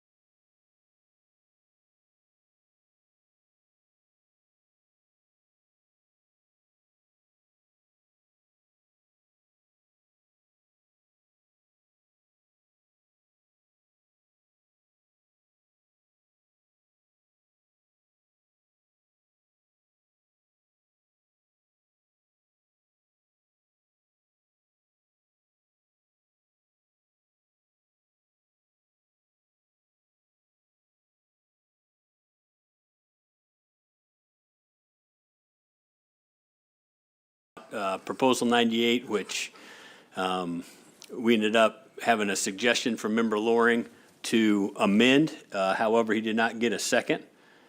So right now, we're looking for a second, or we're looking for, oh, it's been seconded? The amendment, but to withdraw the amendment. Oh, did the amendment got okay. So withdrawing the amendment, do we need can just Member Loring withdraw it? Or do we have to have a concurrence from the second? Okay. Or we can have discussion about it.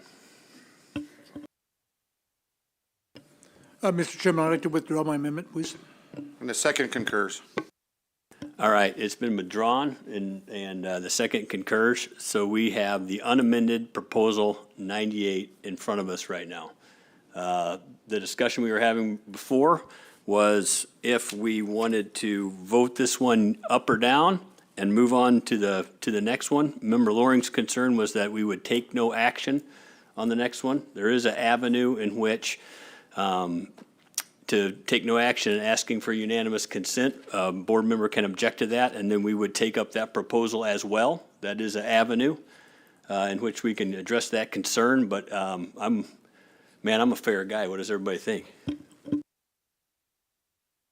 Member Loring. And just for consideration, there's a second avenue is to table this one and bring it up time certain after we address 99. So there's actually two ways to move forward. There's probably more than that, but those are the only two we're limited to, hopefully. All right. Anybody else have any discussion on this? Vice Chair Hoffman. Yeah, Mr. Chair, my preference is to take the proposal 98 as written and move forward, move down our proposal list as it shows here. That would be my belief too as well, but other board members, any thoughts? Yeah, Member Gardner. I agree. Anybody else? Member Brett? Just so, I want to hear from Member Loring, if he would consider tabling it to time certain, or does he want to move forward? Again, my desire is to have the principles of 99 discussed with the board, on record, and whichever way that's going to work. And I just think they'll be diminished if we move forward with 98 as written and voted up, that those principles will be diminished when we bring up with an objection to unanimous consent on 99. So I'll follow whichever way the rest of the board goes, but I just want to put my concerns on record. Thank you. Thanks for that. Member Brett? Yeah, thank you, Mr. Chairman. I'm with the rest of the group. I'll take up proposal 98 as in order, as long as Mr. Loring didn't want to table proposal 98. You have a response to that? We had a good discussion about 98. Any further questions from board members or intent? If not, we can maybe call the question. Call the question on 98. The question's been called on 98 as is. The board has heard no concerns from the public regarding the cost to private persons if this regulation is adopted. I guess I'm going to go on record here by saying a little bit more. We made a pretty good change in this already, and I'm not super sure that this further change is needed, and it might be most prudent to let this one sit for a while and see how it shakes out before we make a change all the way to October 15th, but I'll leave it at that for the last word. Christie, will you pull the board? Yes, Mr. Chairman, final action on proposal 98. Mr. Hoffman? Yes. Mr. Barrett? Yes. Mr. Loring? No. Chairman Fletcher? No. Mr. Wood? No. Mr. Batchel? No. And Mr. Garner? Yes. Proposal fails by a vote of 3 yeas to 4 nays. Mr. Chair, I move to adopt proposal 99. Shorten the time period hunters are restricted from using aircraft for hunting sheep and modify the use of aircraft restrictions. Second. Thank you for that. Natalie, I imagine there's a lot of the same material if you want to hit on the high points. Thank you, Mr. Chair. Yes, all the previous material still stands. And this proposal, 99 as written, if adopted, there would be no change to the aircraft restrictions for the first 11 days of the season, so August 10th to September 20th. However, the board did just change that to August 1st to whatever. So anyway, you guys have the proposal in front of you. So no changes to the first part of it. After that, aircraft could only be used to locate sheep, provided the aircraft did not intentionally approach to less than 1,500 feet or 500 yards of the sheep. This proposal could possibly result in sorry, let me step back. I apologize for that. It is possible harvest success rates may increase slightly as a result of relaxing the aircraft restrictions in the last 31 days of the season. So the proposal could possibly result in that increase in sheep harvested, although you've seen from the chronology of harvest provided to the board in RC 134 that there are not a whole lot of sheep harvested on the tail end. However, it could also be very, very difficult to enforce, but everything else in the previous two proposals still stands. So this one is to leave the aircraft restriction alone for the first August 10th to August 10th to August 20th, and then relax it for the tail end of the season, but still have a 1,500 foot or 500 yard buffer around those sheep. Thank you. So just to make this very clear, taking action on this proposal would then rescind our action on proposal 97. Would that strictly do that? It would. Okay. So that's keep that very clear. Member Loring, you want to speak? Thank you. I would like to propose an amendment to this proposal. And the amendment would be similar to what my amendment from the last proposal was going to be, to continue the prohibition against looking for sheep from the airplane from August 1st, as what we did in the prior one, until the 25th of August, and then keep the remaining 1,500 feet language in there. And the reason I'm going to go to the Second. Okay. Thank you, Alan. And just to expound on the reason, going back to the first, of course, we just passed that, and there's good valid reasons to include the youth hunt in the early part. And the second part is that after the 25th of August, if you look at that chart that came out that Natalie just referenced, we're down to almost 1%, less than 2% of the total number of hunters still in the field, total number of sheep are taken. Everything else has been already been taken, and that's been for years it's been that way. Everybody goes out the first 10 days of the season, and very few hunters stay afterwards. And so sheep country is gigantic, it's large. The social interaction that was developed in the original 207 is almost completely diminished to little or nothing. And this would still give a hunter with an aircraft a chance to see sheep that are moving at a much higher rate around the hillside, around the countryside in that later season than they are early. And like I say, early sheep, if you see a sheep on the 10th of August, it's probably going to be there the next day. If you see a sheep on the 25th of August, and when you can legally hunt after 3 a.m. the following day, it's not going to be there anymore because those rams are moving. And that's pretty well documented. So that's my amendment, and that's kind of the basis for that amendment. Thanks for that. Discussion on the amendment. Member Wood. If I understood your amendment correctly, it left the distance where it was at 1,500, but did it address the intentional aspect that was included in the proposal that the wildlife troopers are advising so strongly against? Yeah, everything else in the proposal would stay the same. If intentional is a hard word, it definitely is, when it comes to burden of proof. Correct. Then, So my question to you is, does your amendment address that, or does it not? It didn't, but it probably should. I agree with that as well. And maybe if with consent of the second, I can have that intentional word removed, or a lesser burden of proof put in more negligently, or whatever Department of Law thinks would be better in that case. Because intentional is a tough one to pass. Yeah, we probably need to have a discussion here on what the wording we want is, so all board members are prepared. Can I ask the Department of Law to give us a kind of a rundown on the burden of proof for intentional versus negligent, or or nothing at all in there? And what that would mean? Through the chair, Member Loring, I can get the language for you in a moment. Typically, the types of mental states that are addressed in statute are intentionally, knowingly, recklessly, with criminal negligence and regular negligence, and that was in descending order of essentially burden. Intentionally is the highest or the most strict state of mind, and then down to negligence is the lowest burden in that respect. And they vary a little bit, and typically if you omit any reference to anything, the law provides that it would be knowing with regard to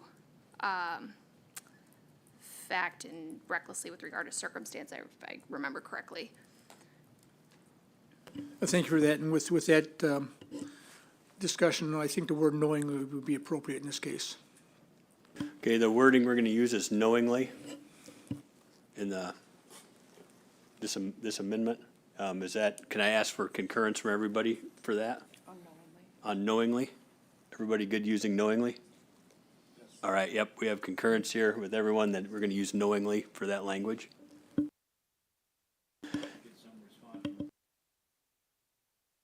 Captain Johnson, what do you think about knowingly?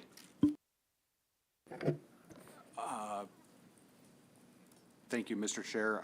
I guess, I mean, it's certainly better than intentionally.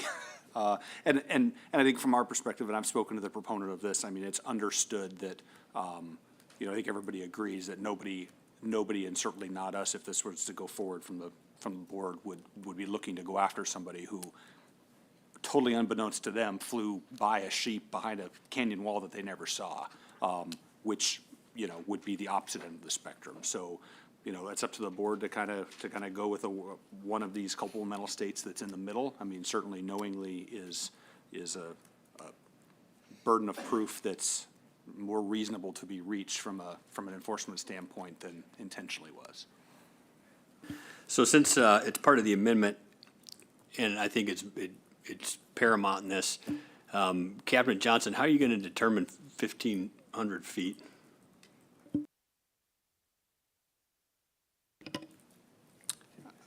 Mr. Chair, that's an excellent question. It would be pretty difficult. I think, you know, again, most people agree that the core goal here is the absolute, you know, ridiculous, some of the stuff we heard in testimony of, you know, quote unquote, bouncing tires off their backs. Obviously, you know, in a situation like that or something similar to that, especially if a person in the field has video, I don't think we're going to have a lot of trouble proving that was substantially closer than any of these distances that we're looking at here. You know, will we get calls from somebody who claims that somebody flew closer than 500 yards and claiming they were 350 yards away? Probably. Will we have any chance of successfully looking into that? Probably not. But is that the kind of behavior that we're looking to deal with, or is it the absolute egregious stuff where it's, you know, wingtips are almost touching things? And in that case, I think this becomes less of an issue because it's such a substantial difference. I know it's kind of a qualified answer, but really ultimately though, there's really no way, except based upon angles and measurements and known distances that are in an image or a video, and we'll have to wait and see what we get.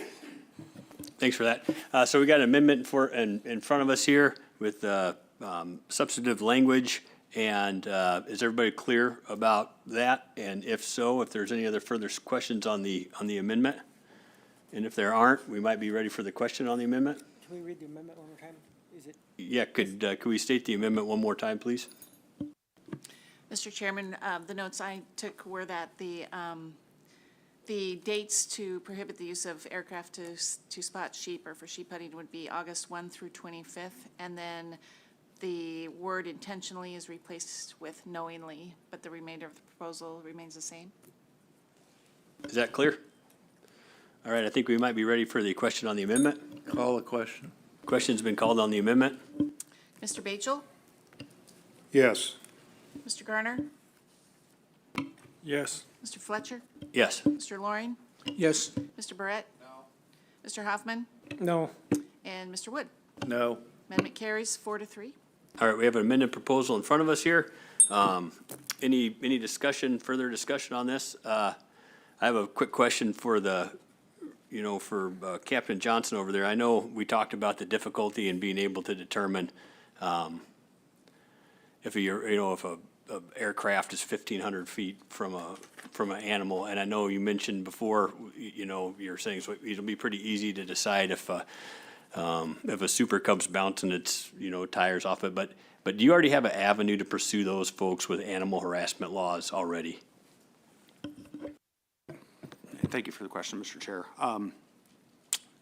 Sometimes, and that's because, yes, there are currently regulations about wildlife harassment and hunter harassment. However, the wildlife harassment requires some kind of substantial or obvious altering of an animal's behavior, which can be subjective. And the hunter harassment part from an aircraft, and I've made this comment to members of the public too, that we would have to show that somebody in an airplane knew or reasonably knew a hunter was there. And anybody who's looked for somebody who wants to be found from an airplane can attest how hard it is to see them, let alone somebody who's in camouflage. So it's exceedingly difficult to definitively say somebody flying along in the mountains would have seen a hunter in camouflage, even if it might be plainly obvious to the person on the ground. And that's, if I was called into court on the other side to ask how hard it is to see somebody from an airplane, I'd have to say my experience is it's really hard. Thanks for that. Further discussion from the board? Vice Chair Hoffman. Yeah, thank you, Mr. Chair. So the way I understand this is we're going to be, the premise for doing this is that most of the sheep hunters are going to be out of the field. And if we make this adjustment, most undoubtedly, hunters will shift. The airplane hunters are going to shift their hunting seasons, and that's going to skew this thing. We're moving it based on that, but they're just going to move their hunting time to the second half of the season. Not all of them, but most of them. So I'm against this. I'm going to vote no. Those are my feelings kind of as well. I'm going to stick with my comments on the first proposal. We made a big change, and I think it might be best just to let that soup simmer for a while and see how it tastes. Any other, Member Gardner? Yeah, thank you. Yeah, given that we've voted to lengthen the time period on a previous proposal and given the status of low sheep numbers, also hearing the public testimony of the issues with aircraft, I agree we should not be relaxing sheep spotting by aircraft, and I would be opposed to this proposal as amended. Any further discussion from board members? Member Brett. Yeah, thank you. I concur with the last two board members also, and that, there was lots of testimony, lots of examples of people, witnessing what potentially could be sheep spotting. There was one AC and for it, and all the rest of them that were there to comment, which was, half a dozen or so, were not supporting this proposal. Thanks for that. Any further discussion, comments, intent? If not, we might be ready for the question. Call the question. The question's been called. Board has heard no concerns from the public regarding costs to private persons if this regulation is adopted. Thank you for that. Christie, will you pull the board? Yes, Mr. Chairman, final action on Proposal 99 as amended. Mr. Wood? No. Mr. Batesdell? No. Mr. Garner? No. Chairman Fletcher? No. Mr. Loring? Yes. Mr. Barrett? No. Mr. Huffman? No. Proposal fails by a vote of 1 yea to 6 nays. Mr. Chairman, can I make a quick point? I just appreciate the board's flexibility in working through this complicated issue that we just did, and I appreciate that. Thank you. Well, I'm going to leave you. I'm going out there to the audience for this next one anyway.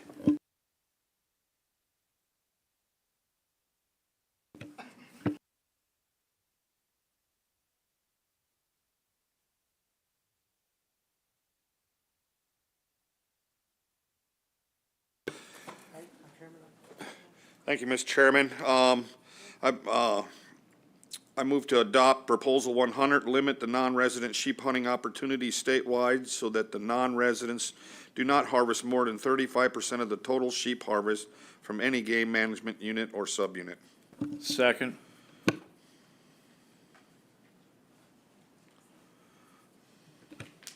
Natalie? Thank you, Mr. Chair. Proposal 100 would limit non-resident sheep hunters to no more than 35% of total sheep harvest from any game management unit. The department is neutral on the proposal, and it was submitted by the public. Sorry.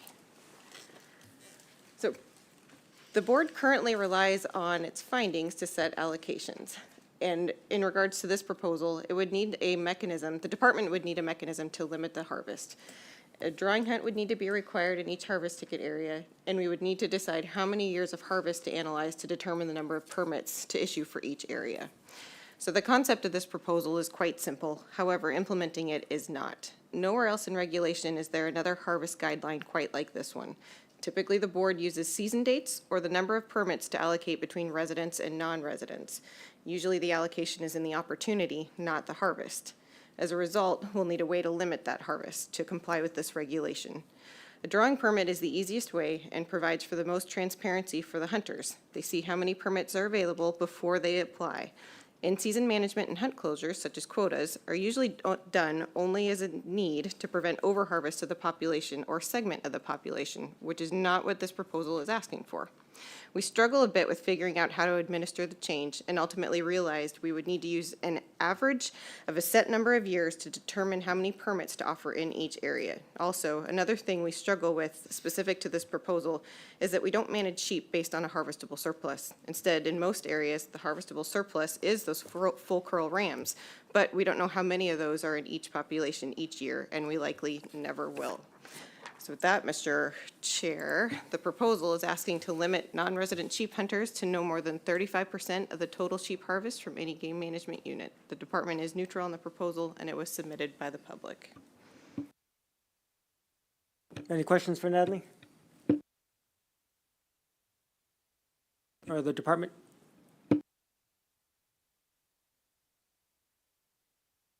Al? Yeah, thank you, Mr. Chairman. I'm leaning on not supporting this proposal. I think the department made a pretty good comment that it's easy to enact, but it's hard to make it happen. And so I don't think we're there to start limiting on non-resident participation yet for sheep. I'm a full supporter of the full curl concept or management. And I think there's harvestable surplus that allows for resident and non-residents to participate. Mr. Woods? Thank you. In the write-up for background by the department, they made an observation that similar requests for board changes and allocation have been made previously for various regions 2, 3, 4, and 5. But yet apparently they were not adopted or they were adopted. Through the chair, Member Wood, they were not adopted. Were there reasons given that they chose not to adopt? Through the chair, yes, I'm sure there were very valid reasons, but I don't have any of them at my fingertips. Okay, thank you. Ryan? Yeah, thank you, Mr. Chairman. I guess just, and I'm sure none of the board didn't miss this. Many of the previous discussions about sheep allocation also discuss like allocation of permits and things like, this is harvest. And that creates a completely different layer of complexity. Because of the general harvest ticket availability in many of these hunts, we can't track that. You know, we don't have that mechanism in place. So there'd be numerous steps required to approach this. It really is, it's fundamentally different than allocating opportunity versus harvest. Mr. Wood? Thank you. Where I was going wasn't so much in that direction, but apparently virtually all of the regions rejected. And I was wondering if they thought that it should be brought up at statewide or there was some substantial reason why they didn't want to do it on the merits. Yeah, through the chair, Member Wood, similar to Natalie, I don't recall all of them. This would be one of those ones that a statewide change would be much, for lack of a better term, worse than an adoption in a regional area. You know, we have gotten allocative opportunity requests or proposals in all the regions you mentioned. And for a variety of reasons, you know, they have decided that there still is opportunity there for non-residents and residents. Some of those have, you know, this is 35%, or again, we don't want to conflate harvest and opportunity. Oftentimes, the proposals are 90% to residents, 10% to non-residents.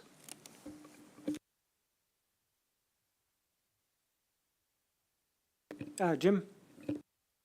Yeah, I'd like to point out that there was 1 AC in favor of this and 7 that weren't. And because this is based on harvest and not on allocation, I don't believe I could support this. Thank you, Jim. Dave? Thank you, Mr. Chairman. Natalie, or someone on your end, are there any sheep populations in the state that are static or doing good, or are they all coming down? I mean, or are they all maybe at a static low level? Member Loring, through the acting chair. Sheep populations across the state are in tough shape. We're seeing declines of between 40 and 70%. And that across the board, hard park, harvest ticket hunting. And that decline extends across the extent of thin-horn sheep range. Good reason to ask that question, because I know there's different species, but some caribou herds are doing okay and the other 67% aren't. But I'm just kind of curious about sheep too. Thanks.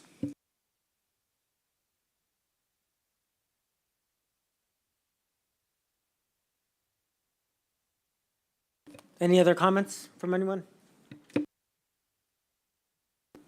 Trooper, you got anything up for us, Mr.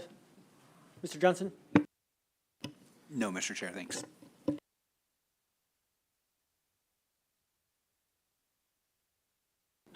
Call the question. Question's been called. Christie? Board's heard no concerns from the public regarding cost to private persons if this regulation is adopted.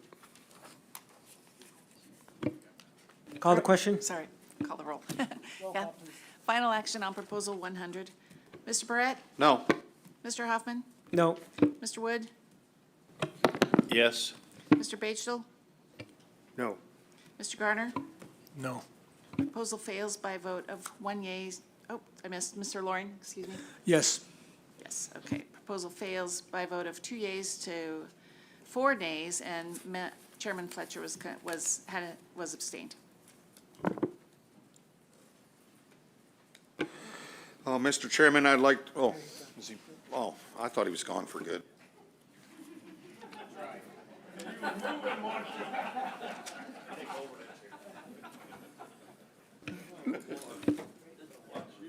Mr. Chair, I move to adopt Proposal 101, add sheep to the list of species identified as important for providing high levels of human consumptive use.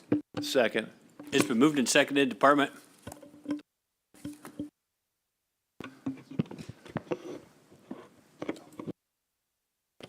Thank you, Mr. Chairman. For the record, my name is Ryan Scott. I'm the Director of the Division of Wildlife Conservation. Been a little bit of time since I've been in the hot seat, so it's good to be back, and probably the first time I faced off with the new chairperson. So looking forward to that as well. Proposal 101 is a department proposal to add Dall sheep to the list of species identified as important for providing high levels of human consumptive use. The department did submit this proposal. However, our recommendation is neutral. I'll get into that a little bit later. I'd like to read to you, there's a couple different things that the board's going to need to, there's several things the board will need to consider as you deliberate this proposal. I'm going to read to you a couple sections out of Alaska statute, specifically Alaska statute 1605.255, paragraph E. This is part of, this is the regulations of the Board of Game statute. The Board of Game shall adopt regulations to provide for intensive management programs to restore the abundance or productivity of identified big game populations as necessary to achieve human consumptive use goals of the board in an area where the board has determined that blah, blah, blah. there's several other iterations there that I encourage you to look at it when you have time. I do want to skip down to part of the definitions within the same statute. That's in paragraph L, as in Lima 2. High levels of human harvest means Lima 3. Identified big game population means a population of ungulates that is identified by the Board of Game and that is important for providing high levels of harvest for human consumptive use. So, Mr. Chairman and members of the board, this is something that you will need to consider as you deliberate the proposal to add sheep essentially to the list of IM species. Will it meet the intent of the statute? Next, we want to talk a little bit about the regulations that are associated with the statute. Primarily, that's 5 AAC 92-106, and this is the intensive management of identified big game populations for the purposes of implementing AS 1605-255E, which we just talked about, and the definition in Lima 3. Number one, consider the following criteria when identifying big game populations that are important for providing high levels of human consumptive use. As you can see, under Section A, harvest size, in the very beginning, there's a threshold meant for the 3 species that have been identified for intensive management species by the board previously. Caribou, a minimum threshold would be 100 caribou are taken from a population. Deer, 500 deer from an area. Moose, 100 moose taken from a population. It is important to consider that, in caribou, actually, we'd consider it like a herd. We've talked a lot about the Mulchatna caribou herd, the Nelchina caribou herd, the Western Arctic caribou herd, things like that. Moose, oftentimes we look at it on a game management unit basis or sub-unit basis. You could consider it a population within those confines of the geography. For deer, same kind of thing.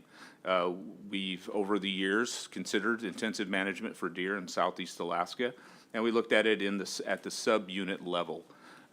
Primarily because things that impact these species may not be occurring across the state, may not be statewide. This is the second regulatory consideration that the Board of Game needs to think about. We have deer, moose, and caribou listed. We have those thresholds.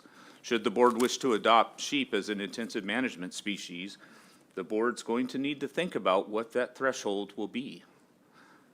As an exercise, I just did 1 year. I did a quick statewide look at the harvest and game management units and what those harvests look like.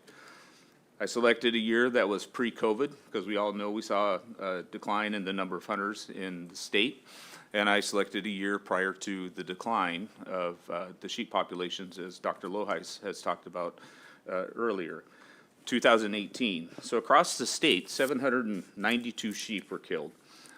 I'm going to give myself a little bit of wiggle room because, the number of dead animals doesn't always equal if you'd pick from 2 different sources, things like that, for a variety of reasons. Based on Dr. Loheis's chart, though, I'm pretty darn close with 792.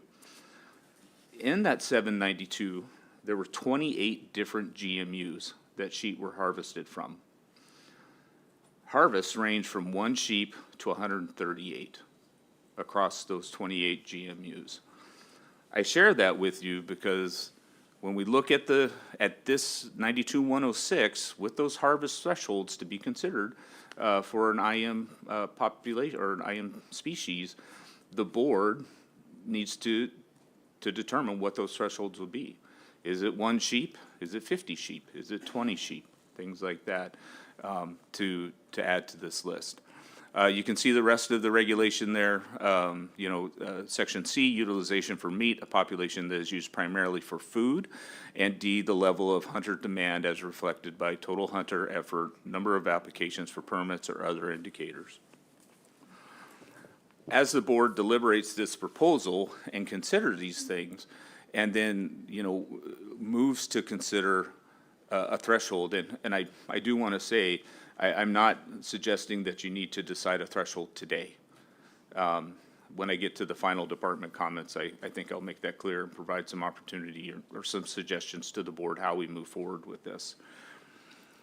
You need to think about how sheep are used. I would encourage you to also consider customary and traditional findings. I believe there's 6 populations that have positive CNTs and ANSs associated with them. There's several that are negative. Any other questions for that train of thought? I would ask Dr. Weta to weigh in and save me pretty quick. And then for that section D, level of hunter demand, and then hunter effort and applications, permits, all that kind of stuff. That'll be data that the department will supply to you should you choose to move forward with this, this proposal.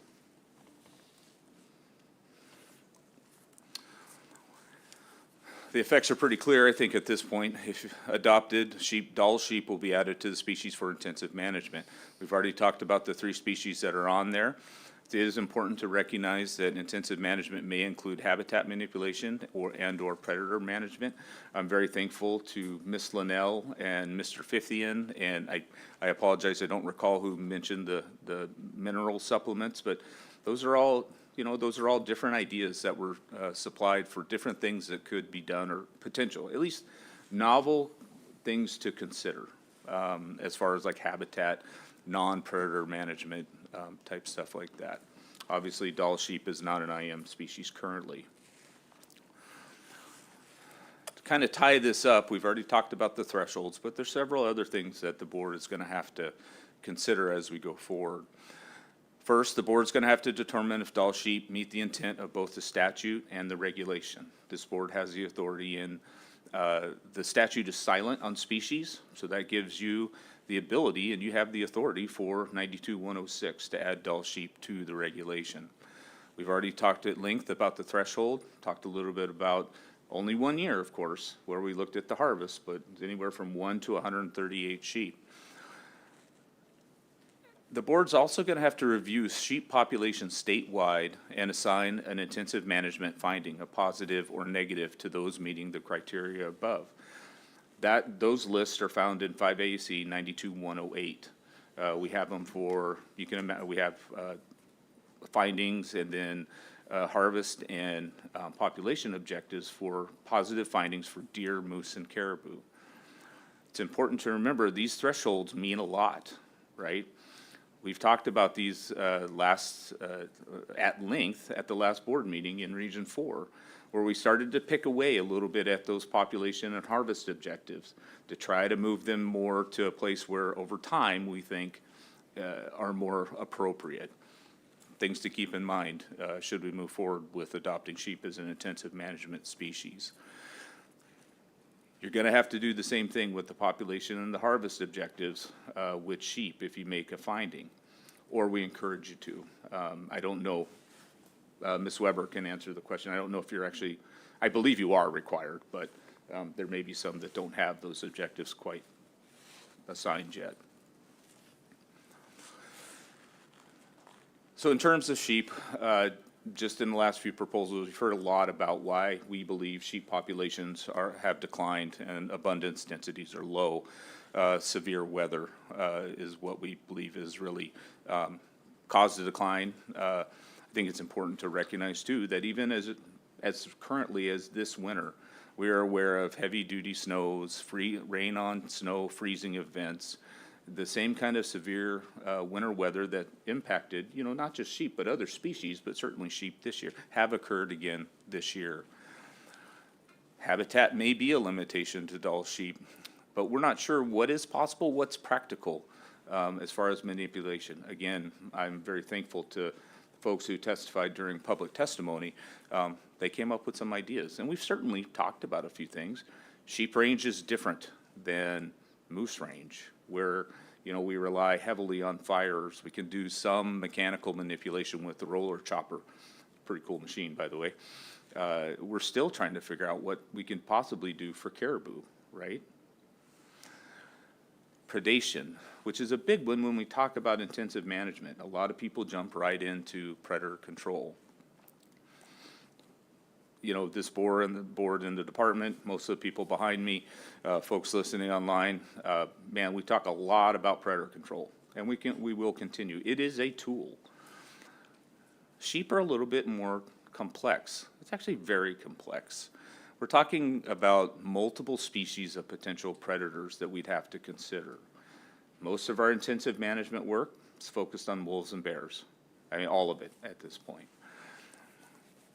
We could be, if we move forward with sheep, talking about wolves, bears, coyote, wolverine, golden eagles. Golden eagles come with their own set of challenges, if you will. They're a federally protected species, and you know, killing golden eagles, yes, they provide a handful of depredation permits in the lower 48. You know, we've batted around a little bit with Region 3 folks, other things we could possibly do in terms of golden eagles, diversionary feeding. You know, we went so far as to talk about, could we electrify a carcass and try to train them? But a lot of those activities are still considered take under the Eagle Protection Act. So it's complex, right? Wolves and bears are typical predator species, but here we're talking about, you know, a multiple species system, predator species system. Are they all responsible for keeping Dall sheep down? You know, the department comes to you with the opinion that the weather caused them to decline. Could predators be keeping them down? Absolutely. But are all 5 of these species responsible for that, or one leading the way? It's a challenge. The other thing I would also mention in predator control for this particular species is that not only is the species program, the species in this potential program, is that complex, but the environment we'd be working in. There is no doubt in my mind, if I asked for a show of hands to people who thought that they could go out and fly and remove wolves from the air, probably bears in sheep country, we'd get a lot of, well, maybe not a lot, but I'd definitely get some hands raised, right? But it's different. It's a different ball of wax. It's dangerous. It's difficult terrain, weather. You're high altitude, high elevation anyway. Some of these sheep populations are, you know, we challenge to get people to go out and do same-day airborne removal for wolves in the Mulchatna country. Man, I bet we're going to have a real challenge trying to get people into some of those really remote sheep areas as well. Not things that probably can't be overcome, but considerations for the board. And moving a little bit beyond kind of the mechanical complexity of considering sheep IM, we're going to need time. If the board decides to wants to adopt this, we will need time to amass the information and to provide the analysis and any recommendations that we have for the board. I reached out to some former staff members this last week who were involved in developing IM findings and objectives for sheep, caribou, and moose. One person said it took a year. The other person said it took 2 years. Obviously, that was 3 different species. I don't know if they did it at all, you know, all at once. There's a lot of populations that they had to consider. We're going to need some time if the board chooses to move forward with adopting sheep as an IM species. It can be done, and we'll look at all 28 populations, and there may be more that we need to consider. Again, I just did a quick look, but I know people don't want to wait. I would suggest that, you know, if you choose to move forward, consider the next statewide cycle. At a minimum, I'd ask you for a year to get after this. So proposal 101 is a department proposal. We are neutral on it. It adds sheep to the list of species, add sheep to the IM list of species. The department submitted the proposal as a means of facilitating a discussion on the subject. I'm very happy that we got so much input from public comment as well as written comment. However, we are neutral on adding sheep as an IM species. Should the board adopt this proposal, it'll be the first step into an in-depth assessment of managing sheep through IM. Sheep are obviously not currently an authorized IM species, and the board will need to determine if sheep meet the requirements of statute 1605-255, and then determine the appropriate harvest thresholds in 95 AAC 92-106, and then begin to consider positive and negative IM findings and population and harvest objectives.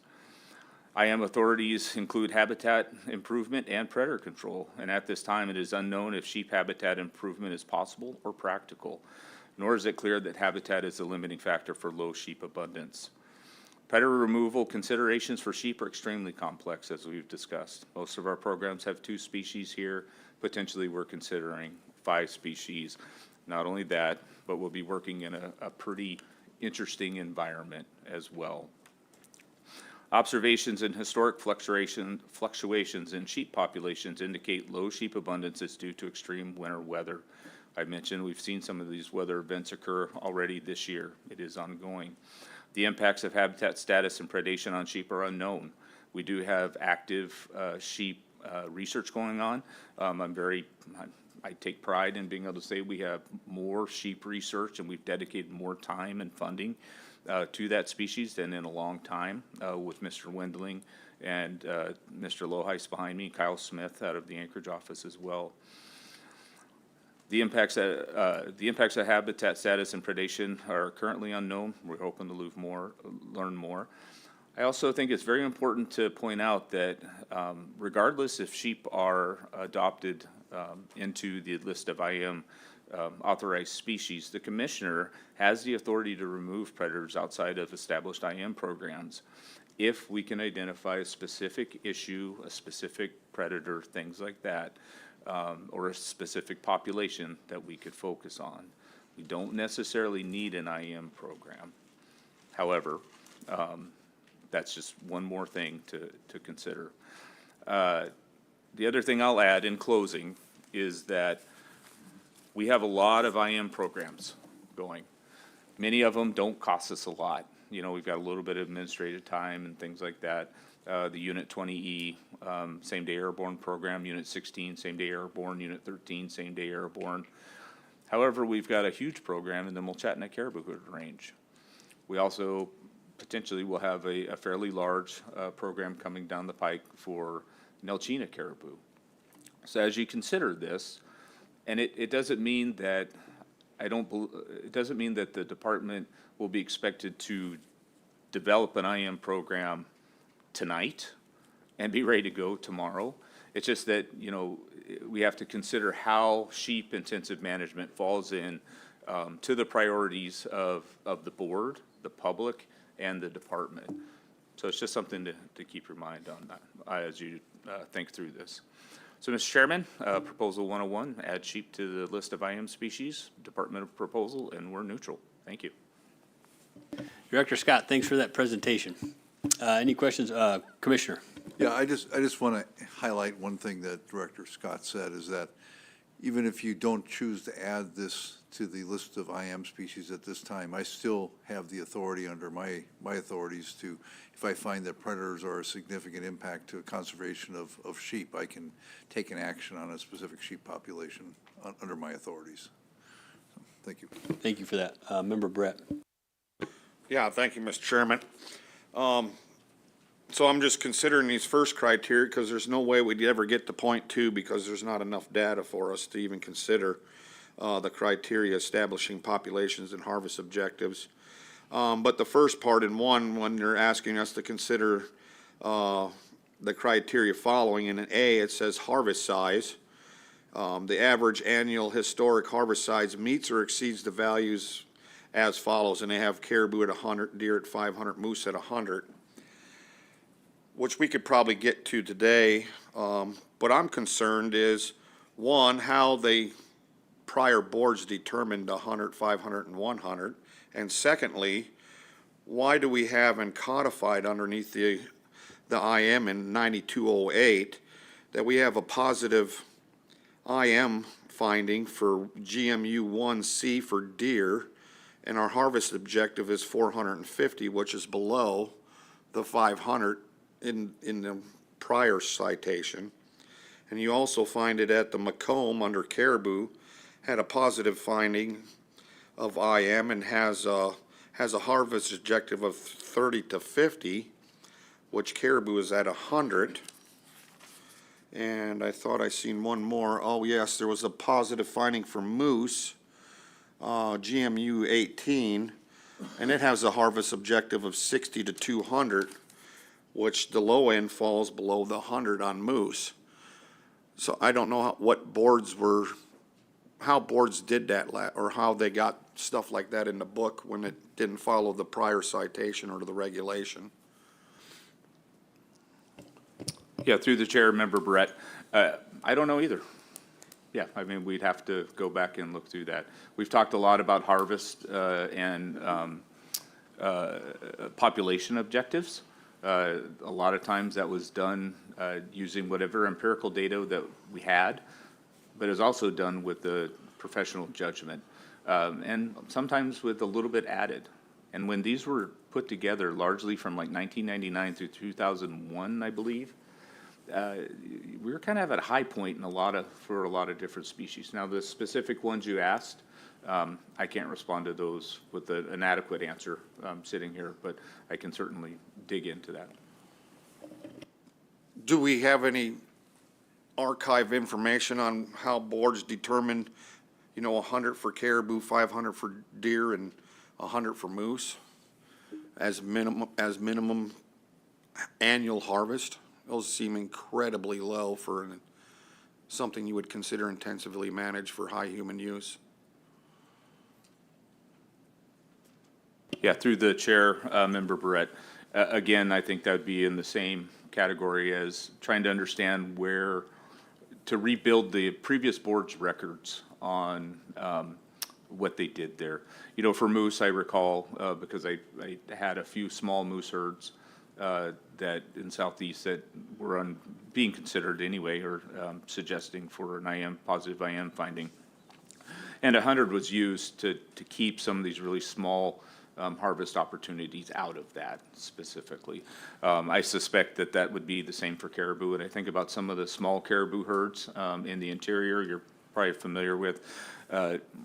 Deer's a little bit of a head scratcher when we kill about 10,000 a year, somewhere in that neck of the woods. So 500, I guess, would be a signal that things have really gone off the rails. Okay, thank you. I'll let some others and I'll listen. Member Wood. Several questions to the department. The authority that the commissioner holds to administer predator control outside of the IM, does the department also have the authority to deal with the resource enhancements such as the minerals, et cetera, that have been discussed during the meetings? Through the chair, Member Wood, I believe we would. We would need to consider like the land manager, but otherwise the general practice, yes. Yeah, I agree with that. I just wanted to put that on the record. Just when you kept referencing thresholds, were you referencing by meeting thresholds those 4 items under 106.1, the harvest size, accessibility, utilization, and level of demand? Is that what you were calling thresholds? Through the chair, Member Wood, one of them, yes. That would be to determine the minimum harvest threshold to find a sheep population positive for intensive management. Okay, and all 4 of them, I just mentioned A, B, C, and D. Do all 4 of them have to be met? And the reason I'm asking that question is when I was on the Board of Fish, we had 7 specific criteria we had to be using when we were dealing with allocation questions. However, the courts, et cetera, have interpreted to mean you didn't have to give equal weight to all 7. In fact, you didn't even have to address all 7. But nonetheless, you had to take whatever was left under consideration. This scenario, it seems like we have to address all 4. In other words, if any one of them is lacking, you can't qualify. Is that correct? Through the chair, Member Wood, I certainly interpret it that way. However, I'd ask for a comment from Department of Law.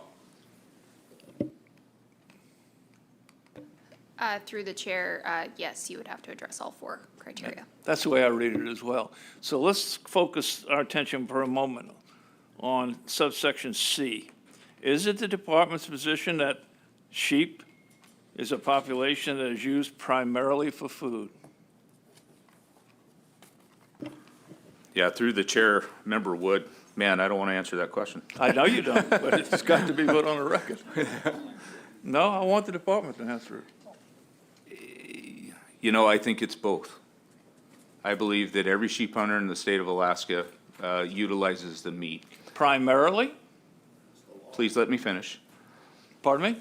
I said, let me finish. Okay. And I believe that there's been some populations identified in the state that have a positive customary and traditional use finding, an associated ANS. I think those are without question, I think we can consider those primarily. However, there are other cultural uses and patterns that are associated with those findings. Okay, but we're talking in the context of statewide, so what I'm trying to find out from you is the department taking a position statewide that sheep are used primarily for food? Yeah, and Mr. Wood, again, I'm going to say I think it's both. I think they look for the trophy value and the sheep meat. I do not think it's actually the department's, it's appropriate for the department to comment. I see that almost as a value-based question. And frankly, I don't want the department to weigh into that. I prefer the board to wrestle with that. Okay. No further questions at this time. Member Loring. Just real quickly, to put on record, if you look at bottom of page 36 in Handy Danny, it talks about maximum weights for some Alaska species, and it shows that sheep boned out weight is about 79 pounds of meat. And department specialists have actually done a little bit more research, and anywhere between 8 and 100 pounds of boned out meat per sheep. So there's a significant amount of meat available off each sheep carcass. Thank you. This question is going to be for Kimberly or Cheryl, and it'll show to the fact of how monumentally naive I am. It says, you know, the direction that's given to us is to consider. Does one have to have data to consider something, or do you not?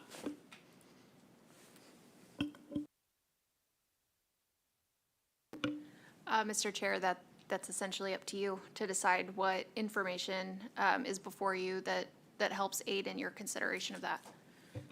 So in short, if we are to consider something, we don't really need any information on it. So if we give direction to consider these different criteria, we're not mandated to derive a conclusion that's data-driven, anecdotal-driven, or anything. It's just for it to come across your mind because you considered it. Is that correct?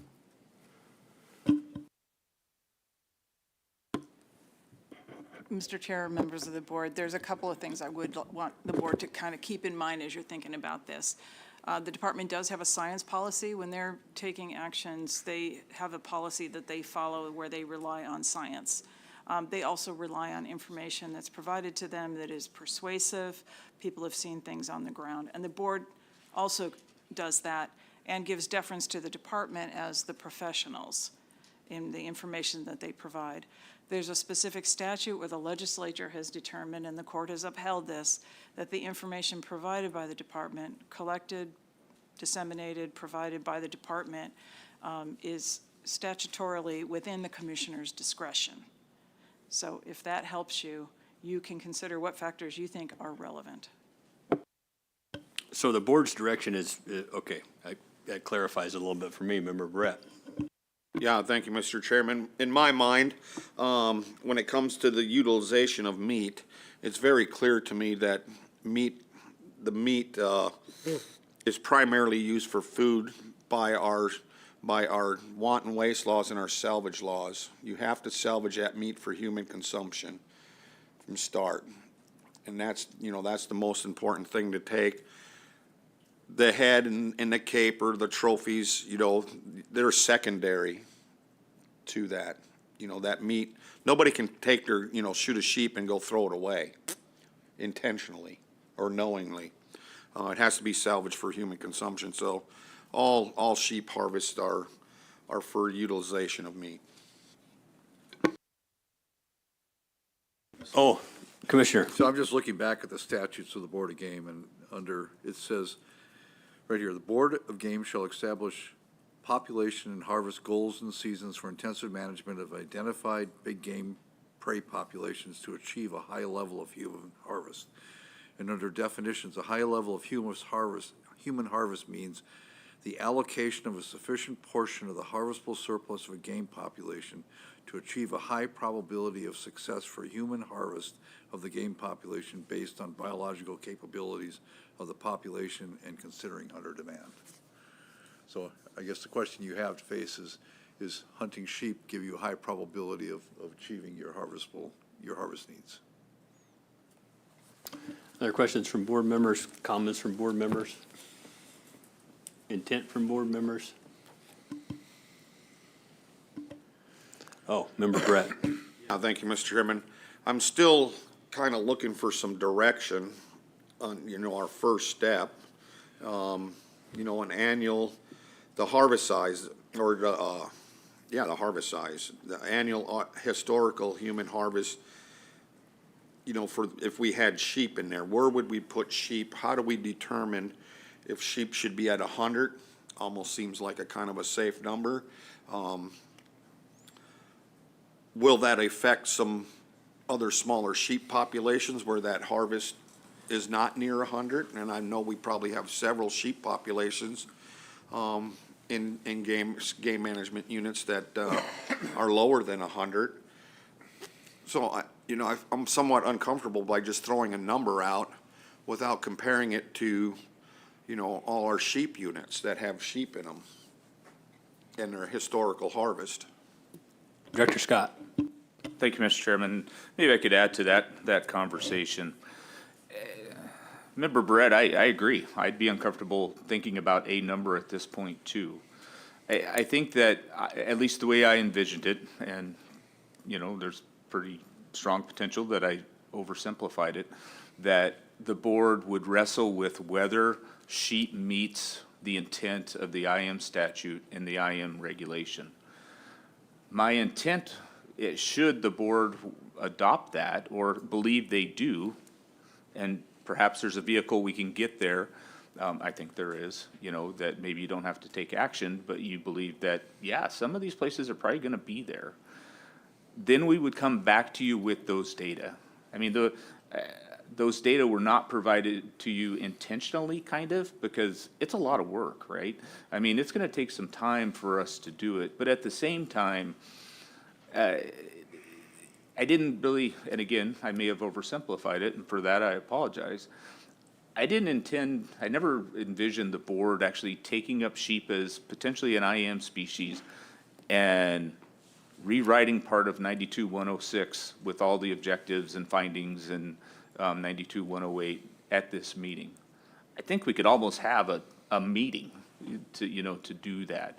So that would be my intent, if the board determines that you want to look into this, whether or not you take action to make them an IM species, we'll go through the work and we'll bring those data to you. I apologize if that puts you in a weird spot, but it was sort of intended, not in a, not in a bad way, but to just, find out if we were going to need to go down that road, recognizing you're going to need those data, for sure. Yeah, and thank you for that clarification. Sometimes I get leery about voting for a bill and then reading what I just passed later. But I could actually definitely, B, C, and D, which are the three criteria that are right there to determine if something could be put on the IM. I could make argument that, yes, sheep could be put on an IM or put into the IM regulation. I don't have a very difficult time answering those questions to where, sheep fit into there. So, yeah, again, it would be, I would support intensive management, for sheep. But that's about as far as I could go today. And there's a lot of work that would have to be done before we could ever come up with an actual, fill all these things up and then somewhat try to figure out why these ones are below regulation. Scott. Yeah, through the chair, Member Brett, that was my vision. That would be all the further you went today without having you know, the data from every single sheep population that we have in the state, including harvest data. You know, we'll try to help you out with objectives and dig into the history. Why did they pick 100 caribou? Why did they pick 500 caribou? Member Wood. Thank you, Mr. Chair. Thank you, Mr. Chair. I would just point out the example that was being used as far as the laws governing the salvage of meat, et cetera, really are not what we're speaking of here. The actual verbiage of paragraph C doesn't deal with a singular sheep, whether it is actually providing meat, et cetera. It does, no question of it. It's whether the entire population is used primarily, and that's the second word that's important in there, for food. I can't come to the conclusion that sheep are used primarily for food, so I'll be voting no. And as far as the idea that we could simply consider them and say thank you, but we're not going to address that, maybe that's why you're below those other standards. They considered it and ignored those numbers and went below. But nonetheless, I think you have to meet each one of those criteria. I definitely am not there on subparagraph C, and I would be really reluctant, even if I were, to not add sheep to paragraph A with a number assigned to it. Member Loring. Thank you. Maybe to carry on with Member Wood's comments about being used for food, I wonder if I can get a little information from Subsistence Division on what they think the ANS or what those folks' primary use of sheep is. If it's primarily for food, you know, for that number of sheep that are taken under the subsistence regulations or by subsistence users. Thank you through the chair, Member Loring. Yes, I wanted to note that, so as Director Scott mentioned, there's 6 positive customary and traditional use findings for sheep throughout the state, and that's 6 out of 11. So that means there's 5 that are negative and 6 that are positive, just to kind of put it into context. And within those, when the board took up the determining those customary and traditional use determinations, they look at, as you all know, and for the record, you look at 8 criteria. Criteria number 5 that's presented to you in those worksheets specifically is a criteria that specifically deals with considering the means of handling, preparing, preserving, and storing game that has been traditionally used by prior generations of a given area. And doesn't exclude recent technological advances and that sort of thing, so it can evolve over time. So for all of those customary and traditional use findings that are positive, the board has taken that into consideration for those. Additionally, of those 6 customary and traditional use determinations, they each have an ANS. I can go through all 6 quickly if you'd like. Okay. For GMU 11, it's 60 to 75 sheep. GMU 19 is 1 to 5. There's quite a range here too. For GMU 23 and 26A, it's 0 to 9. That's the DeLong Mountains area. GMU 23, the Baird Mountain area, is 18 to 47 sheep. GMU 23 and 26A, which is the Schwatka Mountain area, and I say generally, I'm really summarizing there, 2 to 4 sheep, and GMUs 23, 24, 25A, and 26, which is the Brooks Range, is 75 to 125 sheep. So that ranges quite a bit depending on where you are. The Division of Subsistence has data, I think, as far as harvest goes, back to the early 80s. And we do look at the pounds edible weight. We have a conversion factor that we use, and that's part of our typical analyses for the data that we collect. And the other thing I guess I would note is that, you know, looking at the importance for subsistence, as we've noted, the sheep populations are limited to certain areas depending on habitat and environment, as well as environmental conditions on how they're doing and that sort of thing. So even if there isn't necessarily a tremendous amount of sheep harvested, the sheep that are harvested are an important food source to ensure the diversity in those areas of resources that are used, as well as tradition of the areas where they are available. So I would say that is important. And also the importance for the subsistence practices. I think it might be analogous to brown bear, which is also a specialized hunting process with not a lot of hunting or harvest necessarily, but it's really important when it does occur. So that may be something that the board might like to consider. Thank you, Mr. Chair. Mr. Loring. Any other questions from board members? Member Gardner. Yeah, I'd like to speak on the, discussion about all the meat being utilized. You know, sheep is not just a prized trophy, it is also a prized meat. It's my number one. And I just wanted to make a comment, I think we're in a little bit of a different situation. If we had an abundance of sheep, it would probably be seeked more so as a food source versus the situation that we're in right now with the low numbers. Vice Chair Hoffman. Yeah, thank you, Mr. Chair. I was going to make comments similar to that, so I'll just add to Member Garner's comments. From my perspective, I know a lot of people that go moose hunting, residents and non-residents, that take the horns and give the meat away. I know less people that give away sheep meat. I know the numbers aren't all the same, but that is there. I would love for someone to give me all their sheep meat, but they won't. Member Brett. Yeah, just to keep this moving along, maybe speed it up a little bit. So when I look at B, the accessibility to the harvest, I believe the sheep are accessible, and we know that because we have lots of people participating and we have some harvest on that. Utilization of meat, primarily for a food source. I think, we built the record. Member Hoffman gave a good example and Member Gardner gave one, and we have salvage laws and troopers are always in the field. They're also not, looking for compliance of the sex and horns and stuff, but they're also have a high interest in how you're keeping your meat. So, if you're spoiled out in the field, you potentially could be cited already before you even get home, because meat is important to Alaska. That's why we have the salvage regulations that we have.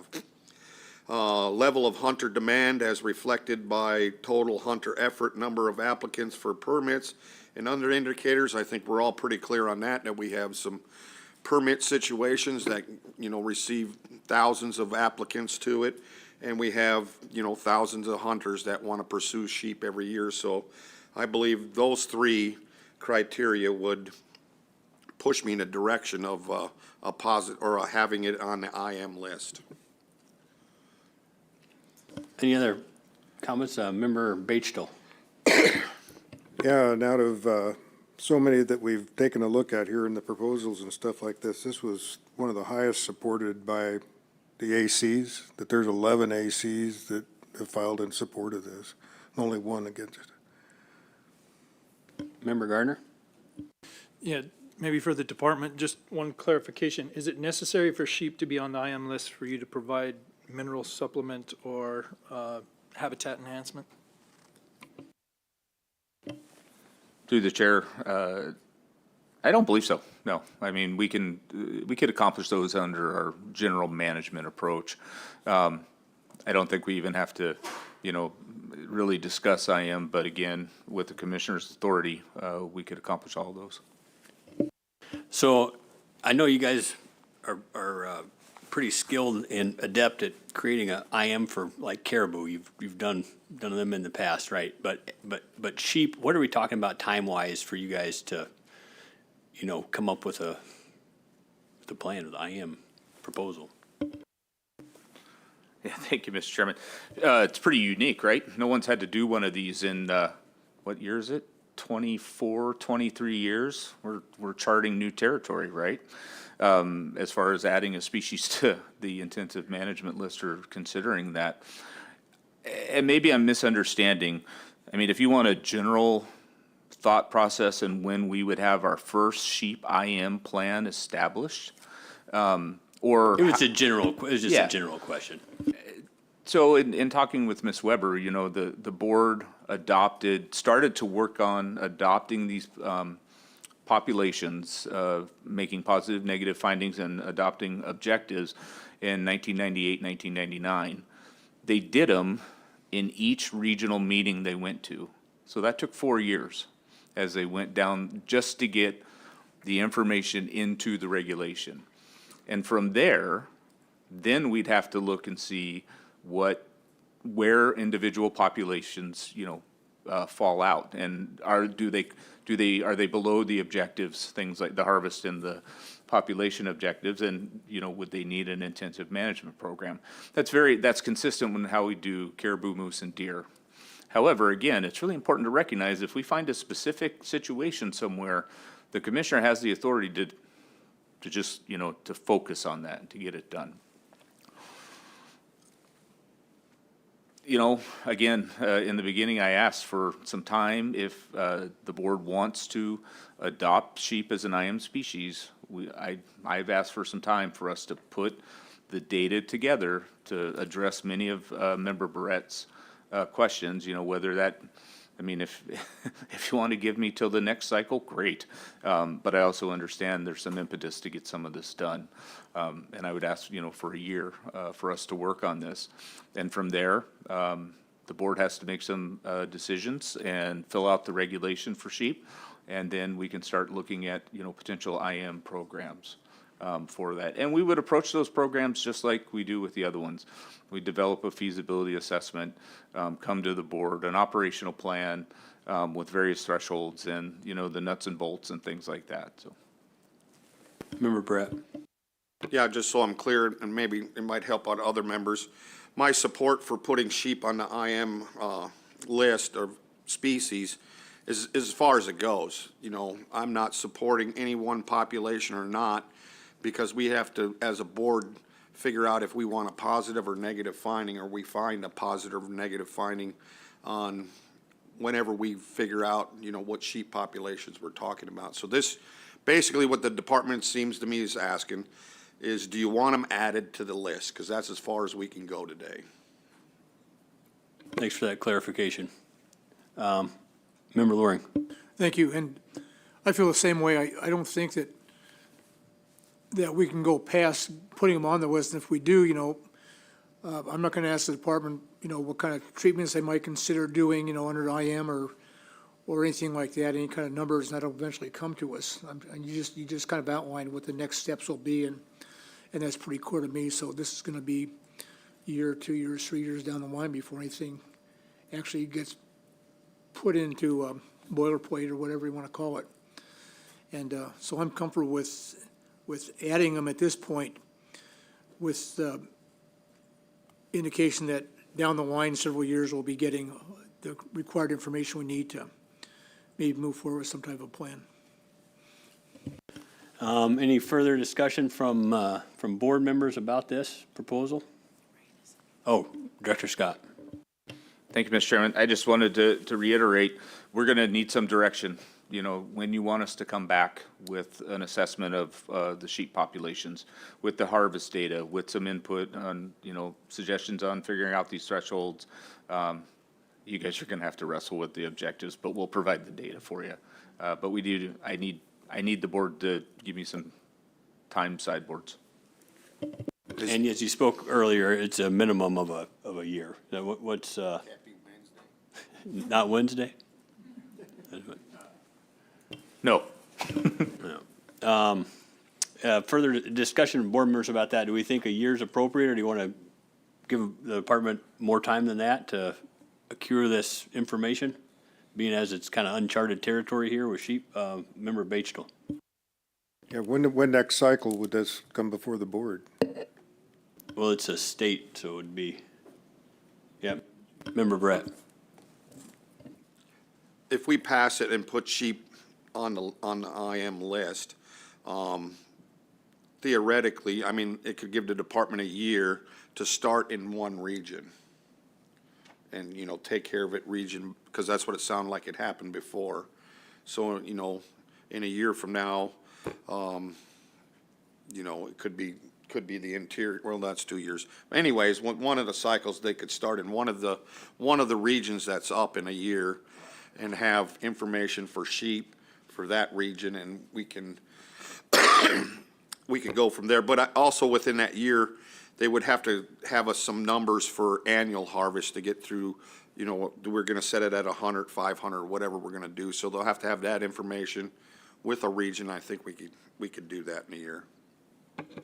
Member Wood. I guess you're looking for a motion. I'd put a motion on the floor that they come back with the information and the numbers that were just referenced by Member Barrett in 1 year. But if I receive a second, I'll address it, but not receiving a second, I won't address it. I'll second it. I didn't know you made a motion. Yeah, I did. Should have been clearer. But nonetheless, what you're doing is just giving them what your expectations are, and I'm sure they'll utilize their best efforts to get there, but don't burn them at the stake should they not have enough time and come back and ask for an extension. Commissioner. So I think you're looking at the March 21, March 28, 20, what's the next board meeting that you'd want this at? I don't have next year's board meetings in front of me. March 2026. March 2026. South Central. Okay. Can we do that? Yes, Commissioner, we'll start on a regional basis, and Region 2 doesn't have a whole bunch of them, so we'll be able to have that, but we'll continue to work through the regions for sure. With the first part to figure out where we're gonna start at, 100 or 500, which will be more information. Through the chair, Member Brett, my intent is to come to you with just about everything you will need to decide that threshold, if they meet whatever harvest threshold, but also the data for you to start to consider what those you'll have a threshold, you can look at the harvest, make positive, negative considerations, and then I intend to help you with population and harvest objectives as well at the same time. So just to clarify, this is what we're voting on here is to add sheep to the IM species and to give the department direction that we'd love to have that information at a year at the March 2026 meeting. Is that clear to everybody? Everybody's nodding their head. All right. Any further discussion? No further, we might be ready for the question. Call the question. The question's been called. The board has heard no concerns from the public regarding costs to private persons if this regulation is adopted. Thank you for that. Will you poll the board, please, Christie? Yes, Mr. Chairman, final action on proposal 101. Mr. Loring. Yes. Mr. Barrett. Yes. Mr. Hoffman. Yes. Mr. Wood. No. Mr. Batchel. Yes. Mr. Garner. Yes. Mr. Fletcher. Yes. Proposal carries 6-1. And I think before we go into this next section here, Natalie, do we need clarification on a few points earlier? Thank you, Mr. Chair. Yes. Point of clarification on when the board would like the sheep orientation course materials to be or the course itself to be a requirement. There was discussion at the time of delaying implementation to allow the department time to create the materials and contact the hunters. There was discussion on the subject, but I didn't quite catch if that was exactly the intent of the board. Okay, I was a negative vote on that, but the affirmative votes, what was the intent? Oh, Member Gardner. Yeah, I think I posed the question. My intent would be for the following year. Following year, is that understood? Member Brett. Yeah, I think that would be good too, because we have that drawing hunts that we got to consider also. So I would agree with Member Gardner. Looking around the table here, is that what everybody is under the assumption of? We got a lot. All right, is that all you needed? Cool. Thank you, Mr. Chair. That'll do it. Thanks. And we'll move on to the next suite of proposals. You need some time to get rolling? Okay.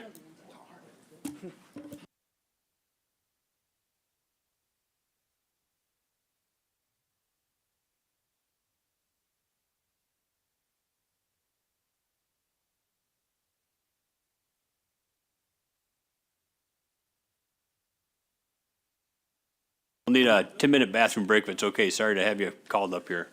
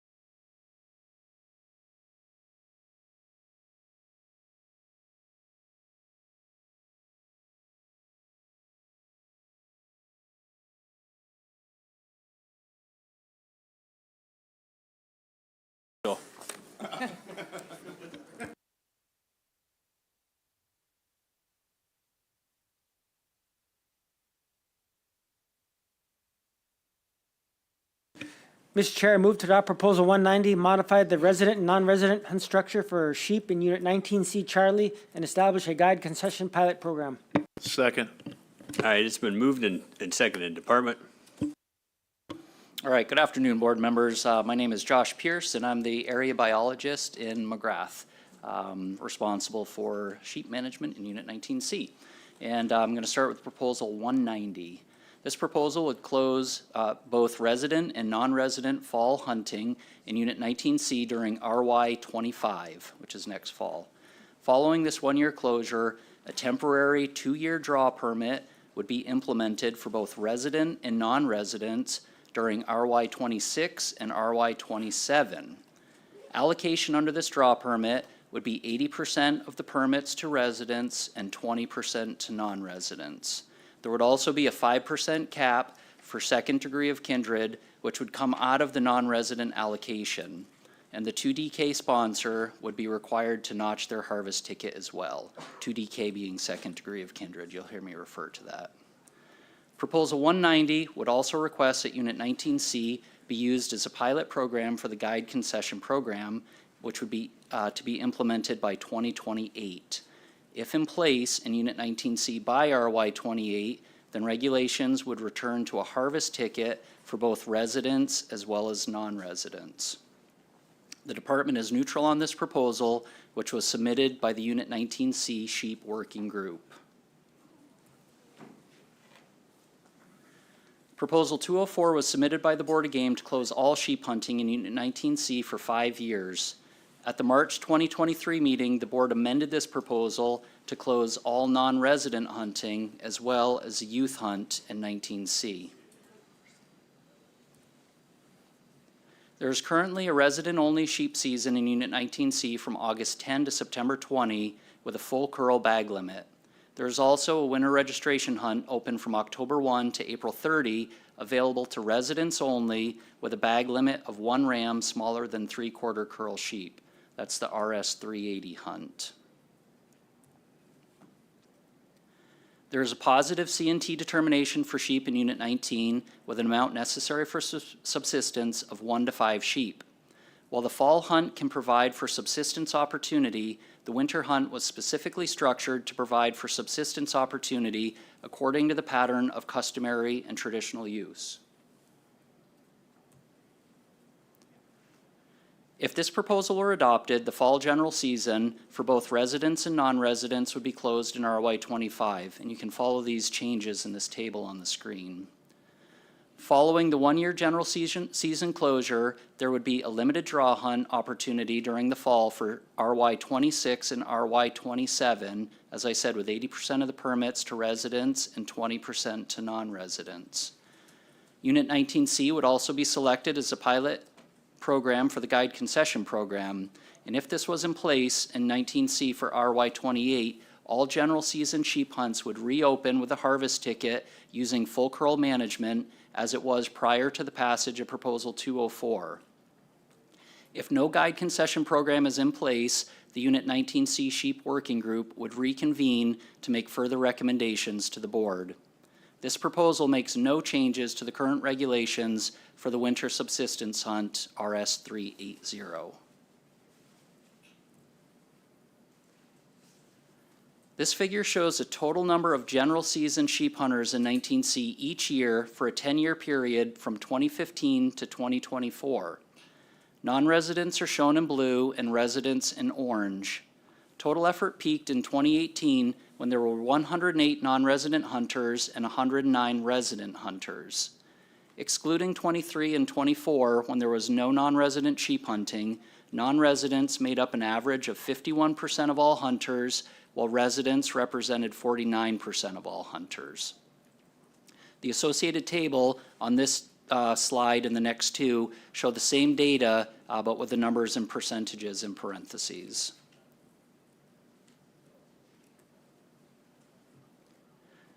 This next figure shows, again, non-residents in blue and residents in orange for the general season over the same 10-year period. Harvest peaked, and this time with harvest. Harvest peaked in 2018 at 119 sheep. Excluding 23 and 24 when there was no non-resident sheep hunting, non-residents harvested on average 73% of all sheep compared to 27% for residents. In 2022, the last year sheep hunting was open to non-residents, they harvested 90% of the sheep taken.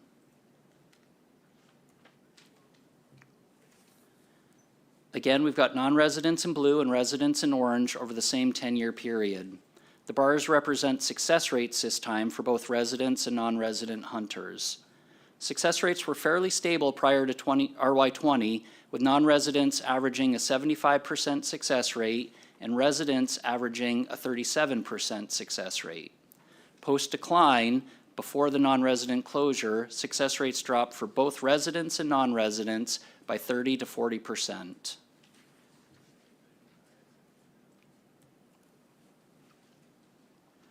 The numbers on the previous slides represented only the fall general season hunt and excluded the winter subsistence hunt.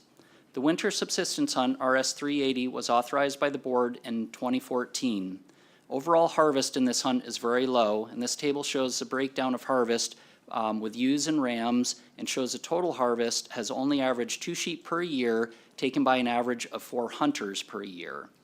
In 2020, the winter season was closed by emergency order by the department, and in RY 21 and 23, there was a restricted bag limit of rams only. Similar to the RS 380 hunt, the youth hunt is a relatively small proportion of the total sheep harvest in 19C. Since implementation of the youth hunt in RY 16, an average of 3 sheep have been harvested per year during the youth season, all of which have been taken by residents. On average, this represents less than 3% of the total harvest. The youth hunt was closed by the board in 2023 when they closed the non-resident season. This figure shows the age distribution of sheep harvest in Unit 19C between RY 15 and RY 24 during the general season fall hunt. These data include both legal and sublegal sheep, as well as harvest by residents and non-residents. The majority, 81% of rams harvested, are between 7 and 10 years of age. The average age of all sheep harvested over this 10-year period was 8.7 years. The table on the right shows the average age of harvested rams by regulatory year. Average age of harvested sheep had been slightly declining from 2019 to 2023, and in 2024, harvest showed an uptick to near the overall average of the 10-year period. This figure shows a harvest chronology for the fall season in Unit 19C between RY 13 and 22. For this figure, we use the most recent decade when both residents and non-resident opportunity was present. This figure shows the percent of total harvest as a function of the day of the season. The thick dark line is a decadal average from RY 13 to 22, and the thin gray lines show individual years. The table on the right shows the average from 2013 to 22, the weekly progression during the general season, with the middle column showing the percentage occurring during the weekly period, and the right column showing the cumulative total at the end of each weekly period. And so what you can see here is by the end of the first week, typically 51% or roughly half the sheep are harvested in that first week. Looking at the bigger picture, this figure shows all sheep harvested in 19C going back to 1983. Points and solid lines show total harvest, with orange and blue regions of each point showing the proportion of residents, orange, and non-residents, blue, like in the other figures. Beginning in the mid-80s, there was a steady increase in harvest from 63 sheep in 83 to 124 by 1988. From 1987 to 97, there was a decade of harvest with over 100 sheep per year, with a peak harvest of 127 sheep in 1990 and 95. Sheep harvest remained over 100 sheep per year until 97, but began to steadily decline to only 61 sheep by 1999. Sheep harvest then remained relatively flat, averaging just over 60 sheep per year until 2010, at which time we saw another steady increase in harvest. We reached a high of 119 sheep harvested in 2018 and 115 sheep in 2019, which was the first year our surveys detected a decline in the population. Then in 2020, we saw a significant drop in harvest, followed by 2 more very poor years of harvest, including a historic low of only 29 sheep harvested when both residents and non-residents could hunt in RY22. This was an approximately 75% decrease in harvest in just a 4-year period and was well below the level of harvest observed after the decline of sheep numbers in the late 90s. With the closure of non-resident hunting, only 5 sheep were harvested in RY23 and 10 taken in RY24, and those were just by residents. Consistent sheep surveys in 19C began in 2010, which was a period when harvest began to increase. In 2019, we observed the beginning of a decline in sheep during our summer surveys. This followed a winter with deep snow and a very cold spring. However, during the fall of 2019, harvest was still high and mature rams seemed to have fared well the previous winter. After the 2020 hunting season, however, we began to receive numerous calls from concerned hunters and guides about the low sheep numbers, and we observed a steep decline in harvest.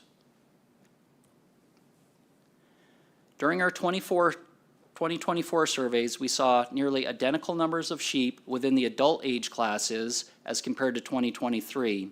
However, we did see an increase in the total number of lambs. While this showed good early lamb survival, the 2024-25 winter will determine what proportion of those lambs will actually recruit into the adult age class. And we plan on trying to do surveys again next summer. Fall sheep hunting in 19C has been managed using the full curl strategy. Full curl ensures only older males are harvested, which represents a small segment of the overall population. In general, hunters tend to self-limit during population fluctuations, and the full curl strategy provides for maximum hunting opportunity. However, maximum hunting opportunity can also lead to crowding issues as well as other user conflicts. Proposal 190 would close both resident and non-resident fall hunting in 19C during RY25. Following this 1-year closure, a temporary 2-year draw permit would be implemented for both residents and non-residents for RY26 and 27. The allocation of these permits would be 80% to residents and 20% to non-residents, with a 5% cap for 2DK taken out of the non-resident allocation. Proposal 190 would also request Unit 19C be used for the pilot program for the guide concession program to be implemented by RY28. If in place in 19C by RY28, then the regulations would return to a harvest ticket for both residents and non-residents using a full curl bag limit. If the guide concession program is not in place, the 19C working group would reconvene to make further recommendations to the board. The department is neutral on this proposal, which was submitted by the sheep working group. Josh, thanks a bunch for that. You know, with that being said, we got a lot of really good information here, and being the hour that it is, I think we're gonna break till tomorrow morning, where we'll come back on the record and we'll have proposal 90 on the table. 190 on the table. Okay, so we're adjourned till tomorrow morning, 8:30. Recessed, recessed. Thanks.